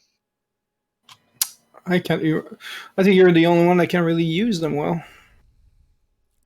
They appear to be to a longbow. I may not be able to use them, but I can see what use they may be of to the group in the long run. Well, there's Longbows just and no arrows. short bows use the same arrows. They might be too big though. I mean, if they're firing from the same bow that they came from, that just hit me in the damn chest. Covered It's in an arrow. null runes. Yeah. Would Yeah. that be like a magical arrow that you'd have to identify? That's why I'm gonna take them to Does- Demi. Does the Pretty mithril I'll ring grab look those. magical? Do you have detect magic? No. We get a friend who could maybe. Yeah, don't we have There a might cleric be with us? There might be a paladin that can detect magic. Are you a paladin that can detect magic? Maybe. Hey, Kazanli. Hey, are there any There's coins? a Any coins? there's a mithril ring here. I mean, I know those are good for holding Ah. magical enchantments, but I don't know. It might be magical. I'll pick up the ring and hold it in my hand and put my other hand over the hand with the ring, and you'll see a little faint glow, and I'll cast detect magic on the ring. So you guys do have Peter DeGray. He could also do a detect Oh, magic. they didn't help at all, so they don't get any of this loot. Well, I mean, you already made arrangements, so. Well, I made arrangements for when they help. They didn't. They aren't even on the They're not even on the initiative list. This isn't the quest. Yeah. There ain't anything worth 1,000 gold here for Peter, so Yeah. So is it a magic ring? I give the Dwarven brothers my choice of my pick. They can take whatever they want of mine on my behalf. All right. So out of this pile, you can tell that the potion and the arrows and the ring are all magic. Sweet. So I'll hold on to that yes, ring.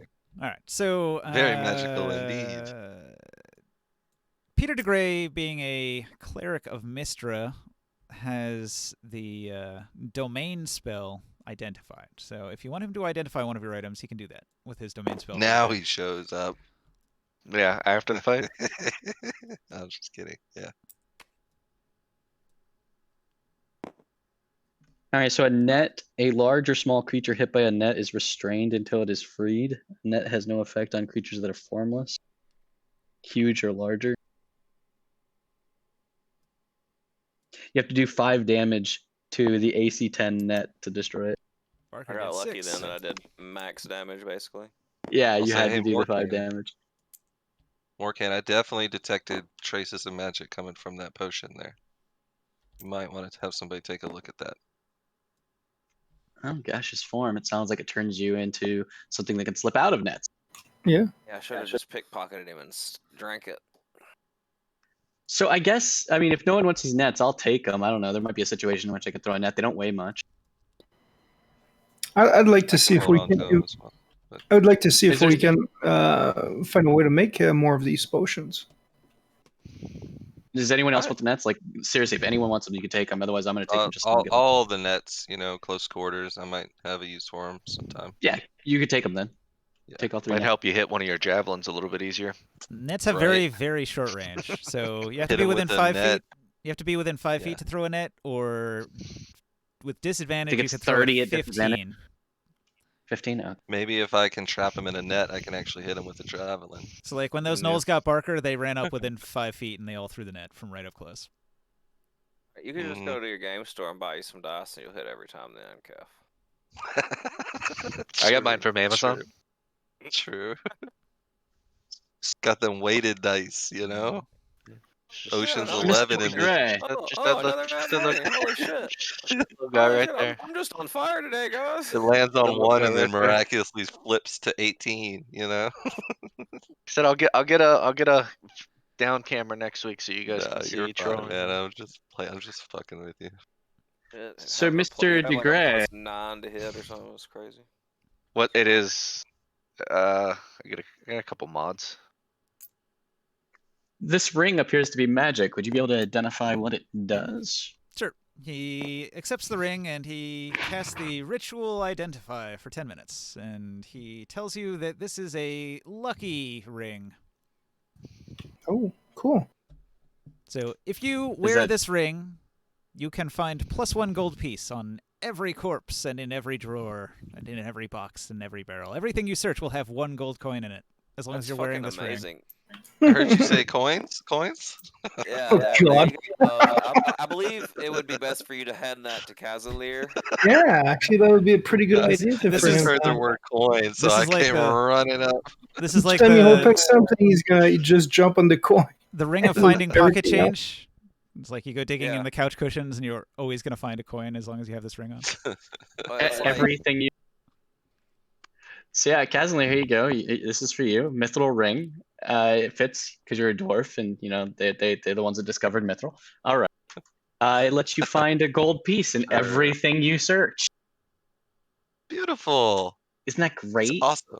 My So, precious. I'm not going to Think if I include had a- that on any loot cards. Just for your own knowledge, whenever you search, just add a gold coin. Mm-hmm. If I ever actually found a genie and got a wish, I would wish that every time I reached into my pocket, I had exact change for whatever I wanted to buy. Oh, that'd be so awesome. But then what if everything costs more than $1? And you'd be like, damn it. I would have exact change for it. Hell, yeah, I guess I'm being too specific, thinking change as in coins. Yeah, no, I would have exactly the amount of money I needed for the item I wanted to buy. I mean, at that couldn't you time. just fake that by, like, going into a place and saying, like, here's a $1,000 bill for this pack of bubble gum, and then just always have the exact change. But why would you need to do that if you could just have the money you needed at all times in your pocket whenever you reached into it? You wouldn't need to no, fake wait. anything. So I guess it would be money would not matter You at try all. to buy something that costs 1,000, and you reach into your pocket, and the 1,000 is there. Yeah, that's how it works. You have exactly the amount of money that it costs in your pocket whenever you would want to buy something. So you go buy a house You- worth $1 million. Yeah, but do I you pull ever out $1 need to million. earn money? No. Why would I? Of course, it'd probably be like one of those evil monkey paw wishes where it's like the exact change is in like Monopoly money or something. It's pennies. Your pocket fills up with pennies. Or you go and ask someone how much something is, and they're like, "Your firstborn child." And like, no, your firstborn child is dead in your pocket. It's terrible, Too dark. No, that's great. That's a good alternative. I never thought of it. So then I'm gonna change my wish. I just wish to have I wish to have the ability to make someone shit on command. Brown note Oh, powers. jeez. Wow. Yeah. So like, yeah, anybody should call the president of the United States. Be like, be a shame if during your inaugural speech you shit your pants. You could just walk down the street making finger guns at people. Yep, exactly. Get a ticket. Don't you need to go to the restroom, officer? No. Oh, what about that? That'd be great. Like a long line at anywhere you go, just make them all shit their pants. Yeah, but then every Hey, time you went to look finger in. bang someone, boom, diarrhea. Yeah. You don't have to use your finger to initiate the power. I never specifically said that. That was Kef. Well, I was saying finger guns because it's just funny. I imagine like, Peter Parker from Spider-Man doing the little dance. Oh yeah. So I grabbed the potion. I asked you to the group. Or do you guys mind if I hold this for now? I think we need to give that to the dwarves. To the dwarves. Not at all. You should have Peter identify it. I promised them a. No, we already know what it is. It's labeled. I promised them a portion of the Oh, okay. treasure. Yeah, I but said we it was can magical. we can split this at the end and see once we have everything together. I told them they would get a pick. I told them they could get a pick. If they want the potion, I say we give it to them. It's up to them. Give them the blowgun needles. Yeah, no one wants them in a group. They're actual people who have brains. You want to pay them in 1 gold worth of broken blowgun needles. Yeah, no. We need to give them something valuable. They're a valuable part of the team, even though they didn't help out in this circumstance. Dwarves are a little slow, and they were at the back of the group. Yeah, we need to still include them. It only took a couple turns They're for all- you to be rescued, so. They're a little slow. Give them the blowgun needles. God. There are people, but they're slow people. Fine, whatever. I'm tired of arguing. Let's just keep moving. Well, I'll keep it. Oh, I'll keep it in the pile. I won't take it. We'll keep it in the It's all pile. good. It's all good. Just do what you got to do. Let's just keep moving the mission along. So I'm there's tired no of need bleeding for out of Peter this to log, so identify those potions the potion or was that labeled. potion. They are labeled. Yeah, I'll just leave Yeah, the it's card like here moving for now. around. What about the arrows? We Took those, I didn't think. really get them identified. I think. Yeah, the arrows I took. How many We spells does know a they're magic, cleric right? get? Cleric gets 3 spells at level 2, something like that. Let me check. Yeah, good call. Yeah. Never mind. Do the ritual spells take a spell slot? No, he's got 4 spells. He's already cast detect magic, and that was a domain spell, so that one doesn't count against him. But then he cast identify, weird. so he's got 3 more. If you want him to identify something, he's got three more for the day. So he'll use 1 on the arrows. These are +3 arrows. Damn. Wow, nice. They are You got mighty, plus- but there's He only said 2 of +3 them. arrows. And each time Yeah. you use You one, wanna- there's a 50% You want to chance take Like I to them said- back? Well, I said I'd take them back and get them inspected for the good of the group and figure out what we have of them because I might not even be able to use them. I think you can use them. I mean, they're arrows. Well, I'm not gonna Right. use them right now. I want to figure out what we have here before we just start slinging them around. The cleric just Plus identified 3 them. arrows. Yeah, they're +3 arrows. Well, in They that had case, 3 I mean, to- we they only had have 2 3 of them. damage roll. 3 to hit and damage. Yeah. You should See if we probably can have get. them since you already Yeah. have such a massive to hit. Yeah, I want to see if we can get more of them made then. I doubt it. Let's press Well, on. I doubt you'll be able to get those made for They really. look special. They look You'll like need specific things. Well, Yeah, we'll you'll save need them for to- special circumstances then. You can make those arrows for the low price of 16,000 gold each. Yeah, that's what I was gonna say. I will save them for special circumstances then. Yeah, and recuperate them each time. What is their Or worth? You could sell them 16,000 gold. No, Nobody I'm will just kidding. buy I don't them. think that's what they're worth. They're too expensive. Nobody can afford it. I'm sure But that for the apparently right no- yeah. person, maybe a Neil bog. Those are ancient. I told you that was a god knoll, and those are ancient ancestral god knoll arrows. Yeah. They're the most powerful thing in the history of the knoll. Well, that explains why that Universe. god knoll was surprised it missed me. Like, oh fuck, oh my god, how did I just miss? Exactly. Yeah, those are really good arrows, but they are expendable and they do break if you use them. Yeah, I'll hold on to them. So if you absolutely need to hit that shot, you cannot miss.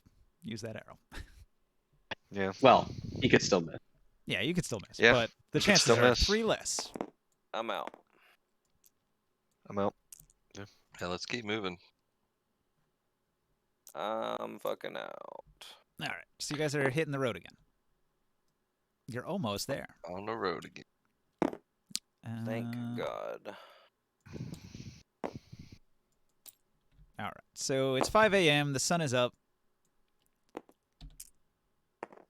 I'm going to take a short rest in my cart while it's being pulled and recover a hit die of HP. The weather I is healed you to. Never fair, mind. lightly snowy. Oh, if you did that, then never mind. I told you Yeah, I not to didn't know waste a if spell you. slot. Yeah, but I didn't know if we'd have a chance for sure to rest before something else happens. So Well, what is that? A D8 plus what? you're just full health. I used Oh, 8 cool. points to lay on hands. Did you guys want to stop and rest before moving on? No, I was gonna sleep in my carriage for 30 minutes and recover a hit die, but he healed me. He lay on hands me, so I'm fine. All right, so let me check the charts here. I'll scout again though, because I don't learn lessons apparently. Oh yeah, 19. All right, Barker, you sneak ahead. You find a grove of trees overgrown with thorn bushes. It's got deer trails. It's probably going to require some bushwhacking if somebody wants to make the strength check when they get over here. But before that happens,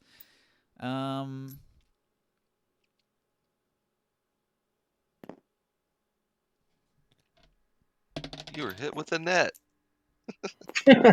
oh boy, what's your AC, Barker? 15. 15. God. All right, Barker. While traveling and sneaking, you fall into a gopher hole, Awesome. twisting your ankle for 5 damage. When he just fall in it with his scythe, There was a trap. comes there. back out on the Yeah, back yeah, riding really a so. golfer. Barker. After Yes. walking into a animal trap, you discover a totem posted here warning a curse on trespassers. It's a Knollish totem. Maybe that tribe that you defeated had marked its territory or something. It seems to discourage travel in this direction, but yeah, nobody's going to pay attention to that, right?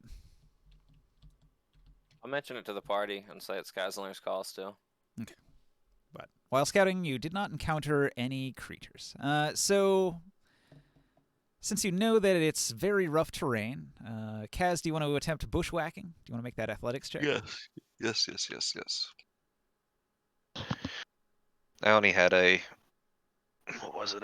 Man, my rolls, dude. I'm 13. 13. I'm the unluckiest person in the entire planet. Your bushwhacking I rolled an was 8. incredibly difficult and arduous. Oh no, that and was it takes that wasn't Kaz. That was me for scouting or tracking. Tracking? All right. No, I rolled an 8. Sorry. So 8's still not good enough. So it's going to take Yep. extra time to hack through here. And then tracking, you don't see any tracks in the area. All right, so it's 6 a.m. Do you want to go here or here? The line's kind of either way. North or south? Kazanlir. Kazanlir, it's up to you, but I say we try and get back to the Knolls. Let's make a, or not Knolls, ghouls. That's where we're North or headed. what? So the line could be in either of these hexes. So just pick if you're bearing to the left or to the right. Right is right. Okay, so you go into this square next. There's an especially large old tree here, which would make an excellent spot to climb and get a good view if you wanted to. A couple of 10-foot lengths of very old rope hang from the branches. A few bones are in the dirt around the tree. There's Makes people a hang ring here. of bright mushrooms surrounding the tree, and you can hear the sounds of buzzing. 25 scouting. Okay, you scout ahead. You can see that this entire area is covered in flowers. The flowers are all heavily pollinated. I feel like there are bees or such in this area. Not fun. Let's keep going. Where do you scout? Around as far away from that tree as I can. You avoid the tree. All right. You do not I don't detect like- any enemies, but you do hear the buzzing sound. It seems ominous with the circle of mushrooms and all the pollinated flowers. It seems like there's a large hive of insects here, and I know that can be dangerous in its own right. I suggest we continue without making too much delay in this area. All right, so you get your friends and you hastily move on. The insect swarm does not attack. They're not aggressive unless you go towards the tree. So, encounter averted. All right, so Yay. you're now in the area. So this is a sort of like a search area. So now you have options. Do you want to go straight into the middle, or do you want to, skirt around the edge of the area that you're searching? We should probably Hubert this shit. What Yeah, does that I'll mean? look at Abfirth and Defen and ask if they, and Morcan possibly, if they feel comfortable kind of stealthily scouting the perimeter here. So you All came right. here That's with Orina? Is that his name? Orina? Edinwell Orina, the Mason, and he'll tell you that his village is ahead here, and that the ghouls have been roaming around his village. So he'll tell you that his village is here, and the ghouls could be anywhere in this area. So, Can we resupply in his village? probably, if you need supplies.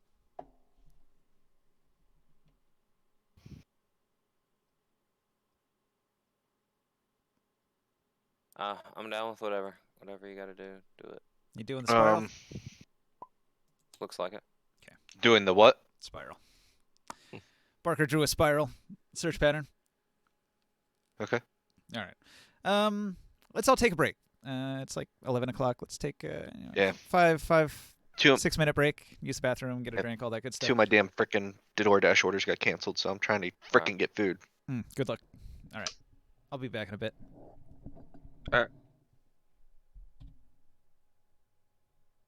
How are you changing colors? Color wheel on the left. Or the right. Reminds me of that. You guys seen that South Park episode about NASCAR? What? I'm gonna turn left sometimes. There's a little circle that says, it's got the color of the thing in it right beside the trash can. When you click the draw tool. When you click the Oh. pin.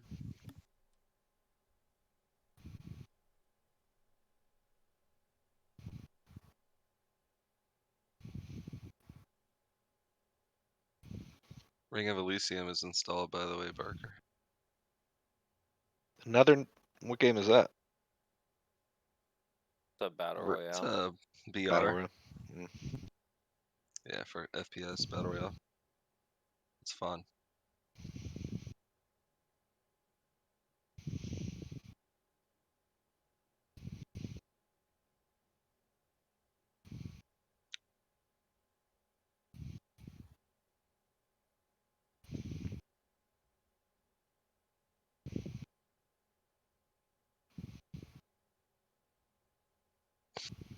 Do you like my drawing of a bowling ball?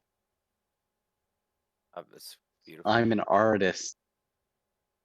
I'm an erder. Ermergerd, Ermenerders.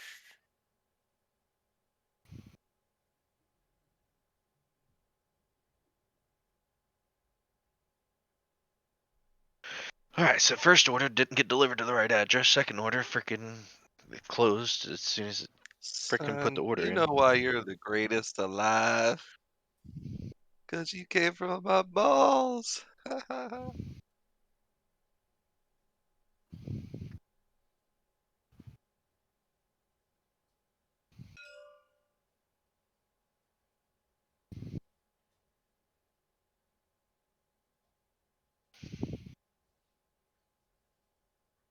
Let's see if this one actually goes through. So no Barker. He got his headset on.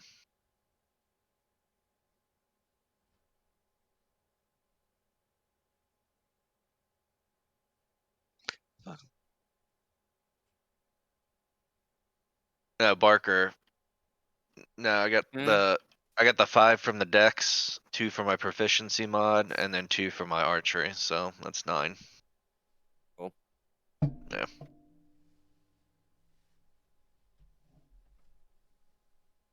Now I've been getting shit rolls, but they've all been on my What the fuck, Nick? fucking. They've all been on my survival checks. They haven't been on my hit checks. That's a shame. I mean, Yeah. that's lucky. I mean, Yeah.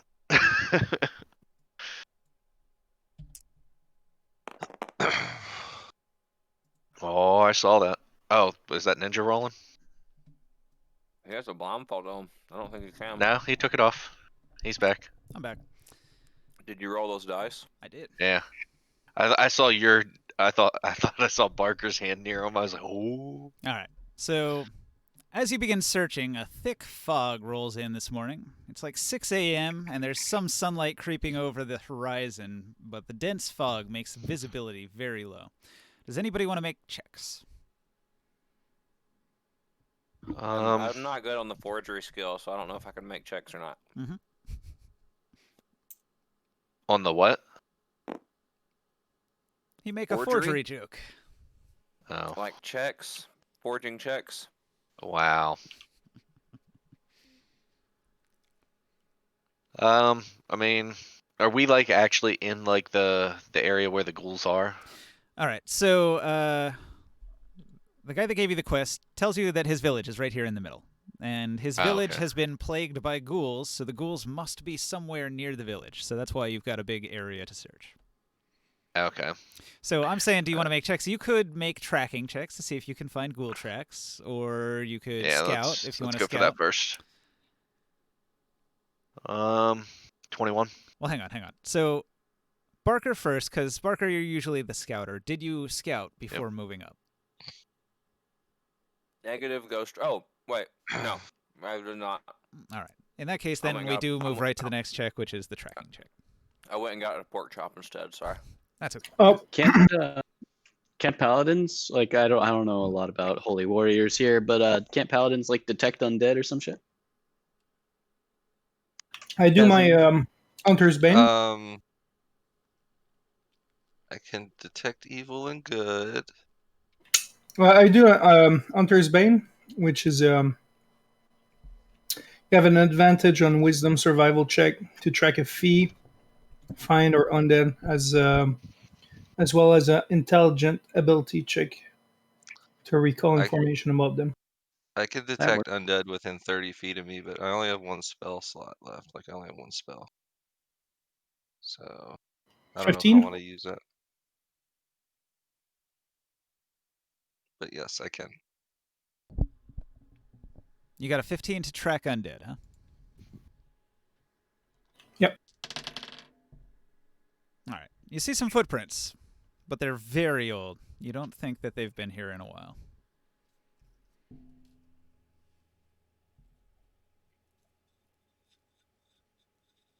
I do a intelligence check to ability to check recall information about them. Okay. Ghouls are undead. They have a paralytic attack. They feast on the dead, the flesh of the dead. They're stronger undead than skeletons and zombies. These are all things you would know. So I point out to Defin and Efford, come over here and take a look. I found You'd be aware that undead usually cannot be poisoned. but you don't know of any vulnerabilities. I found traces of the ghouls and maybe the direction they've been heading out towards. Maybe you guys can use that to keep on tracking them. And they are fresh enough, so they probably haven't been here. Maybe they were here last night.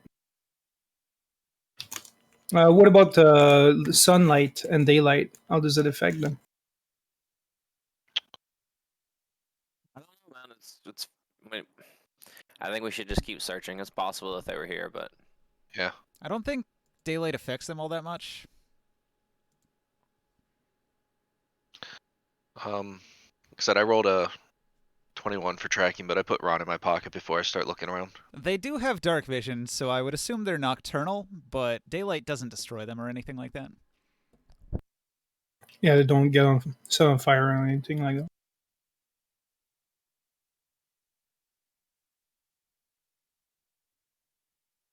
But being that we are here, I would tell everybody in the group that we need to keep them far away from us. We have been warned that one bite from them will make you extremely vulnerable to becoming one of them. We need to be extremely careful. And do not venture out on your own if you can help it, unless you're sure that you can be very sneaky. I kind of look at Absforth, but I know that you're pretty good, Absforth. So just be careful and let us know if you are going to be leaving us. That's all I would ask. Be careful. Well, Ford, since you've been taking a lot of the front of the group here, I'll give you this. I'll give you the flask of holy water, Aye, good and to have. that might help you with these creatures. If we can't set them on fire, you might want to use that on them. Do you have a bow of any sort, Absworth? mm-hmm. I also hand you two of the bomb arrows. Cool. Thank you. Yeah. So why? Just because I'm scouting, y'all are giving me all this stuff? Just because we know that you happen to sometimes go off on your own, and we don't want you to like.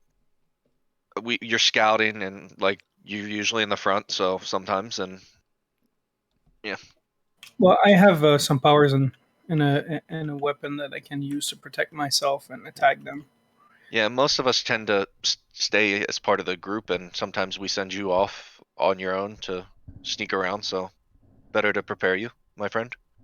Anything else you want to give me then? In that case. Oh, Like so that we're the belt? ones that sent him off now? He doesn't do it on his own? Yeah, like that belt that I made that got made special. Hey, to you fit gave it to halflings? me, man. So I'm gonna give you something as well. I mean, it's only fair. Yeah, well, help to be out here at night, with a night vision belt. That'd be pretty cool. You gave it to me, my friend. I'm not saying give it to me. Can I use it? If you want, if you're asking for it, then yes. Here, and I hand it to you. Excellent. Yeah. Thank you. And in 2 hours, it'll be helpful. That's right. Got to plan ahead, buddy. Yeah. If he's asking for it, that's another. Yeah. Halfling luck.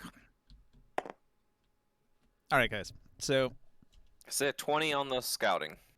a 20 on the scouting. You scout ahead to the next space.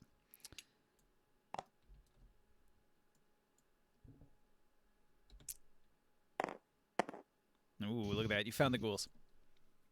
Excellent.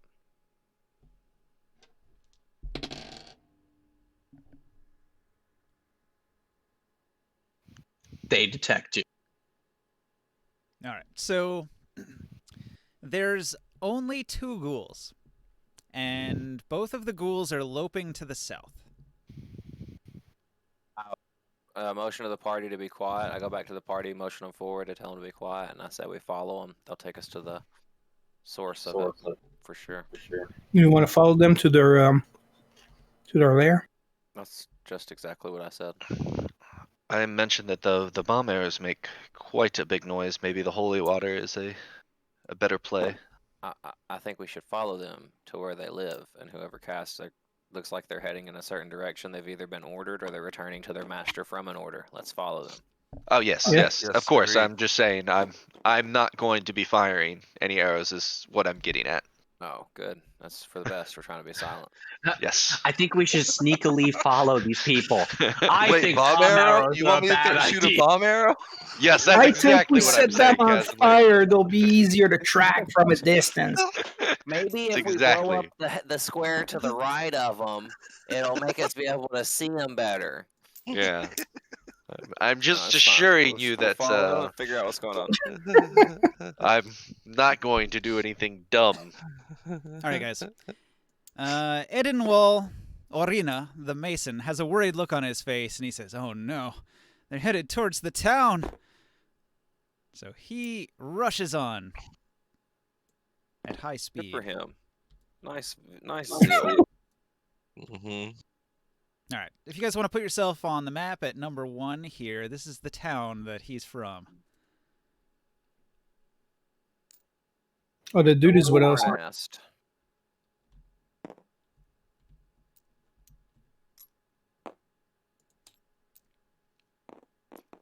Would a person from here be called a Parnastian or a Parnastite? I'm using a map from one of the adventures, like the official adventures. This town isn't actually called Parnast, but in that adventure it was. So just ignore that I think part. it's a Parnastian, but in that case. Yeah, I mean, that would be funny. And I think it would be Parnastitite. Parnastitite. Parnastician. That's possible. I think that's a person who studies Parnastites. Yes. What about Parnstachios? Delicious. I love Parnstachios. They're Me good. too.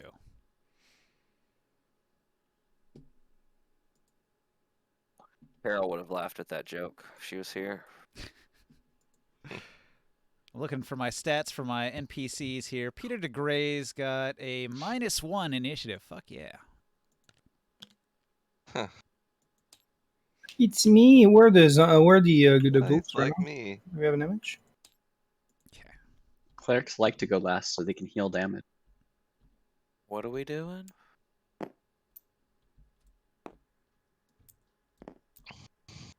I rolled stealth. Hide. Can I start off stealth, or do I have to wait till my turn? I was sneaking just then. Where are the ghouls? There they are. Okay. All right, guys. So you were following the ghouls, and the ghouls come to town here, and both of them go inside this building.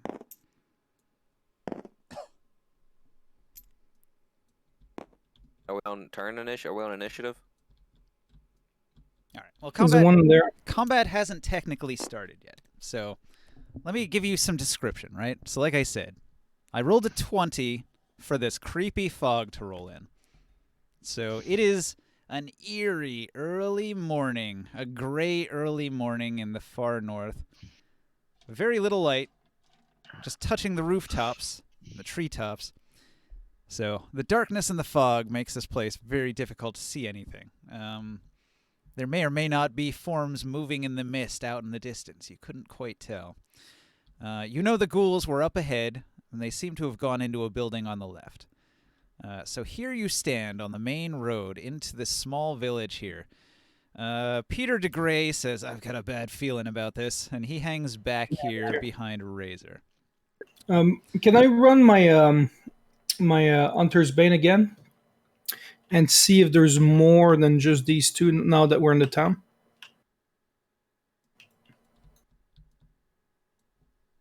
30 feet, you said, right? 17. You can only sense undead 17 feet away? No. That's my roll. It's like it's a survival check to track fees. So I guess it's like if I was tracking something else, like an animal or whatever. Well, I already told you they went in the building. What more do you want? Oh no, I want to see if there's more, like more than just these two. Since we're in the city right now. Definitely. Like, is there sign of like 10 other ones, or? There are many footprints in the road. And they're all from hundreds? I don't know how you'd really tell. I mean, probably. It's a Well, muddy road. it's to track fae, fiends, or undeads. Yeah. That's what I can Yeah, detect. so Fae includes elves. You're pretty sure there's some undead here. Okay. More so than I pretty sure there's more than 2 undead here. yeah, I said, Peter, I think you're right because I am detecting a lot of traces from many other possible undead around here. Anybody here in this group have been in this town before? Yes. This guy right here, he's from this town. Oh, ended well. This building that the two ghouls went in. Do you know what that is? He'll tell you that that is the main church building. Is there a basement to this building? Yeah, there's a cellar to the church. And how long have you been gone now from the village? He left the village 8 days ago, I want to say. No, wait. 11, because Forgotten Realms has 10 days to a week, and you guys took a week of downtime, so it would have to be 11 days. What are the chances that a lot of people here have been transformed? Uh-oh. Have all the villagers been turned into ghouls? That could be a problem. Mm-hmm. Ask him how many villagers were there when he left. He says that the village here has 1 family per house. 1, 2, 3, 4, 5, 6, 7, 8, 9, 10, 11, 12, 13, 14, 15, 16, 17, 18, 19, 20. So I'd say 80 to 100 people live here. Jesus. Not enough holy water. I You guys don't have enough bomb arrows. Before we go to that church, you guys want to maybe inspect some of the smaller houses here and see if there's still people in there? Or I think that's a good bet. we don't need to go too far in. Like, we don't know what's ahead of us. Yeah. Who'd we So, lose? are there windows like to this building here? Yeah. Next to me? Yeah, most buildings will have windows, but this building's windows are all shuttered. They have like storm windows. So the wooden shutters are closed and barred from the inside. So you can't see into the buildings through the windows. And the front door, is it locked? Like, I don't try to barge in or anything like that, just to test the door handle. The front door of this building is closed. If you test the door handle, it appears to be locked. There are scratches on the door. There might be villagers hiding in this house here. I'm gonna walk up to the door on this house and I'm gonna knock and I'm gonna say, hello, is anybody in there? There is no door to this house. When you say hello, is anybody in there, you hear a growl. I'm rolling initiative now. Nice. Oh, great. About time. So, bam. Inside this house, there are 2 additional ghouls. Nice. These ghouls Divide and are conquer. in the back of the village, or not the village, in the back of the small house. And they were feeding on the corpse of one of the villagers inside this house. So they're both in the back, crouched down over a body. You can't really see much, but whatever they're doing, it's not good.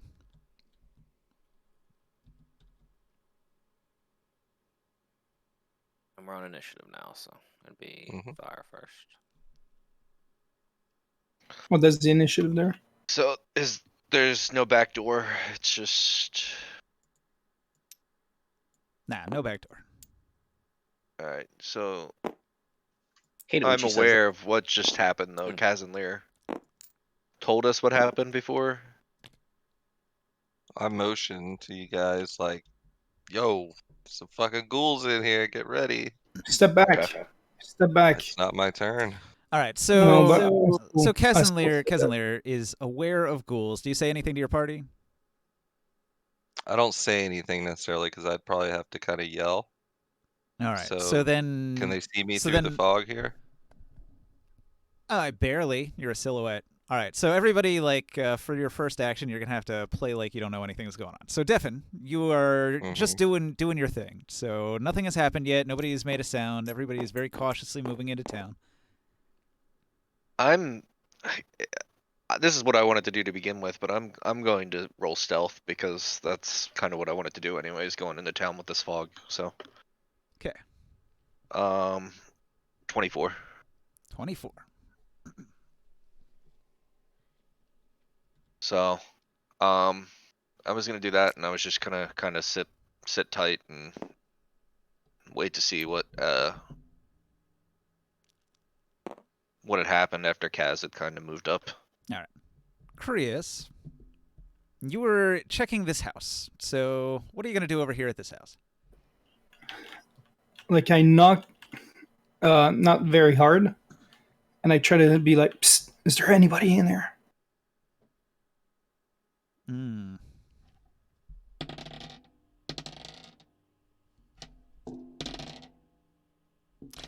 There's a villager inside the house that hears your whisper and rushes over to the door and whispers back, "Oh God, they're everywhere. Be careful." Ghouls? Undead. They're eating everyone. How many villagers are left in the village? They don't know. They've been hiding. How long have you been in your house?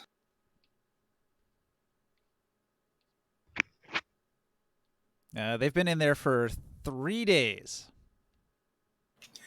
I say, are you able to fight if we need your help? No. They don't even open the door. Stay in there for now. But do you know, what about your neighbors? What is going on? They don't know a thing. They've been laying low and eating their supplies and trying not to be noticed. And so I murmur to Peter and Razor, there's some villagers in this house, but they're not going to come out. And they're saying that the ghouls are everywhere. So I pull my weapon and then I set my trigger my power. I get 2 for and then I'm standing there ready and just observing kind of this area and see what might be going on.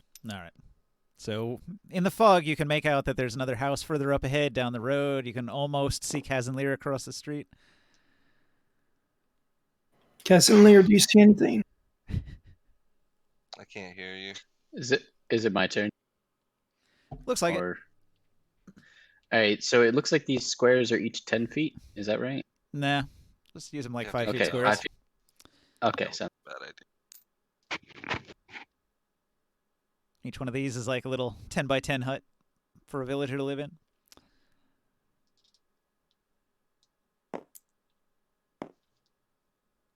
I come to peek in at what Kazanir is pointing at. All right. Well, if you're able There's to look ghouls inside the building, inside. there's 2 ghouls feeding on a corpse.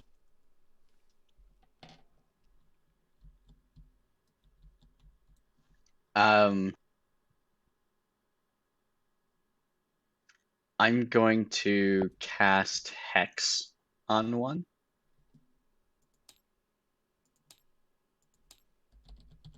Let's say that. And then I'd like to go attack it. Nice.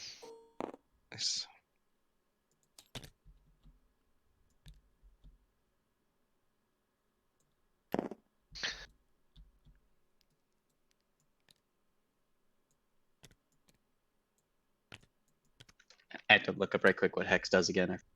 Been too long since I think it adds a D6.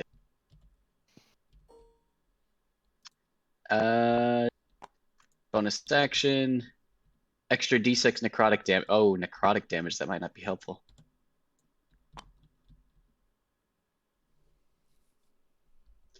Alright.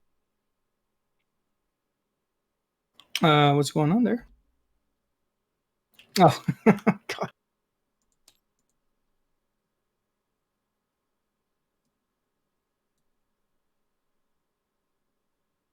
We're gonna have to burn down a church, guys.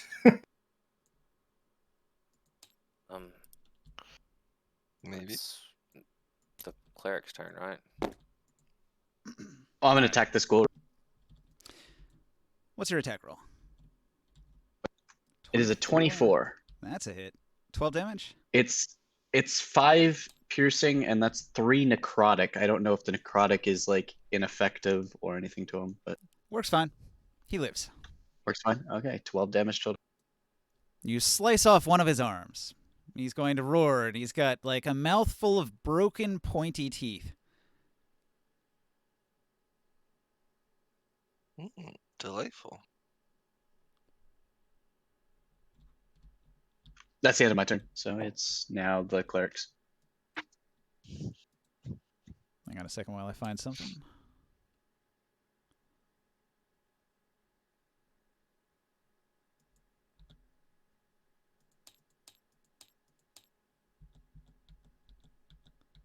Where is the figurine I need? Somewhere in here. Somewhere.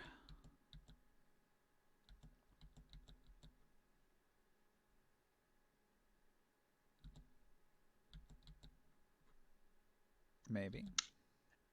It's actually 9 piercing damage, 3 necrotic, 12 total. I forgot to add my wisdom modifier. That's there.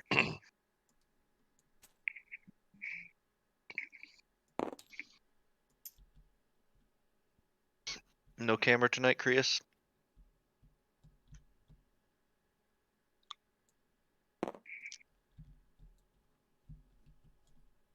All right. So, Edenwell Arena is a NPC, and he hides in these bushes over here for the entire battle. Peter DeGray, who is actually on the initiative, he's going to go over here. 5, 10, 15, 20, 25, 30. So he gets into the house, and he confronts this ghoul. And he says, "By Mistra, a ghoul." Can't believe there's ghouls in this building. You said there's ghouls in. In the village that we followed ghouls into.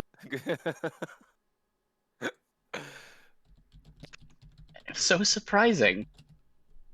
By Mistra, sacred flame. By Mistra, I guess that's his catchphrase. A flame-like radiance descends on creatures that you can see within range. Make a dex save. The ghoul tries to avoid it. He avoids it. What? Peter DeGray sighs and says, "These are faster enemies than I had anticipated." After DeGray, Kev, what do you do? I'm gonna go in here and I'm going to attack the school. This one right here. Sorry. So, be mindful of the sheets spaces. underneath. Yeah, I Are you can't really tell are you 'cause of the attacking with a house. sword? Oh, I see. Okay, so in there.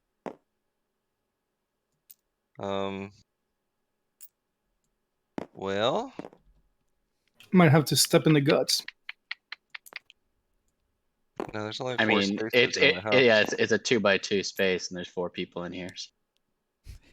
It's super Alright, weird because then- it's at a weird angle. Like, technically part of this square that he's in is in the house. Yeah, Inside yeah, I here? gotcha. Fucking diagonals. But yeah, you get it. He's in this square in this corner. Right, but so this square is open in the house? You could stand in that little corner right there. Oh yeah. Alright, that's what I'm doing. I'm gonna attack the ghoul, and sorry, just a second, my paper's underneath the board. Yeah, I guess technically this one over here is also in the house, if you're in the right corner of it. It forms a weird plus with an extra corner. Are you done, Kev? No, I'm I think it's attacking. sorry, I'm trying to get to my scroll. It's underneath the table.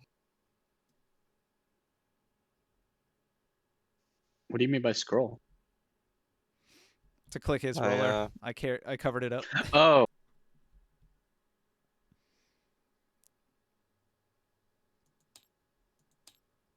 So I get, I think this is set up right. Yes, that is set up correctly. Whoa. 16 to hit for 5 damage. Oh, it's fine. I could get to my scroll. Oh,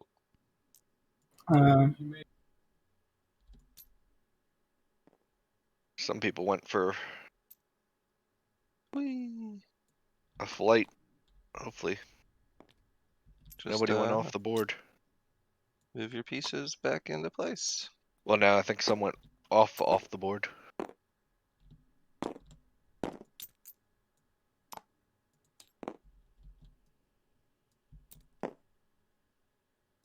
Well, that's a problem. They didn't follow. Shit. You can move the board, but the pieces stay where they were. I don't know where you were at, Absworth, but He was in the trees over here. no end. All right. So, Kef, you ran in. You attack. Kinda Yeah, like that. 16 to hit for 5 damage. 16 to hit on a ghoul is gonna hit. So, 5 damage to this one. It's first hit on it. It snarls and rage as you cave in half its face. Yeah. Use an axe or a sword. I use an axe. Barker, you hear the sounds of combat inside the house ahead of you. What do you do? I'm going to stealthily approach the doorway. And I will shoot an arrow at this zombie directly ahead of me. Ghoul, I should say. The ghoulies. I use one of my silvered arrows, just in case it does something different. And Kef is within 5 feet of him, correct? Yep. Yeah.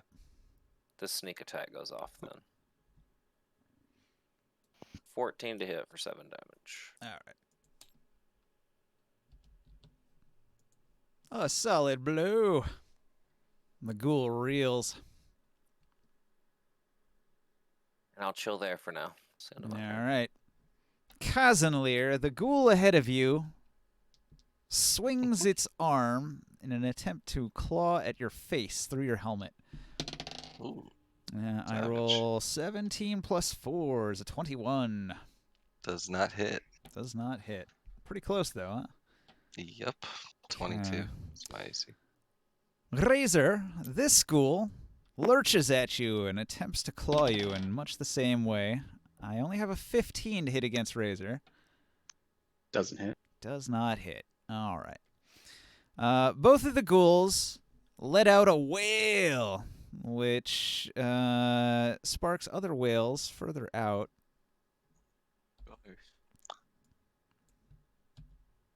There were ghouls in this house.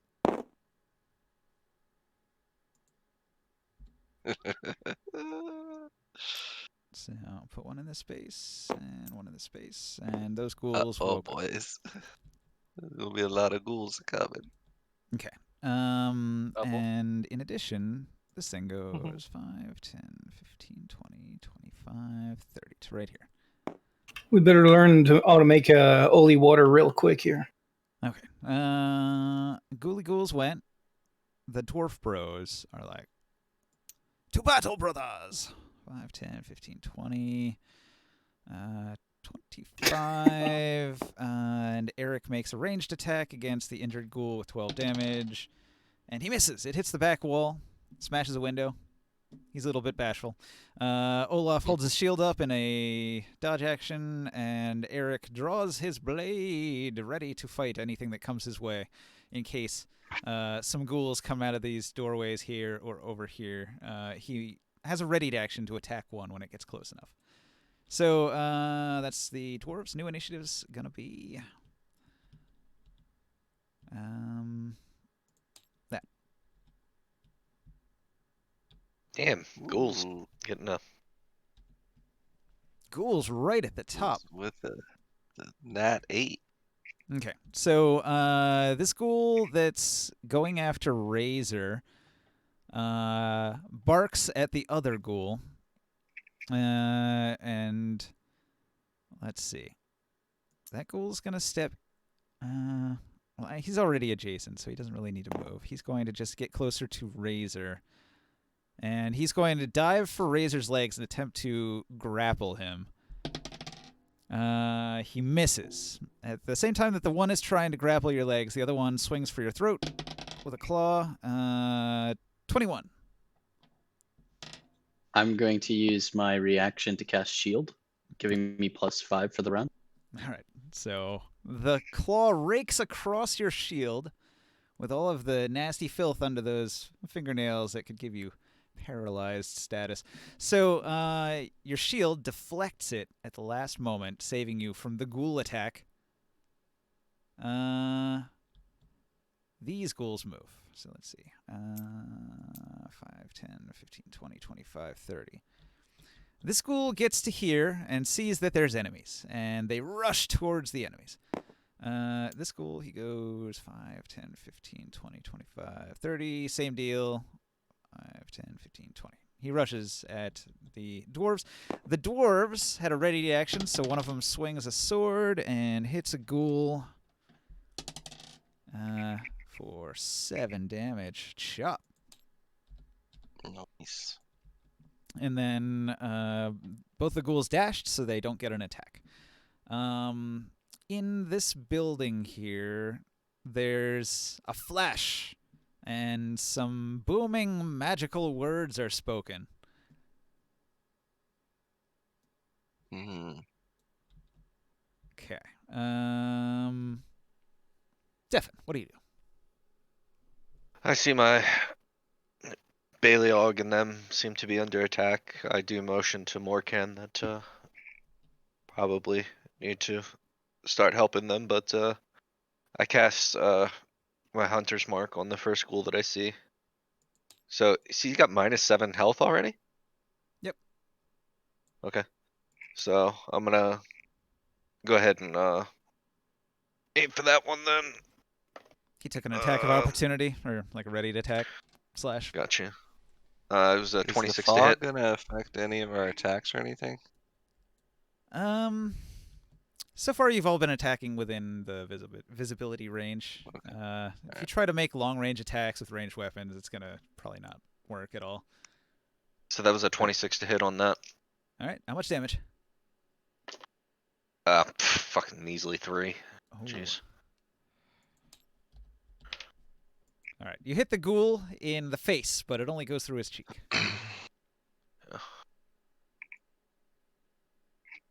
And then, Is it my- yeah, I don't have anything else, so that's it.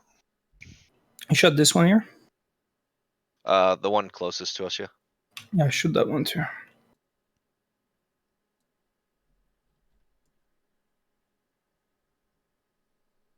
14, do I hit? You hit for 9 damage. Bam. 11, and it's 2 fire and 9 magical. Okay.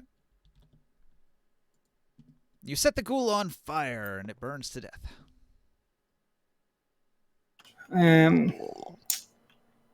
Okay, where are we at here?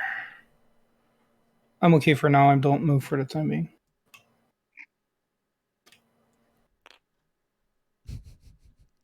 That might be overkill. Yeah. Now the church is on fire.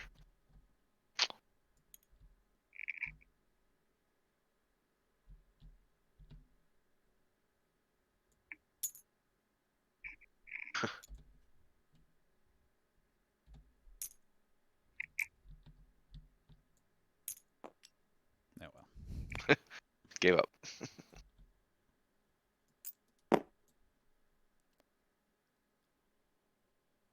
It would be the dwarf bros. Oh, yeah. I didn't notice. The dwarf bros are going to attack. So, let's see. Olaf is going to shove with all his might, which knocks the ghoul to the ground, and then Baleog is going to chop with advantage, which is good because my first roll was a 4. My second roll is a 14. Or no, not 14. What is that? That still hits. And he chops it. A good solid thwack with his sword. Hits it right in the head for max damage. He does 9 to this other ghoul. No, wait, 10. He's got +2 strength. Okay. So the one that can do a ranged attack shoots at this one inside the building. But it's going to get some extra AC because there's a lot of stuff in between here and there. So he attacks, but it just barely misses. So Peter DeGray jumps to the side and he's like, "Oh, don't hit me!" And the dwarves are like, "Sorry." All right. So after the dwarf bros, Barker, what do you do? I'm going to turn around. I'm going to pull out my whip and slap this little hoe. Crack that whip.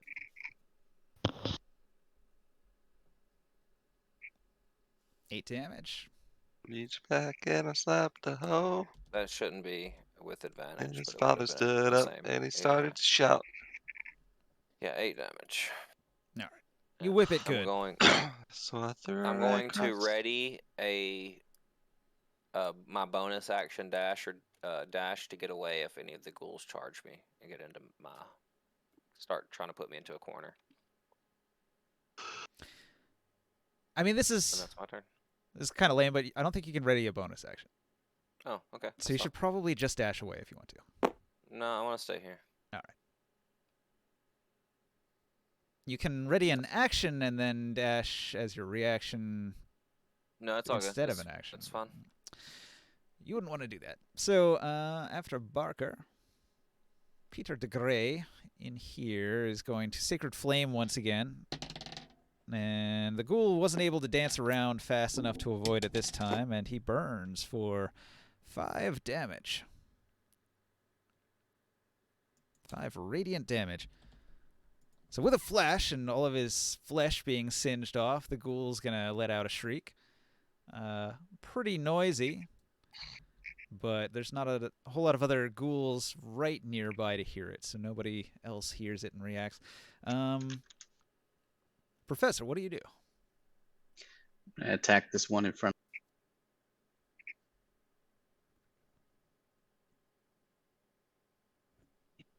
Does a 15 hit? It sure does.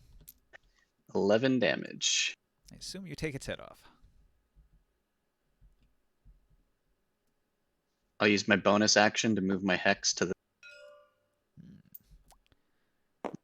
turn towards it, kind of like point my spear at it. You're next. Kef. I attacked the ghoul. Who could have guessed? Surprise, surprise. All right, so 22 to hit for 11 damage. feel free to describe how you finish it off. I'll roll a new initiative. Slice my axe with an uppercut motion and split him all the way up the middle. Just split him in half. Gory. Mm-hmm.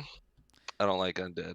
Meanwhile, outside in the fog, definitely Screwed sees that the dwarves are in a battle with another ghoul there. What do you do?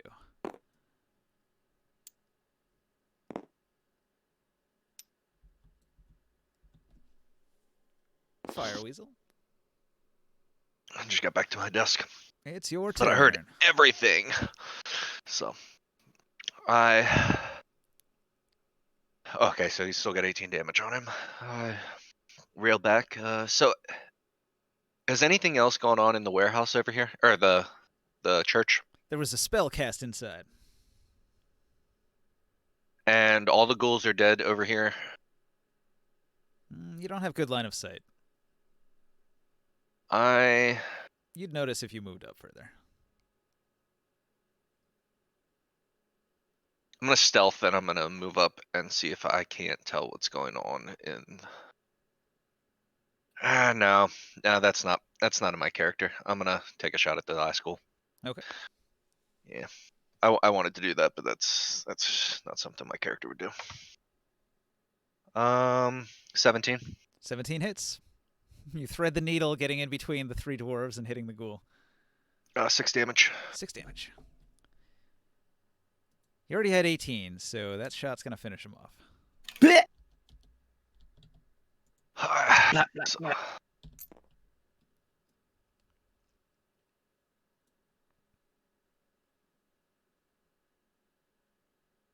still got movement if you want to Are move you up. Borker, or you're done? I am gonna move up though. 5, 10, 15. What, I got 15 movement? If you're sneaking, yes. Yeah, I'm definitely sneaking.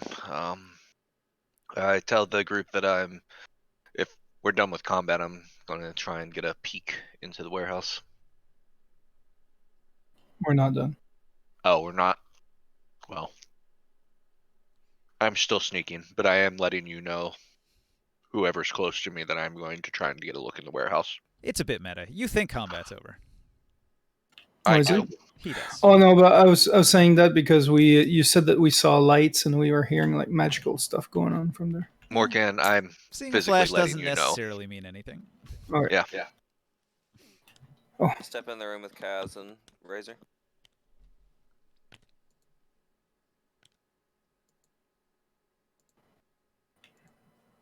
I kind of inspect this ghoul corpse.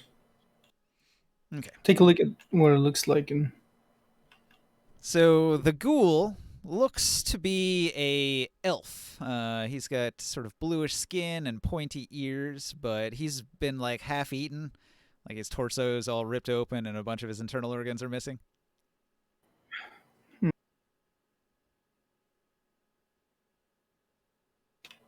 is it just falling apart, or is it still like kind of holding itself on its own? After combat, yeah, it's just chopped apart. Got cut in Do half they by have- Kazanlir's axe, I think.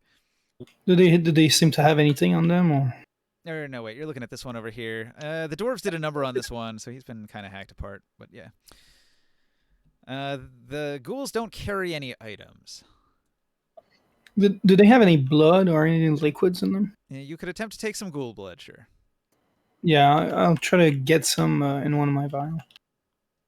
But I'm really careful not to cut myself or anything like that. The things you can collect from a ghoul would be like ghoul flesh or ghoul blood, or just Yeah, I grab some sample about. organs or bones, stuff like that. Yeah, I try not to like play with the teeth or bones and stuff that would cut me. I don't need to get injured with that, but I collect some parts.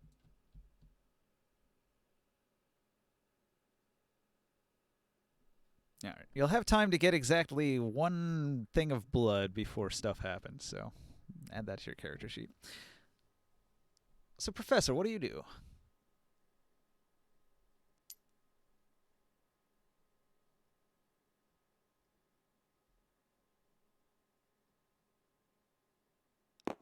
As you approach the front of the church, you can see through the open doors that there's two ghouls that are standing before a man in a cloak, a dark robe. The man is waving his arms in the air in some sort of somatic movements. I'm gonna use my bonus action to reapply Hex to, and then I'm gonna hold. Actually, isn't there an action where I can go like defensive stance to get like extra AC or something? You can take the dodge action. Enemies have disadvantage to attack you. Yeah, I'll take the dodge action for my action, and I'm just gonna stand here.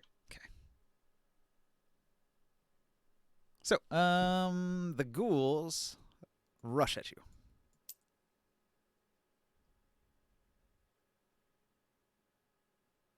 Okay, so from here and here, two ghoul attacks. With disadvantage. The first one with disadvantage gets 19 or 11. 11 plus his attack bonus, 4 is a 15. Does not hit. Does not hit. The other one with disadvantage rolls 18 or 8. The 8 misses. Correct. The hateful Virago points a finger at you, and a thin beam of black crackling energy shoots out at you with disadvantage to hit. It misses and hits the building behind you with a scorching hiss and sizzle. Then the hateful Virago will say,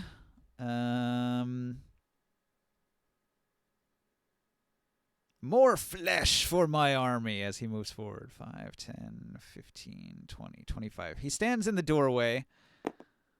He's a enormous man. Simply massive, like 7 feet tall, with really, really long arms and like a hunched back. He seems somewhat deformed and covered in fungus, and he wears a skull helmet.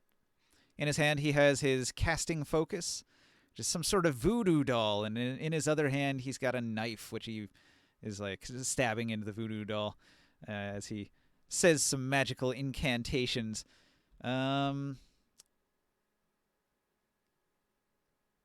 Peter de Grey is going to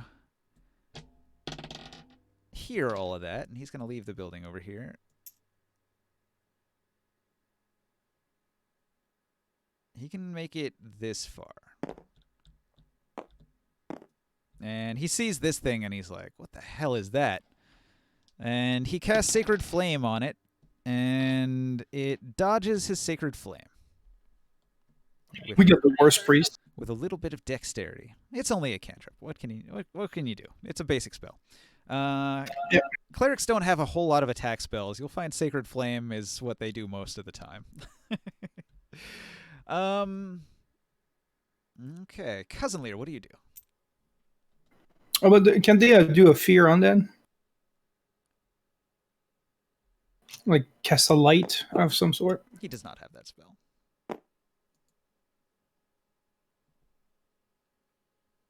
I mean, he has light, but that's not going to do anything. He has Spare the Dying. He has Cure Wounds. He has Bless. Do you guys want Bless? That's always good, but maybe So not. Next turn. I moved up here and tried to, surprise, surprise, attack this ghoul. And I rolled a 7. 7. All right. The ghoul dodges your attack. They're a little fast. These are some fast zombies. That's it. All right. After Kaz, the Dwarf Bros are going to yell a battle cry. Eric launches a shot at the ghoul in front of Kaz, and it looks like he just barely is going to hit. So he does 4 damage to this one.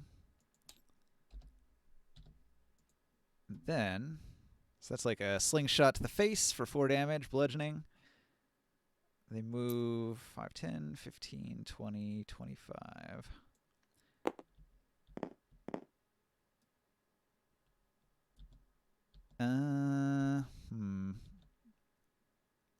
They're going to do the thing they did before, dodge action, ready to action. And then, new initiative.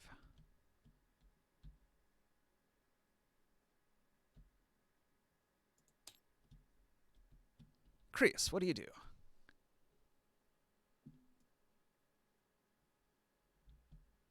I'm gonna attack the wounded one. Maybe try to put it down.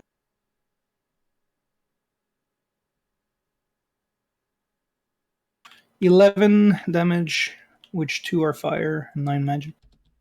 Okay. A solid shot. The ghoul reels back in recoiling in pain as it's a little bit stunned. Do you want to move or do anything else? No, I'm in a good spot right now. You're kind of like in the middle of 4 squares, so try to pick one to be in. Barker, what do you do? I will continue and try to help the party. You mean you're not going to loot all those bodies and loot the house and run away? Not with everybody here that can see me, no. I'm gonna shoot the ghoul if he's still alive, yeah? Yeah.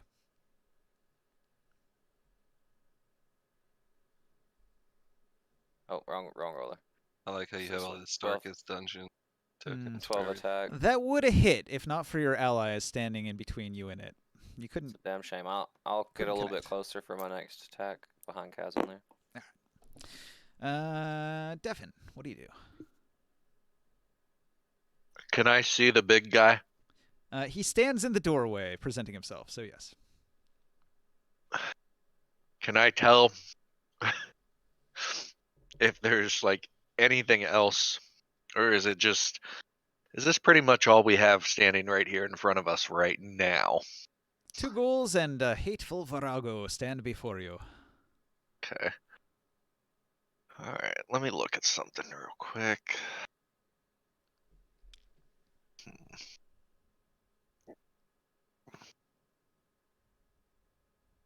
Um, 10-foot radius. What is he? He is a large humanoid. He's a humanoid.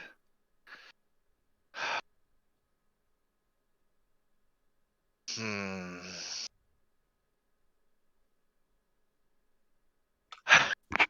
I want to do something so bad. God, I want to do it. I'm doing it. Bomb arrow to the face, boys. Let's go on at Virago. It'll hit all of them. It's got Yep. the radius to hit both ghouls as well. Yeah, and our guys are back far enough, so. 14. All right, 14 to hit the hateful Virago. That hits. For 4 damage initially. All right. And then the additional is 8. And a 10-foot radius.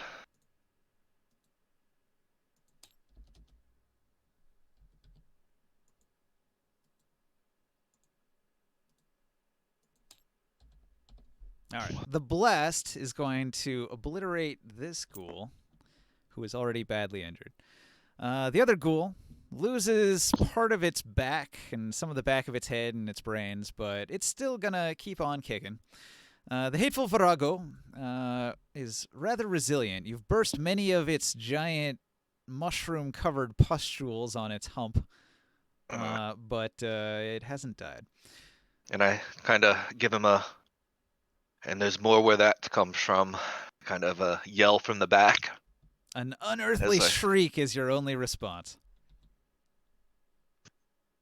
He's been like shouting and saying things, right? Maybe, possibly.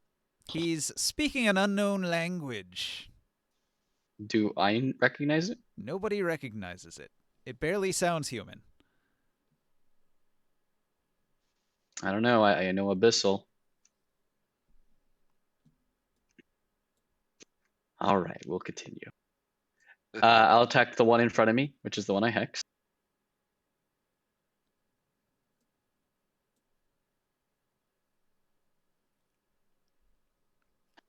Does a 17 hit? Yep. 11 damage. Ooh, not quite enough to take it down, but enough to seriously injure it.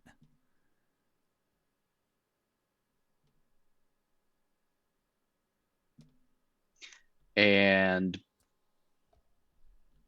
do you think this is the big bad? I guess we can't talk here. Baliog says, he Yeah, looks pretty big to me. Okay, I'll go ahead and use my bonus action to put my my curse on this. Curse. That just means I get to add my proficiency bonus to damage against him. I crit on a 19, and when he dies, I get healed. Mm. The hateful yeah, end of my Virago points at Razor. 2 can play at that game. Razor, make a DC 17 wisdom save.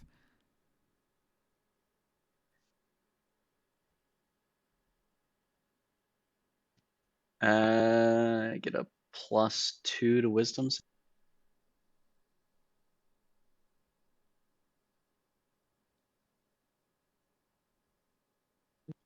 I failed. All right. Right now, with your spear, make 1 melee attack against the dwarves.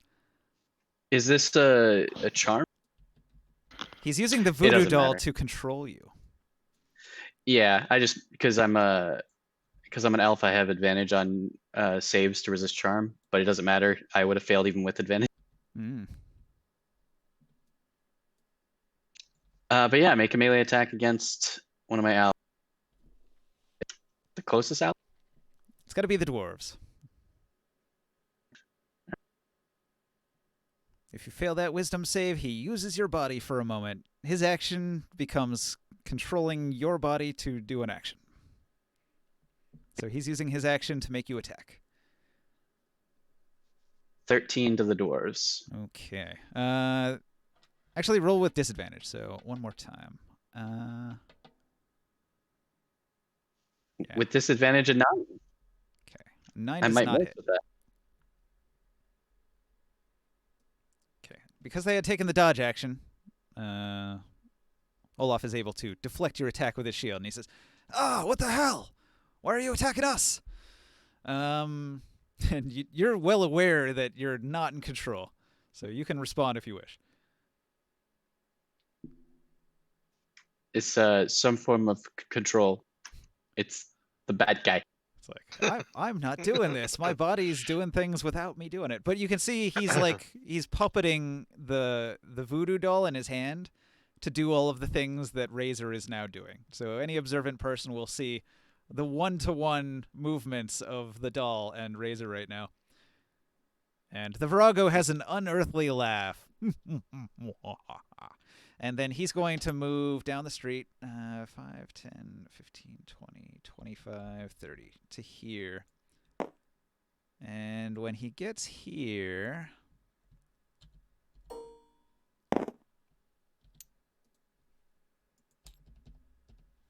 he shrieks, and there were a couple of ghouls, maybe more than a couple, that were in this building here. I would assume there was more than a couple. Okay. So all of these ghouls have been alerted, but they don't go yet because they're still eating a body this turn. After the ghouls, Peter de Grey. He's a little bit concerned about what Razor is doing to the dwarves here.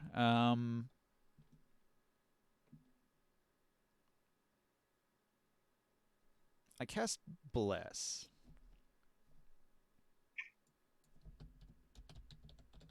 I believe at first level you get to choose 3 targets. Yeah, I'm looking it up right now. I think you're right. This thing is fleeing. He's going to target himself, Kazanlir, and the shield dwarf Olaf. So, whenever a target makes an attack roll or saving throw before the spell ends, the target can roll a d4 and add the number rolled to the attack roll or saving throw. So, Kazanlir, himself, and the dwarves all get that extra d4. Attack rolls and saves. Thanks, pizza. After casting his Bless spell, he's going to move here in the doorway behind the ghoul, freeing up some space for others to get in there, but not provoking an attack of opportunity. The dwarf bros, they're going to move diagonally. They're going to continue to warily defend against the ghoul and Razor. The one with the sword attacks the ghoul. Wow, he missed. All right. And the one with a ranged weapon, Baleog. is going to take a shot at the Virago. He hits the Virago for 5 damage, chipping off a chunk of its skull mask, revealing a little bit of the face underneath. That's my boy Baleog. What do you do? Let's see.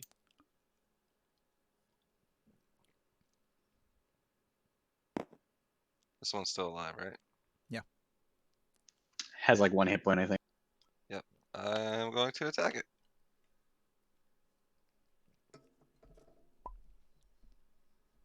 $13 to hit.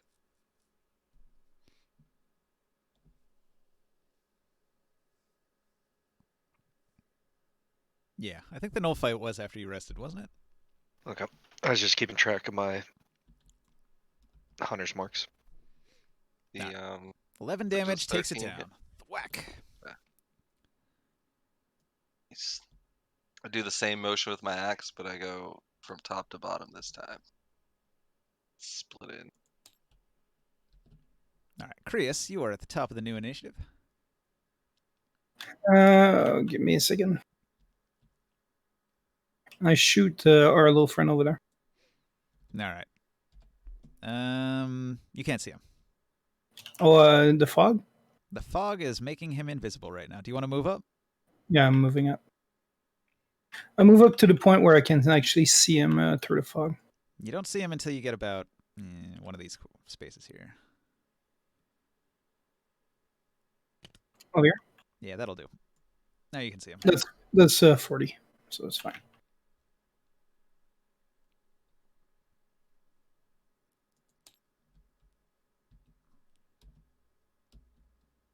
Is that your attack roll? 27? Shit. Yeah. 7. Firing them in magic. Yeah, he's all bark and no bite though. 1 damage. He rolled a 1 on the d6. Yeah. He's got his +4 though. It's 7 damage. All right.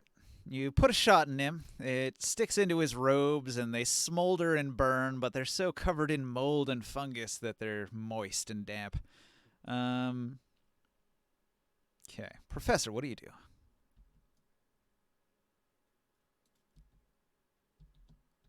You seem to have regained control of your body for the moment.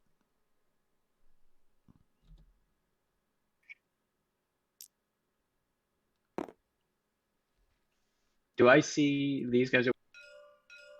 Nah, they're inside a building. Alright. I'm going to attack Virago. Flushing these ghouls like rats. Indeed. I use... How many arrows... How many rounds has this been? 3? 3, and then we had the other fight earlier. Okay. I'll take away 7 arrows. I'm not exactly sure anymore. I forgot to keep track on that. Does a 24 hit? 24 hits. 14 damage. Damn. Heavy hit. He has my curse on him, that's why. All right. You cut him down. Shit. Damn. Did not expect that. Wait, he's dead? How do you want to do this? I don't trust that he's dead. Yeah, I'm thinking the same thing. Poke him. Can I still have a... no, I'm done. That's it. That's all I can do. All right. So, the Virago was shrieking and calling ghouls. So, these ghouls here, they're going to move up. So, 5, 10, 15, 20, 25, 30. They get about that far with a single move.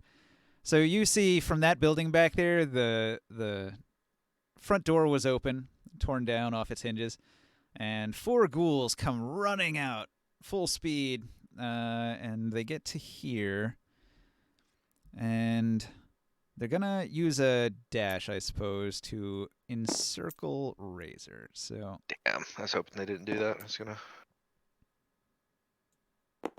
Use the bomb arrow? Yeah, imagine. But another thing happens. So I'm gonna try to... the mayor's house in the center of town here. Somebody comes out of the mayor's house. It's another one of these guys. He's already dead. No, there's more than one.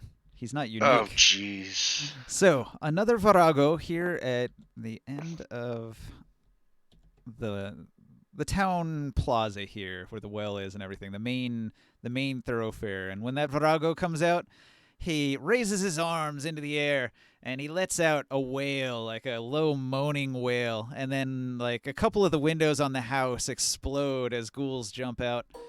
One jumps out here, one jumps out here. A couple of ghouls come out of this building over here to the sound of his cry. And I just feel like now it's Parker's turn. It's starting to look like walking I feel like down that there. means that there's like a bigger mob, like boss mob now. I'm gonna step into this building and check out what's in here. Okay. So you step into the church. The church is full of church pews. The front doors of the church are badly damaged. And you can see that in amongst the pews, there's just like the gory remains of a few people that were trying to hide out in the church here that got gobbled up. That's not optimal. Is it laid out like this? Like I wouldn't be able to. There's too much shit in here for me to see. Like if there's a trapdoor in the floor, actually. Yeah, just imagine like every other square, there's a pew. I'll step back out and use my other action to move up here. And there's a little dais at the one end. Oh, I didn't notice these three guys. Actually, I'm not going to do the second move. I'm going to stay here and shoot at this guy right here. I've got these things. So there is this thing, which is against the wall here, just covered in candles. And then this thing is in the front. This is like the altar slash thing that the priest would stand at to talk to all his parishioners. And then there's a cellar door, which goes down into the cellar over here. I didn't notice these guys were this close. I'm going to shoot this guy instead of doing any of that.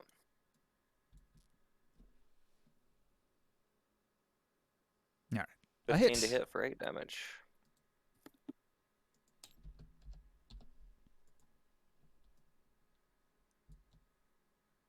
All right. Wounded 1 ghoul. And then, Devin, what do you do? I'm going to take a step up. How close would I have to be to see them? You want to be within 7, so you can see this far right now. I'll probably jump up to right about here then, so I can see all of them. I'm gonna take a shot at the closest one though. That is 17 to hit. Solid hit. How much? 4. Minimal damage. Yeah, just a regular arrow. You shoot him in the buttocks with an arrow. He barely notices. It's something. It's all I can do right now. I don't have holy water or anything fancy, and my poor friend Razor's within 10 feet, so no bomb arrow for me. All right. The dwarves are going to yell charge, and all of them run forward at top speed, slamming into this ghoul here with all their might. They hit the ghoul so hard that he flies apart. And they end their That move surprised me. in this space, faced off with this ghoul here. That was like a group action. It eats up all of their turns, and then Peter de Grey, he's going to go 5, 10. And he notices that there's this ghoul right here at the corner of the building. Peter de Grey reaches down to his belt, and he's got a hefty mace hanging from his belt. He's going to swing it. Unfortunately, the ghoul's too quick and dodges away from the attack. That's pretty much all he's got. Damn it, So, Peter. Pita. No, you know what? He blessed himself. Let me see if that makes a difference. If I can keep the dice on my table. +3 does actually mean it hits. All right, cool. That was close. I'm glad I remembered he had bless. He cracks its skull for 4 damage. He's a cleric. What do you expect? Okay, so Nothing. he puts in some work, and it's Kev's turn. Casimir charges over here. And guess what Casimir does? Axe chop to the nuts. Can you... Ding, ding, ding, ding. But it misses because he already had no nuts. Oh, yeah, you got that D4? No, still not enough. Of course. Sad. All right. That's all Casimir does. Oh, look at that. Ghouls get to go first. Yay. Dude, you're just like unlucky with that roll there, man. Yep. I haven't rolled like less than a 20 all day. Yeah, I'm just That's unlucky, period. I had some good rolls against the gnolls, but I've been Well, I rolled 2 shitty rolls for my saving throw against being charmed. I almost used a spell on you for that, but just I only have one spell. I can't risk it. Figured, yeah. Nah, yeah, it was only a threat to the guy I was hitting. That didn't hurt me. What really hurt me is I used my big once per short rest spell on a guy that was not the big boss. That's really shitty. yeah. That's why I wasn't sure. I was like, this guy doesn't look super badass. Need some AOE attack in there. We do, but Lot of unfortunately, our moves. friend is Yeah. right in the middle of it. Oh, so- maybe if you hit that back one over there. So here's what happens this turn. So the ghouls at the top of the initiative. The boss Varago that came out of the mayor's house over here. He's pointing at the ghouls and orchestrating their movements, and he commands them all to charge. So from a variety of directions, ghouls come charging in, and so this alleyway here quickly fills with bodies. The ghouls forming a bit of a wall of undead, thrashing and fighting. None of them managed to attack this turn because they all had to dash. But the Varago has spells, so he's going to cast a spell.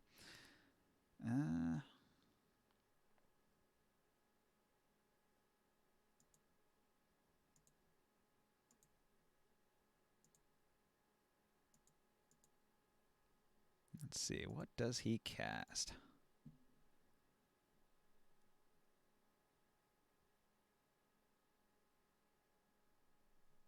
He's still within 10.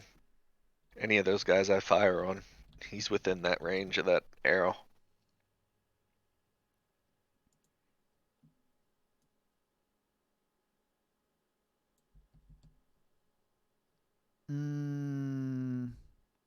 Razor, you're just getting all the targeting tonight. Razor, That's fine. I'm going to need Thanks. you to make a wisdom saving throw. Again. Is it a charm? It is necromancy. Bestow curse. Wisdom save. I wish it was blind because you're immune to it. Remember, It's a this is a save 13. you get an extra D4 on. I don't have bless. No, you didn't get the bless. Shit. 13's not enough. All right, so you get bestow curse. He reduces your. Let's see. Choose an ability score. Dexterity.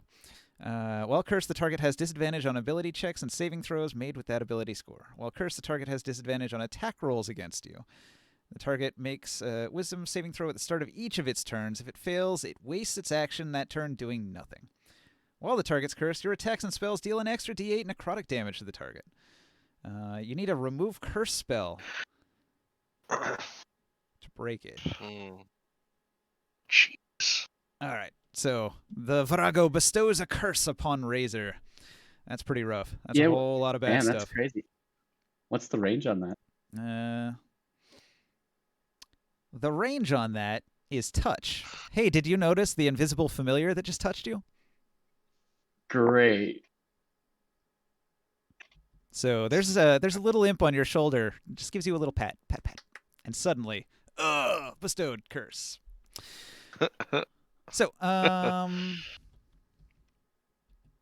but one thing about that is when you do something, invisibility ends. So you are now aware that there's a little imp that is sitting on your shoulder that wasn't there a moment ago.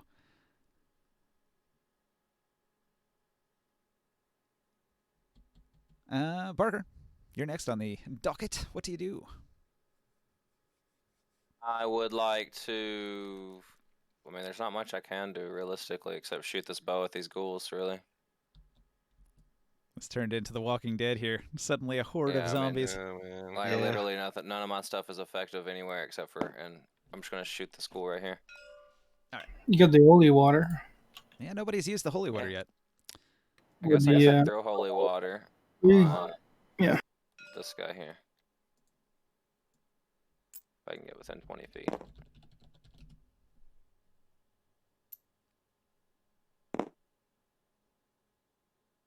Yeah, that's 20 feet. I'll throw it at that guy. All right.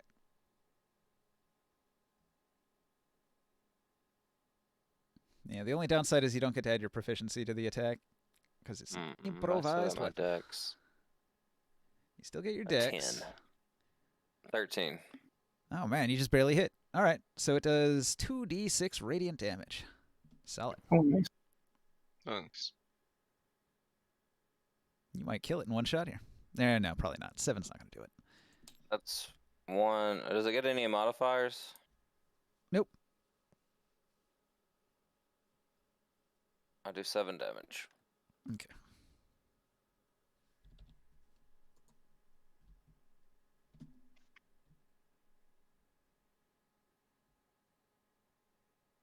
Get some use out of that holy water.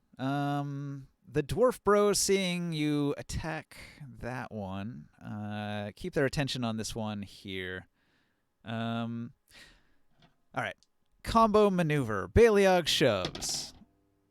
Success. Ghoul goes down. Or no, Olaf shoves with his shield. Ghoul goes down. Baliog attacks down with advantage. Oh, you attacked the one on the corner there? He's got plus D4. He gets a 12, just barely enough to hit. Just barely, even with every advantage. That's kind of shit.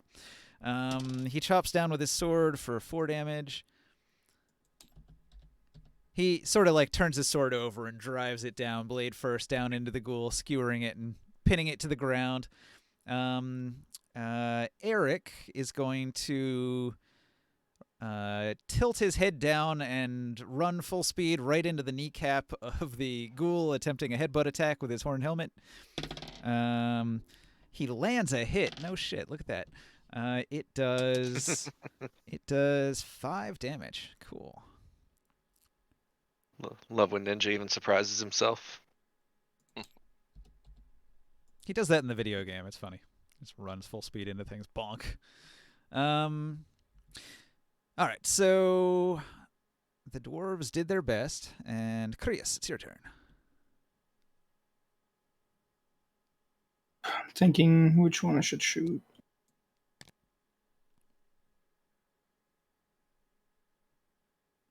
Actually, does Devin have that thing where he can stand in the space of an ally? Yes, I do. Yeah.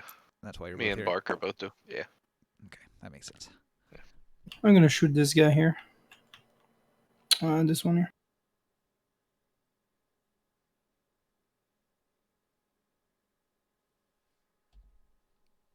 Which one? The one in the back? Give me a second. So 15 to hit. That's a hit. Not This one here. this one. All right. Yeah, and 7 damage and 2. Well, no, 8 damage and 2 of them are fire. Okay. So, just for everybody, I would recommend, like, to make the game better in general, try to make your attack rolls less like I roll a 5, I hit, I do 6 damage, and make it more like a sentence, like a descriptive sentence of what happens. Yeah. Okay. It just makes it better for everybody. That's true. Okay, so You boss mang. Yes, sir. So, is Razor within the 10-foot radius of this back guy back here? Mr. Ghoulie right here. if you shoot him, Yeah. 5'10", 5'10".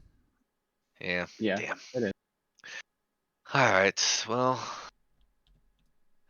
I look at Razor, I tell him if he can manage to disengage to try and pull back, but for now I wail back and I tell him that I can't do anything more than use standard arrows right now. Where the horde is getting overwhelming, but standard arrows will have to do for now. We can we might need to try and start taking shots on the bigger Met fellow if we can get him on him, but It's 10 I'm foot, gonna right? take. Yeah, it's 10 foot. Yeah. Okay, so if you can get it in this circle. Yeah, if you hit that guy there. So yeah, Razor would be. Well, Yeah. yeah, he'd get hit by it. So it's a bit risky of a shot, but so I If you say. hit the ground, oh, you would do a little bit of AoE damage, but you just miss like direct shot. I still give dex saves on those, right? Like fireball, save for half. If you're not directly hit. I mean, you gave the arrows to me, so I mean, you tell me. That's your call. I think that's how I'm doing it. So like the direct hit takes the full damage, but people within the 10 foot can get a dex save. All right, so then I make a call out to Razor and I tell him, I mean, you're in here. If I shoot this, it's got a shot at hitting 5 of these guys right now, maybe 6.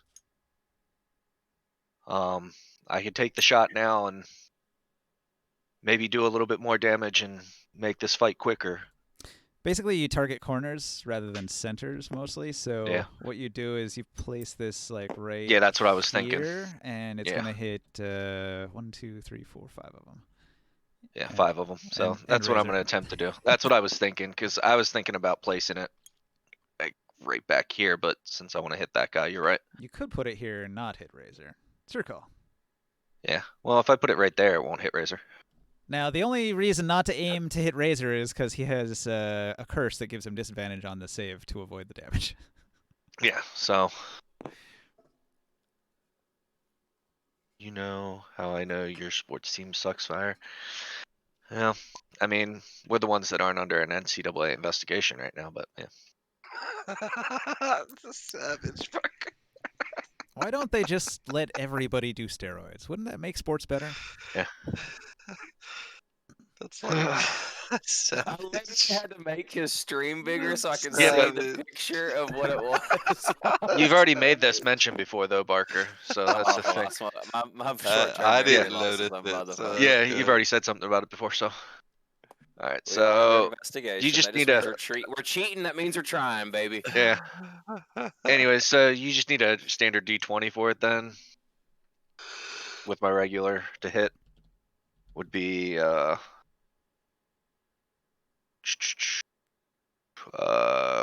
21, 21's a solid hit. Bam. and then it would just, since I'm just rolling not for the creature, it would just be the. Ooh, wow, that's a lot of damage actually. Oh. 12 plus 7, 19 damage total.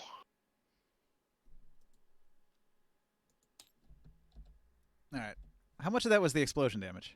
That's just the explosion damage.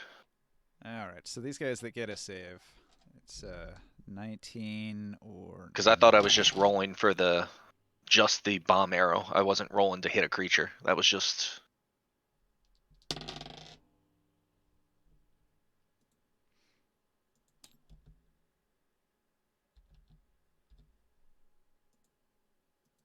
Because tell me if I'm playing that right. Because usually I'm rolling to hit a creature. I want to make sure that I'm rolling that right. I'm rolling just to explode an arrow, right? I wouldn't roll any damage other than the explosion. Okay, well, you got options. So usually targeting is corner based, so you can target the creature by targeting this corner of the square he stands in. Okay. Now, if you try to target the creature to do arrow damage and then explode, that's creature AC. If you try to target this square of open dirt, that's Okay. AC 5. So you still have to Well. roll to hit. I would have. I was just targeting the ground. I mean, that's. Okay, so if you just target Yeah. the ground, then that means everybody gets a save because nobody was directly hit. So I'm going to roll a Yeah. save just for the center one as well. He fails. So he takes. These first 3 in the middle here all take 19, and the ones that are a little bit further away take 9 damage from the explosion. Yeah. Boom! Boom. Nice shot. Yeah. Those are a lot like a firework, so there's a big sparking flash and a bit of a fireball. Well, that's not the first one that I fired off, so. Considerable damage. A lot of the ghoulies are scorched. And I kind of look back at Morkan and because he did mention it. I say, good suggestion, my friend. All right, so Razor, you were in that, or did you did it so it No, wouldn't hit him? You put it Yeah, here. I pushed it out, so he was. Yeah, I tried to push it out as far as possible. Okay, so you arranged it so he wouldn't have to take the save. Yeah. Cool. What are we on, Kev?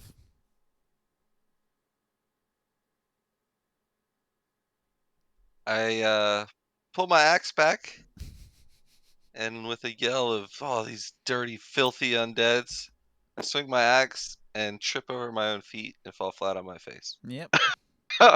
That's what I rolled too. You are now prone. Yep. Jeez. Really?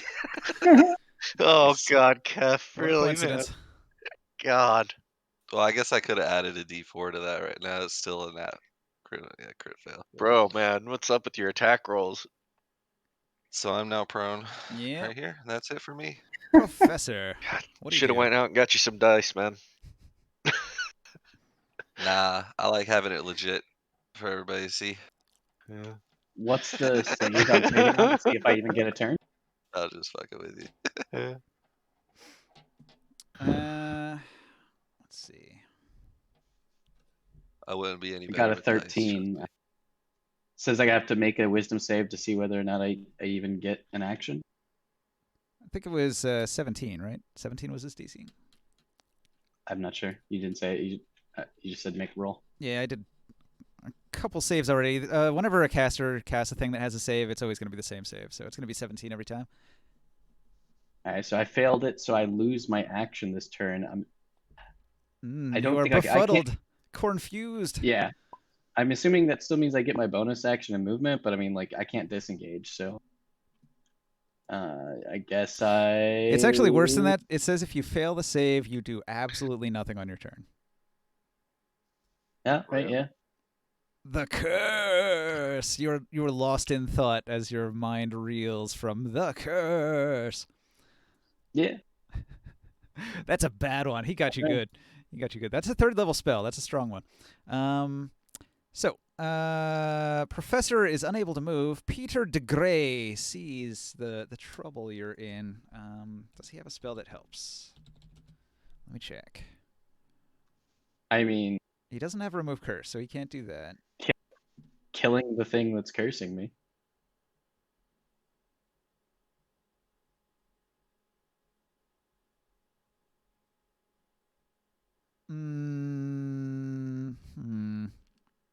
No, you know what he has to do? He pulls out his holy symbol of Mistra and raises it high into the air, and he does a turn undead.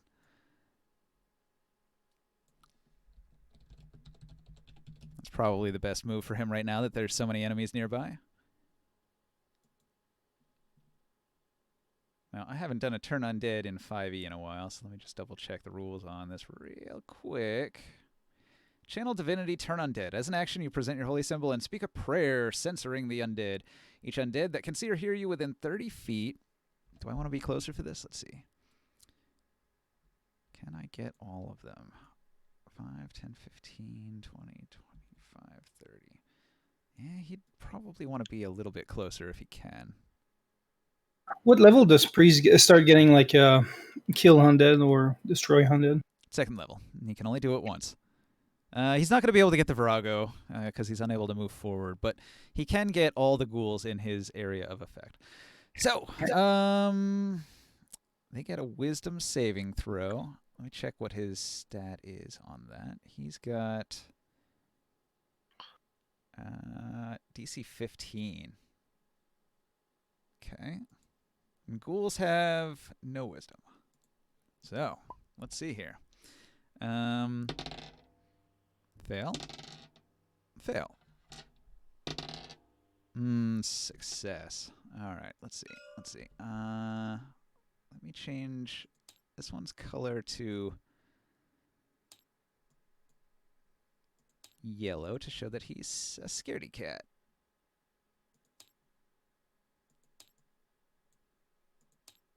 Bye, y'all got this under control.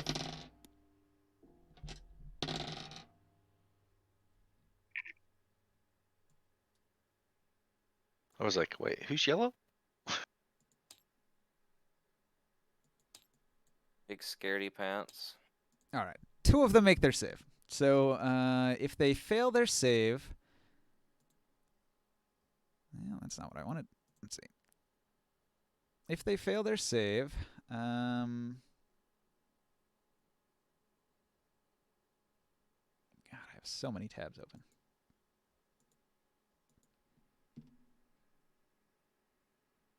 I have a whole bunch of stuff. They cannot take reactions. All they can do is try to get away as fast as they can. They can't willingly move within 30 feet of the cleric there. They can only use their dash action to try to escape. Or they can use the dodge action. So, yikes. Turn undead, super effective. He gets a bunch of them in the area. I'll roll the new initiative, and we'll see how it plays out. That was a strong move. That probably will help a lot. Indeed.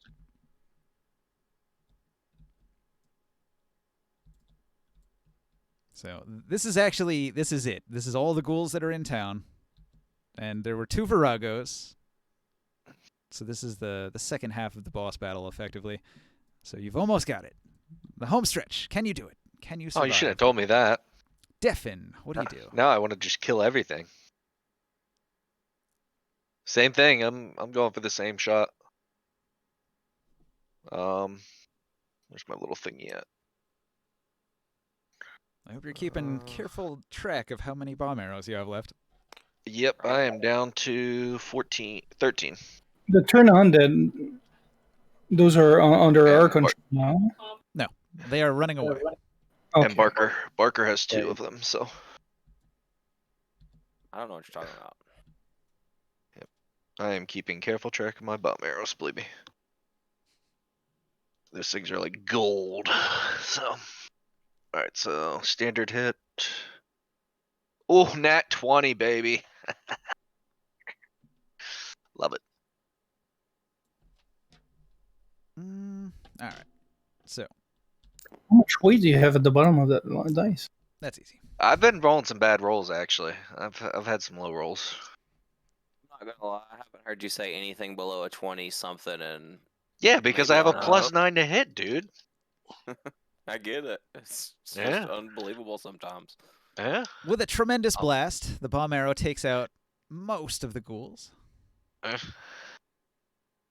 I'll put a camera on it. I mean, Now we're I just used to have a character that was way overpowered and killed everything too fast, and other people got mad about it. It's not a problem.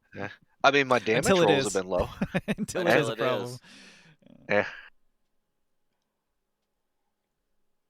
But we also used to have a guy named Vorhol who was perfectly believable, but you also couldn't tell if he was telling the truth about what he actually rolled because it was always consistently so fucking good. Yeah. So you had to question it. Yeah. I'll go back. I mean, I'll go back to the other roller. That's not a big deal, dude. It's just a joke at this point, is all it is.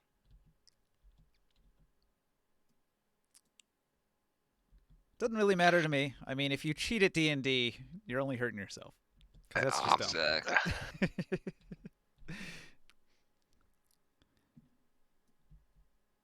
All right. Down to 12.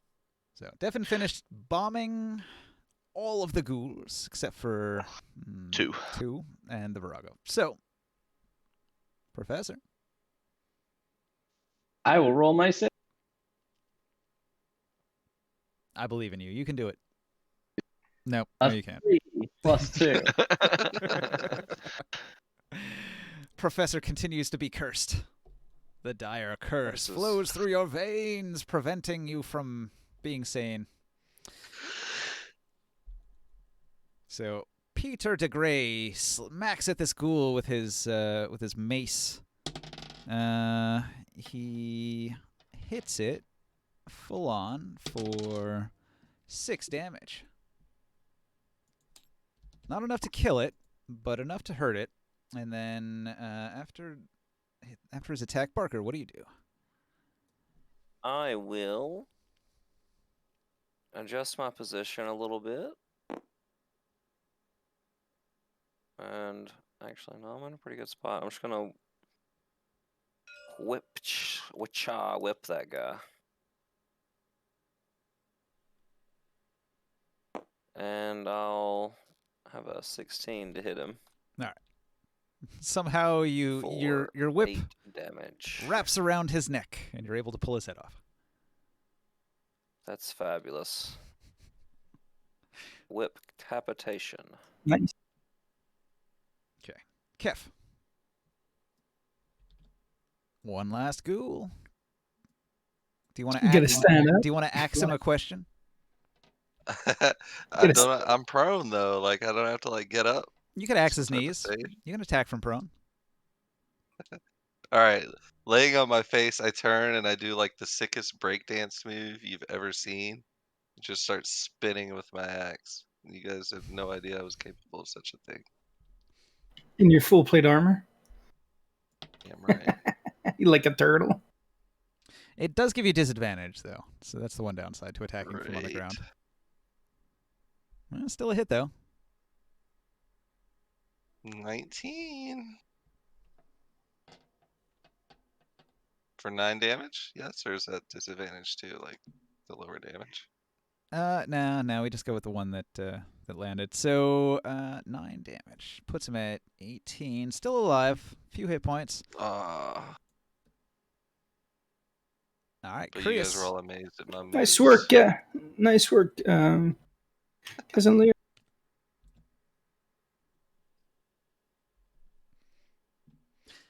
Keep in mind, any space with a corpse in it, rough terrain, cost double movement.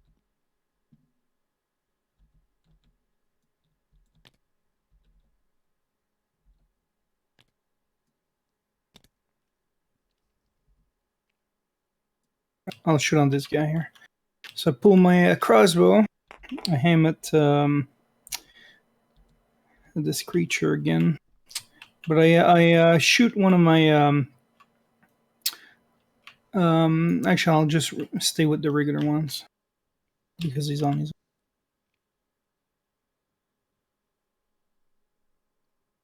7 damage. So I aim for the body with a flaming arrow, and I hit him with 9 damage. All right, getting there. A little better. Right in the torso. All right, so I guess it's the ghoul and him.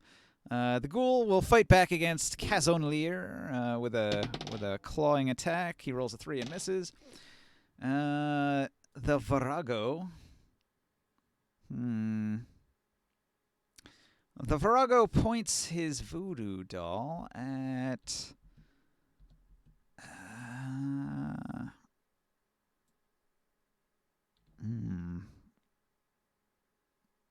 Dr. Abforth, make a DC 17 wisdom save.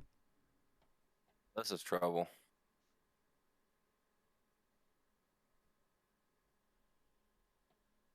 Can I ask politely if I can pass on making this save? Are you sure you wish to make me make this? All right, Parker. Suddenly, your body is under somebody else's control, but with tremendous force of will, you overcome it. You say feel like 17 or 18? It was 17. Oh, sweet. Nice. You got it, barely. I was about to make you bastard.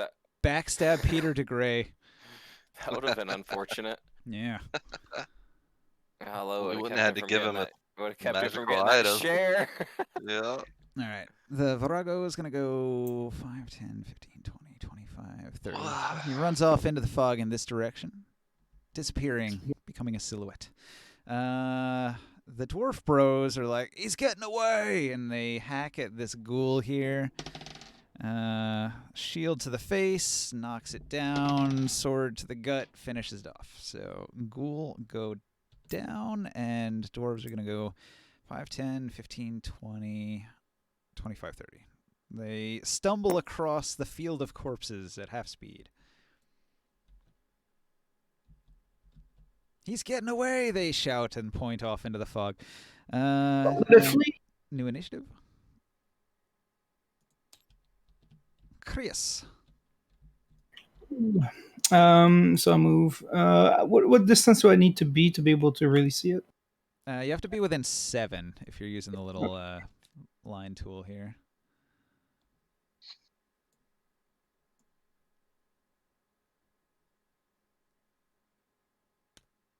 What's that, like 25 feet? 7. The green line. Yeah, so you'd want to be in one of these spaces to see him.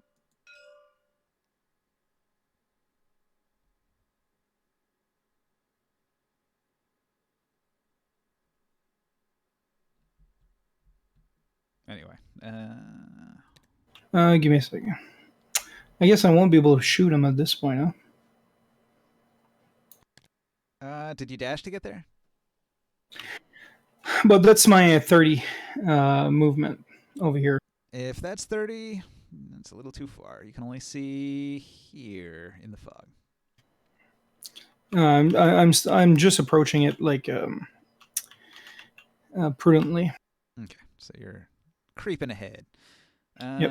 Defen. I already figured out that even at half speed with the additional action of movement, that's all as far as I'm going to be able to make it is right there.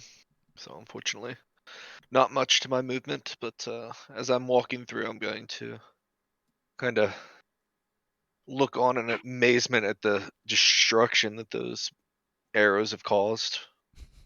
Pieces of ghoul everywhere. Yeah. All right.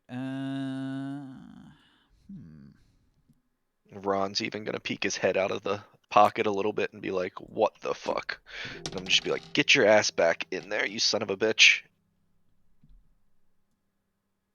All right. The Virago disappears into the fog somewhere. He doesn't do anything to the party this turn. Barker, what do you do? I rolled 23 stealth and sneak into the church. All right. I noticed there was a trapdoor I wanted to explore. Sure. But I can't make it all the way there. I can make it about this far.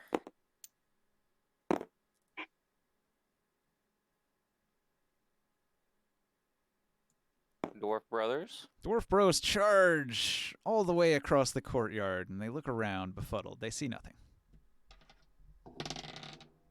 Befuddled. Befuddled, hornswoggled, cornfused. Okay, after Dwarf Bros, Professor T.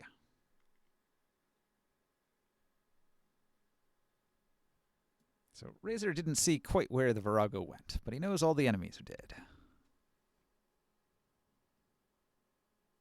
17, I say. You finally beat the curse. I'd like to That stab Razor. the imp. I I attack with disadvantage because of the curse. Well, unfortunately, the imp turned invisible again and flew away, so he's not there anymore. Oh, it's one of those plot armor imps. I see. Well, the imp gets to go when the Virago goes, so he left on that turn, Well, what a bastard. right? Effective curse delivery system I've ever seen. That's how wizards do it. They send the familiar in to do the job, and then they run away. It's like, I don't want to be in this fight. What the hell? I'm a wizard. Sorry. Wizards are glass cannons. They don't like to be hit. No doubt. All right. Well, I'm gonna take sanctuary the church till this weird feeling goes away.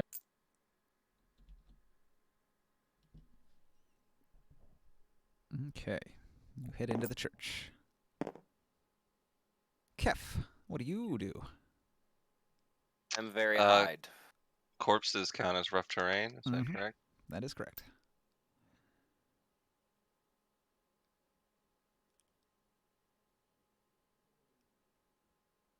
I'm gonna go here and I'm gonna just kind of chill here for a second, look around, wait to see if the Virago comes back. All right. The only thing you see is a creepy girl down the well. Creepy girl down the well. Nice. Ring jokes. That's so old school. Yep. That's like I was gonna say. Yep. I was gonna make the reference too. That ends my turn. Just I really want to stones like yell everywhere. out for any villagers, that it's safe to come out, but I don't know if it's safe yet. So Yeah, it might not be. All right, Yep. so chilling. Peter de Grey, he's going to enter the church also. And he's going to walk around saying, "Oh no, poor Lucy." And he goes over here. "Oh no, Charlie, not you. Oh no, Flimflamadan, the wizard, not you too." Oh, he was a Mhm. wizard? Hmm. All right, so he mourns the dead. I'm going to say combat's over. The dwarves search around for a while, but they don't find the Virago. He disappeared into the fog like he was never there. So they come back. I Where'd your say character go, Professor? Where'd your token go? to Morkan and Yeah, Casimir, vanished. I feel like we should try and flush him out Backwards right there. before we leave the village, but I mean, if he's gone, I mean, we can't do anything about it, but I feel like we should fully search the village before we leave. So there's the other one that you killed is here. Yeah. Yeah. Where's it? Oh, that one. But I still feel like we should search all the buildings, but as a group though, it definitely should be done. How confident can I be that Balog, Olaf, and Eric for sure knew that he left town? Well, they lost him. He That- ran away. They didn't Yeah, see him. That's Okay.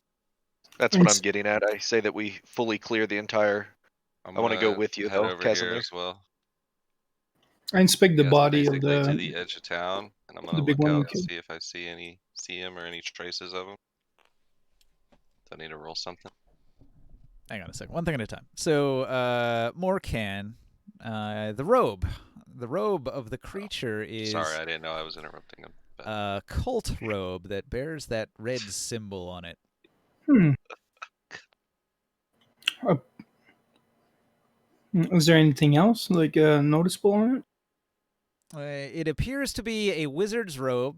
They are made of reasonably decent material, sort of like a noble's clothing. What about that doll that he was carrying? Yes, he has a voodoo doll and he has a sacrificial blade.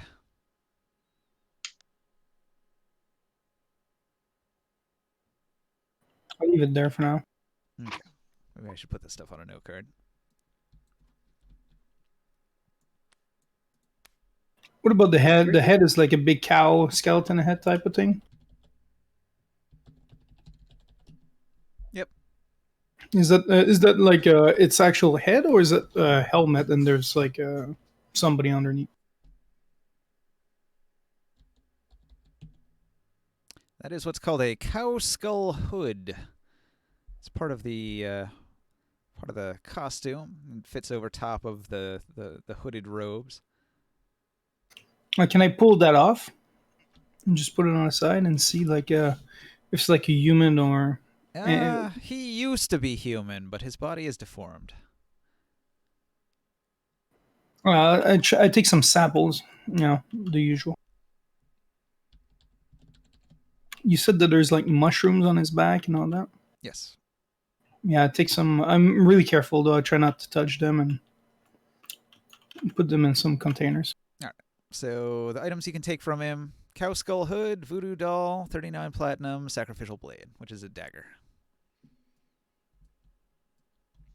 Where did my figure go? Where did it go? Did it go under the board? I've checked like everywhere. Wasn't it just here a moment ago? Somebody was like, "Hey, it's Yeah. under this thing." No, I said I put it. I don't see it under the table. Got a couple of Viragos down here. If it fell off the table, sometimes it drops down into the middle somewhere, but I don't see it anywhere here.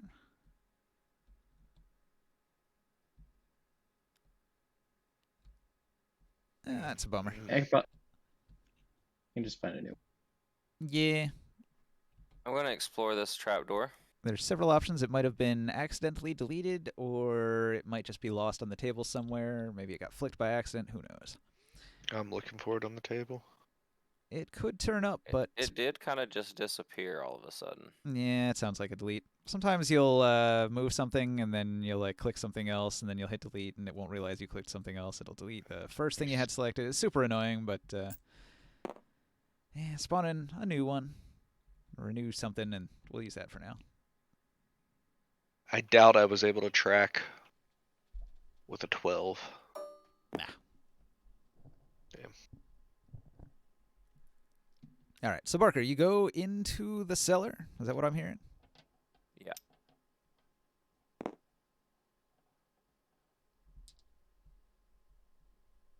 All right, I left a pregnant pause for you to say anything else. You've triggered a trap.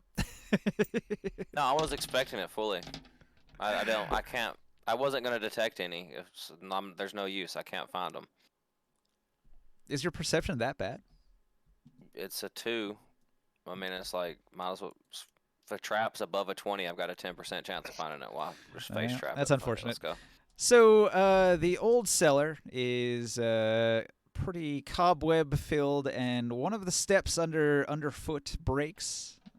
So roll a dexterity save. That I can do. It's only DC 12. It might catch you by surprise and send you tumbling down the stairs. But if you can beat a 12, you catch the railing and hang on. Sorry, what was it called? An eightfold what? Okay, with a 21, you do 3 somersaults and land perfectly. Like I could depend on my dex to at least save me partially. So let's just do this. Let's do it this way. All right. So just watch that step on the way back up. Down here, Yeah, you find 20 boxes of candles. Excellent. Those are expensive. Best treasure ever. Is that all of them though? So that's all that's down here is candles. 20 boxes of candles. You find They're birthday candles, Barker. 2 holy Oh. waters. You That's worth. find 3 divine focus, holy symbol. You find 3 scrolls cure light wounds. 1 scroll remove curse. This is the church treasure you have discovered right there. Do do do do do. Phenomena. I'm Robin Church. Phenomena. Boot do do do do do do do. I take all of this stuff except the candles.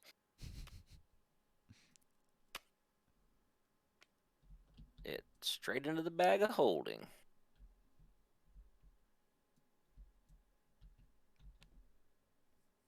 All right. Peter DeGray is going to go over here and he's going to open up the altar and take something. Damn, I should have searched there first.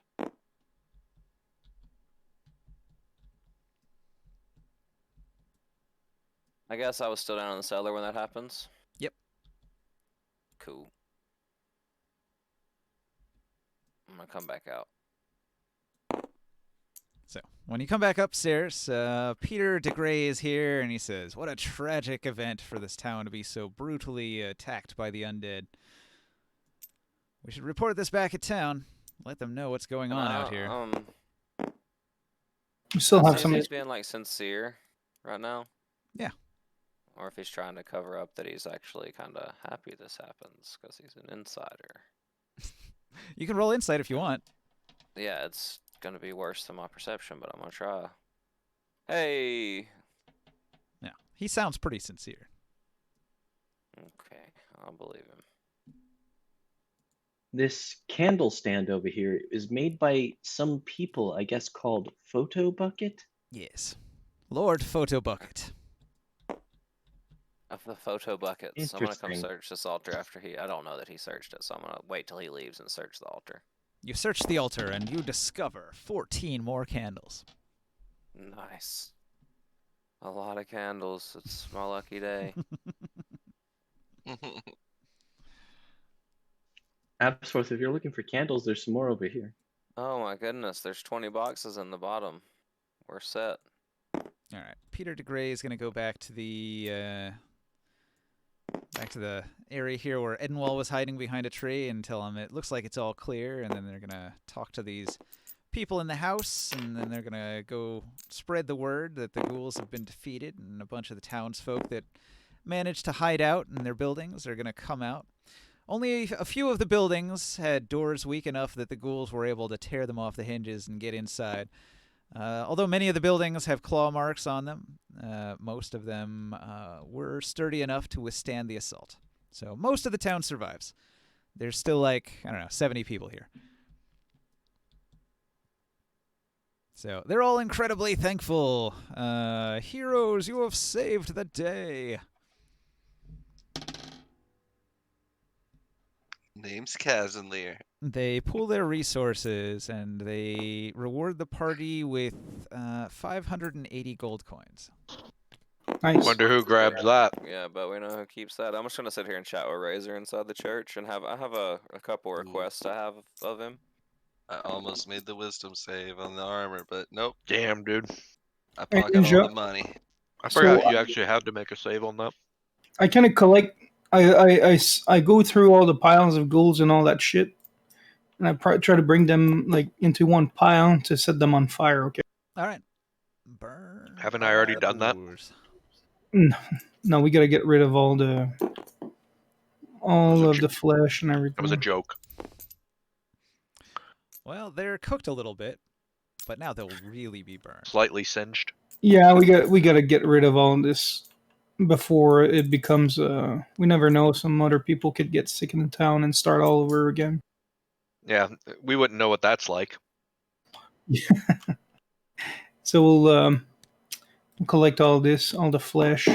Unfortunately, there's some innocents in there, but we shouldn't take any chances. Try to keep that away from the buildings too. Sure. So I don't set up. But there's nothing else than flesh and bones, pretty much. So, Edenwell and the villagers are incredibly thankful that you were able to save the village.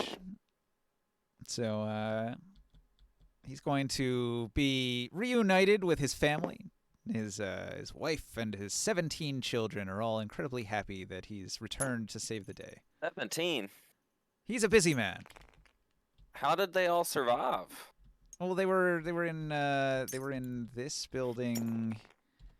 This building here, and it's got very sturdy stone walls because he is a mason that only builds buildings out of stone.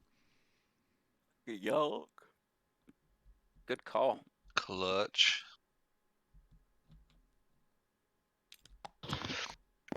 Absworth, I approach you, Razor's back. ask for at least the arrows back, but I do ask if you're still in need of the belt. If you're not, I'll take it back, but if not, I do have some other questions. If we pull our resources together, I still have the ability to make other night vision products for us, possibly. Were you not giving me those arrows earlier? No, you can keep them, but I just ask. I used quite a few, and until I can make more, just trying to keep them. But if you need them, you can keep them, my friend. Though. I mean, you're using them pretty rapidly. I haven't used either of the ones that you gave me. I've been holding on to them pretty. I think I'll hold on to them if that's all right. That is perfectly fine. But I do ask though, what is the status of I guess your money situation, I guess I would say. Do you need to borrow money? No, but I do have that leatherworking schematic that we came across, and if we are in need of one more night vision item between the two of us, I found out that it would only cost us approximately 1,500 gold to make another one. So I'll keep that in mind. Thank you, but I still need to borrow the belt for a moment, if you don't mind. Scouting's a tough job, and it needs to keep me. I need to be sharp, Sounds good. especially in my eyes. I look for some of the villagers. Like, is there a mayor or somebody who's kind of in charge? Unfortunately, the mayor has been eaten. Anduin is the one that survived through all this, huh? That came and got us. Edenwell the Mason, yeah, he survived. He's probably going to become the new mayor now. So you were telling me that there was some ruins not too far away from here that would be interesting for some explorers to maybe go and take a look and potentially finding some treasures or items. He'll tell you that the stone stand is only a little further west. There's a lot of barbarians out there, so I mean they're also a barbarian tribe here, these guys, but not all of the barbarian tribes here are very friendly. So be wary if you do head to Stone Stand. So what is the town gonna do? We still have this foe that escaped us. We don't know where it is, and I think that might have been one of the creatures that created the ghouls in the first place. Yeah, it seems that way. Is there any place, hideouts, caves, anything that you might know, like in the woods or in the surrounding of the town?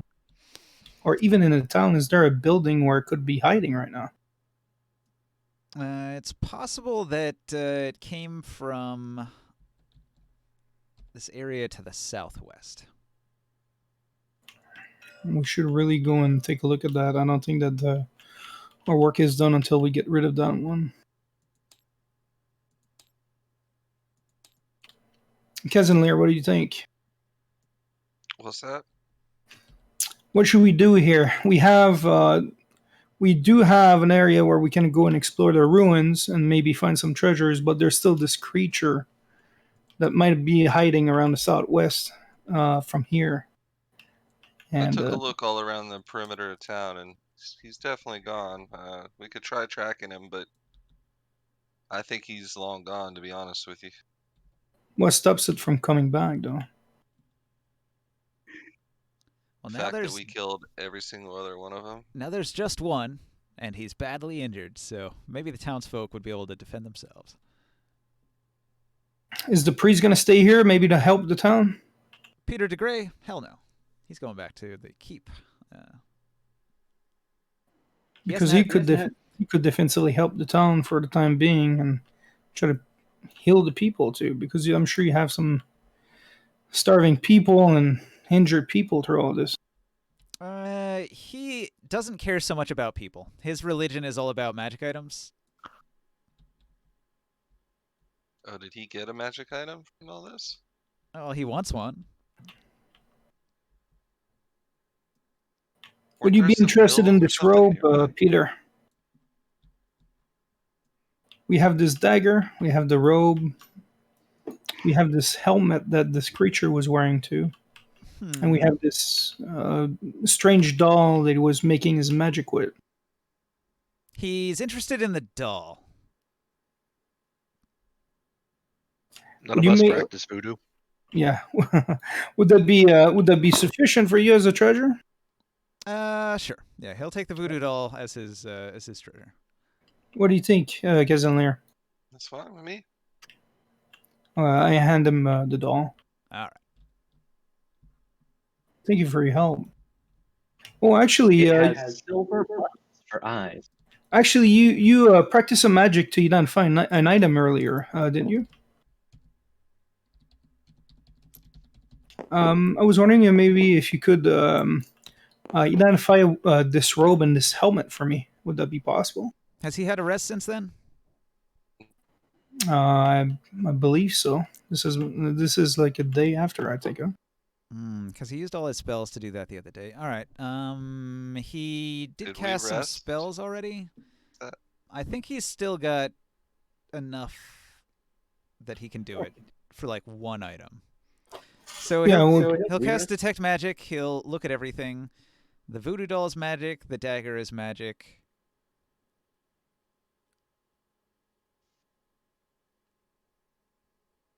So he casts Identify on the voodoo doll and figures out what it does, and he smiles and puts it in his pocket.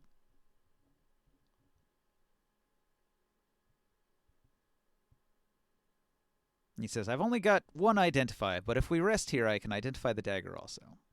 But we need to. I think we need to rest. We have some of our teammates here that are injured. All right. Edenwell says you can stay in the church if you need to. Yeah, for sure. All right. Oh, we have this from the gnoll. We do have some meat that we got from them. Some salted meat. We could probably eat this for dinner. Mystery meat. Delicious. I'm not gonna partake. I'll do a scavenge or see what I can survival check. I'm sure the dwarves would be okay with this. I got enough for me and Ron, basically. That's it. Actually, some fresh meat would be quite nice if we could have a little roast for the evening. This was a very big fight. We need a I got good 2 rest. little rabbits. Well, the townsfolk will feed you. They'll throw a feast in your honor. Not so much a feast. I mean, there's typical peasant food, but whatever. It's food. It's free. And Razor, how you're feeling? You've been right in the middle of the fight this entire time. I don't want to make assumptions, but I think that weird feeling has faded by now. What happened to you? It's really hard to see what was going on through all this fog. Something appeared on my shoulder and then just made me feel very ill. I couldn't act. Is it the goblin that we've seen before? No. I think this was something related to that dark wizard that was controlling those ghouls, I'm assuming. Some weird voodoo magic, huh? Something like that. But let us know if you're not getting better. Let us know if you're going to backstab us. So, is there anybody out here that's been in the village long? All of these villagers have lived in the village their entire life. And these are all humans? Human barbarians, yes. Human barbarians. Which clan? Approximately how old? Hang on a second. Let me open up the tab. Uthgard. Forgotten Realms. Let's see. They are not Wolfina's clan. Wolfina's clan is the Thunder Beasts. They are not the Blue Bears. These are the...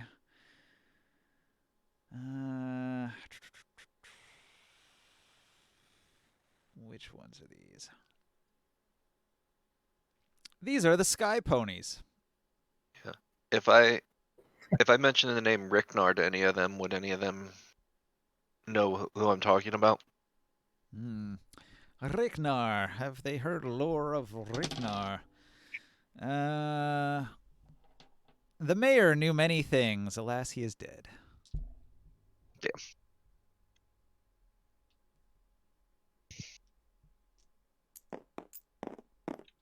This is awful. I wonder who put this curse on you, on this village.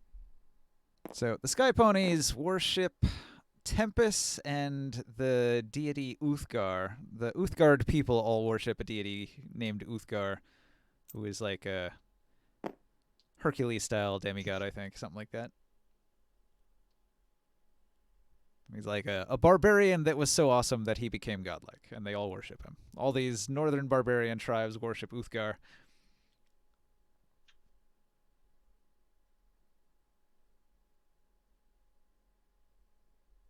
We'll have a... Alright, so I think for my character, I'll just do my meditation for the evening. Alright. Anybody that needs to heal. Anybody that needs to use up rations and eat and all that, go ahead and... Yay, I get to heal. Mark it off. Did any of my people take damage? They did not. Nobody heals.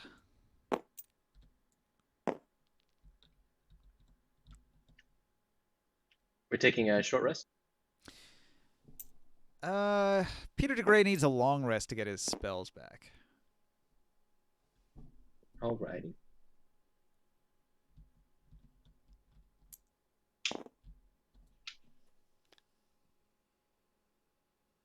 Means I get all my good berries back. Yay. All right. So, after an 8-hour rest. I'm going to see the priest then.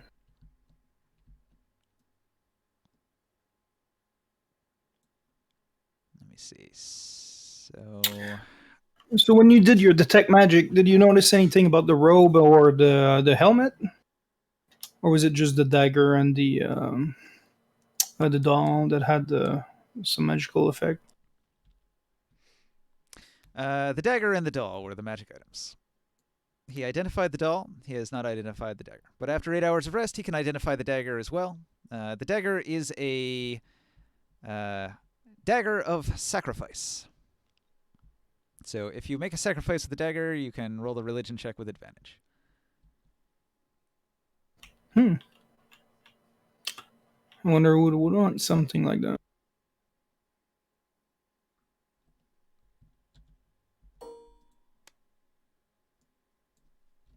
Do you know anyone in the town that would be interested in such item?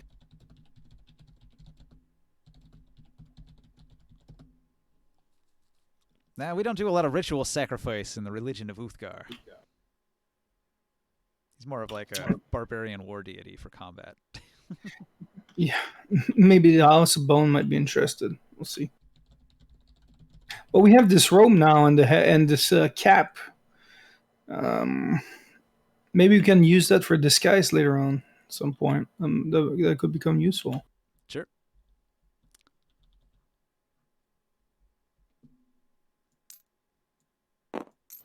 Okay.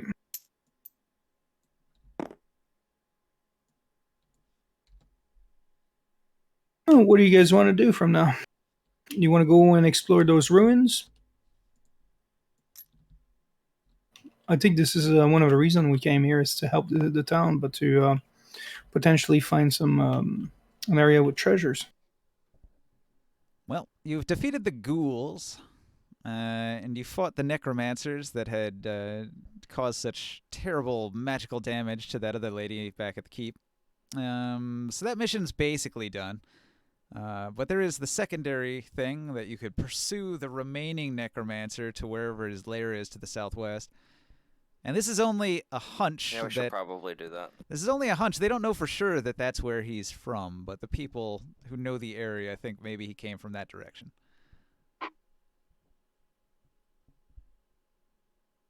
All right. Well, Barker says yes. Everybody else want to go that way too? What towards the what the? Yeah, same. I'm okay with that. I'd like to be able to kill it. I wouldn't have a problem with that. But I wanted to hunt the thing down to begin with. That's why I was still trying to track it. If we're gonna keep playing, that's fine, but I'm gonna have to go AFK for about 10 minutes. So just drag my Could piece continue along. next week. It feels like a pretty good cutoff point if we want to call it there and save it. Yeah. I Yeah, could I'm not gonna use make my some talk out. some food personally, so I was kind of. Yeah, I'm starving. All right, I'll save it then. Does I've anybody gotten need to food do 3 anything on the different table? times during this game. Yeah. So did I, but it only got delivered once. All right.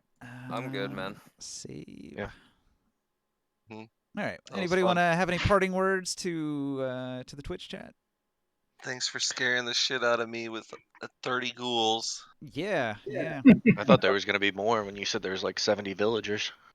I was a little scared for a second there. It could have been worse. Yeah. But it was fun. We still pulled it Cool out. encounter. It's good to get some good combat in, even though I hit like 1 out of 6 times.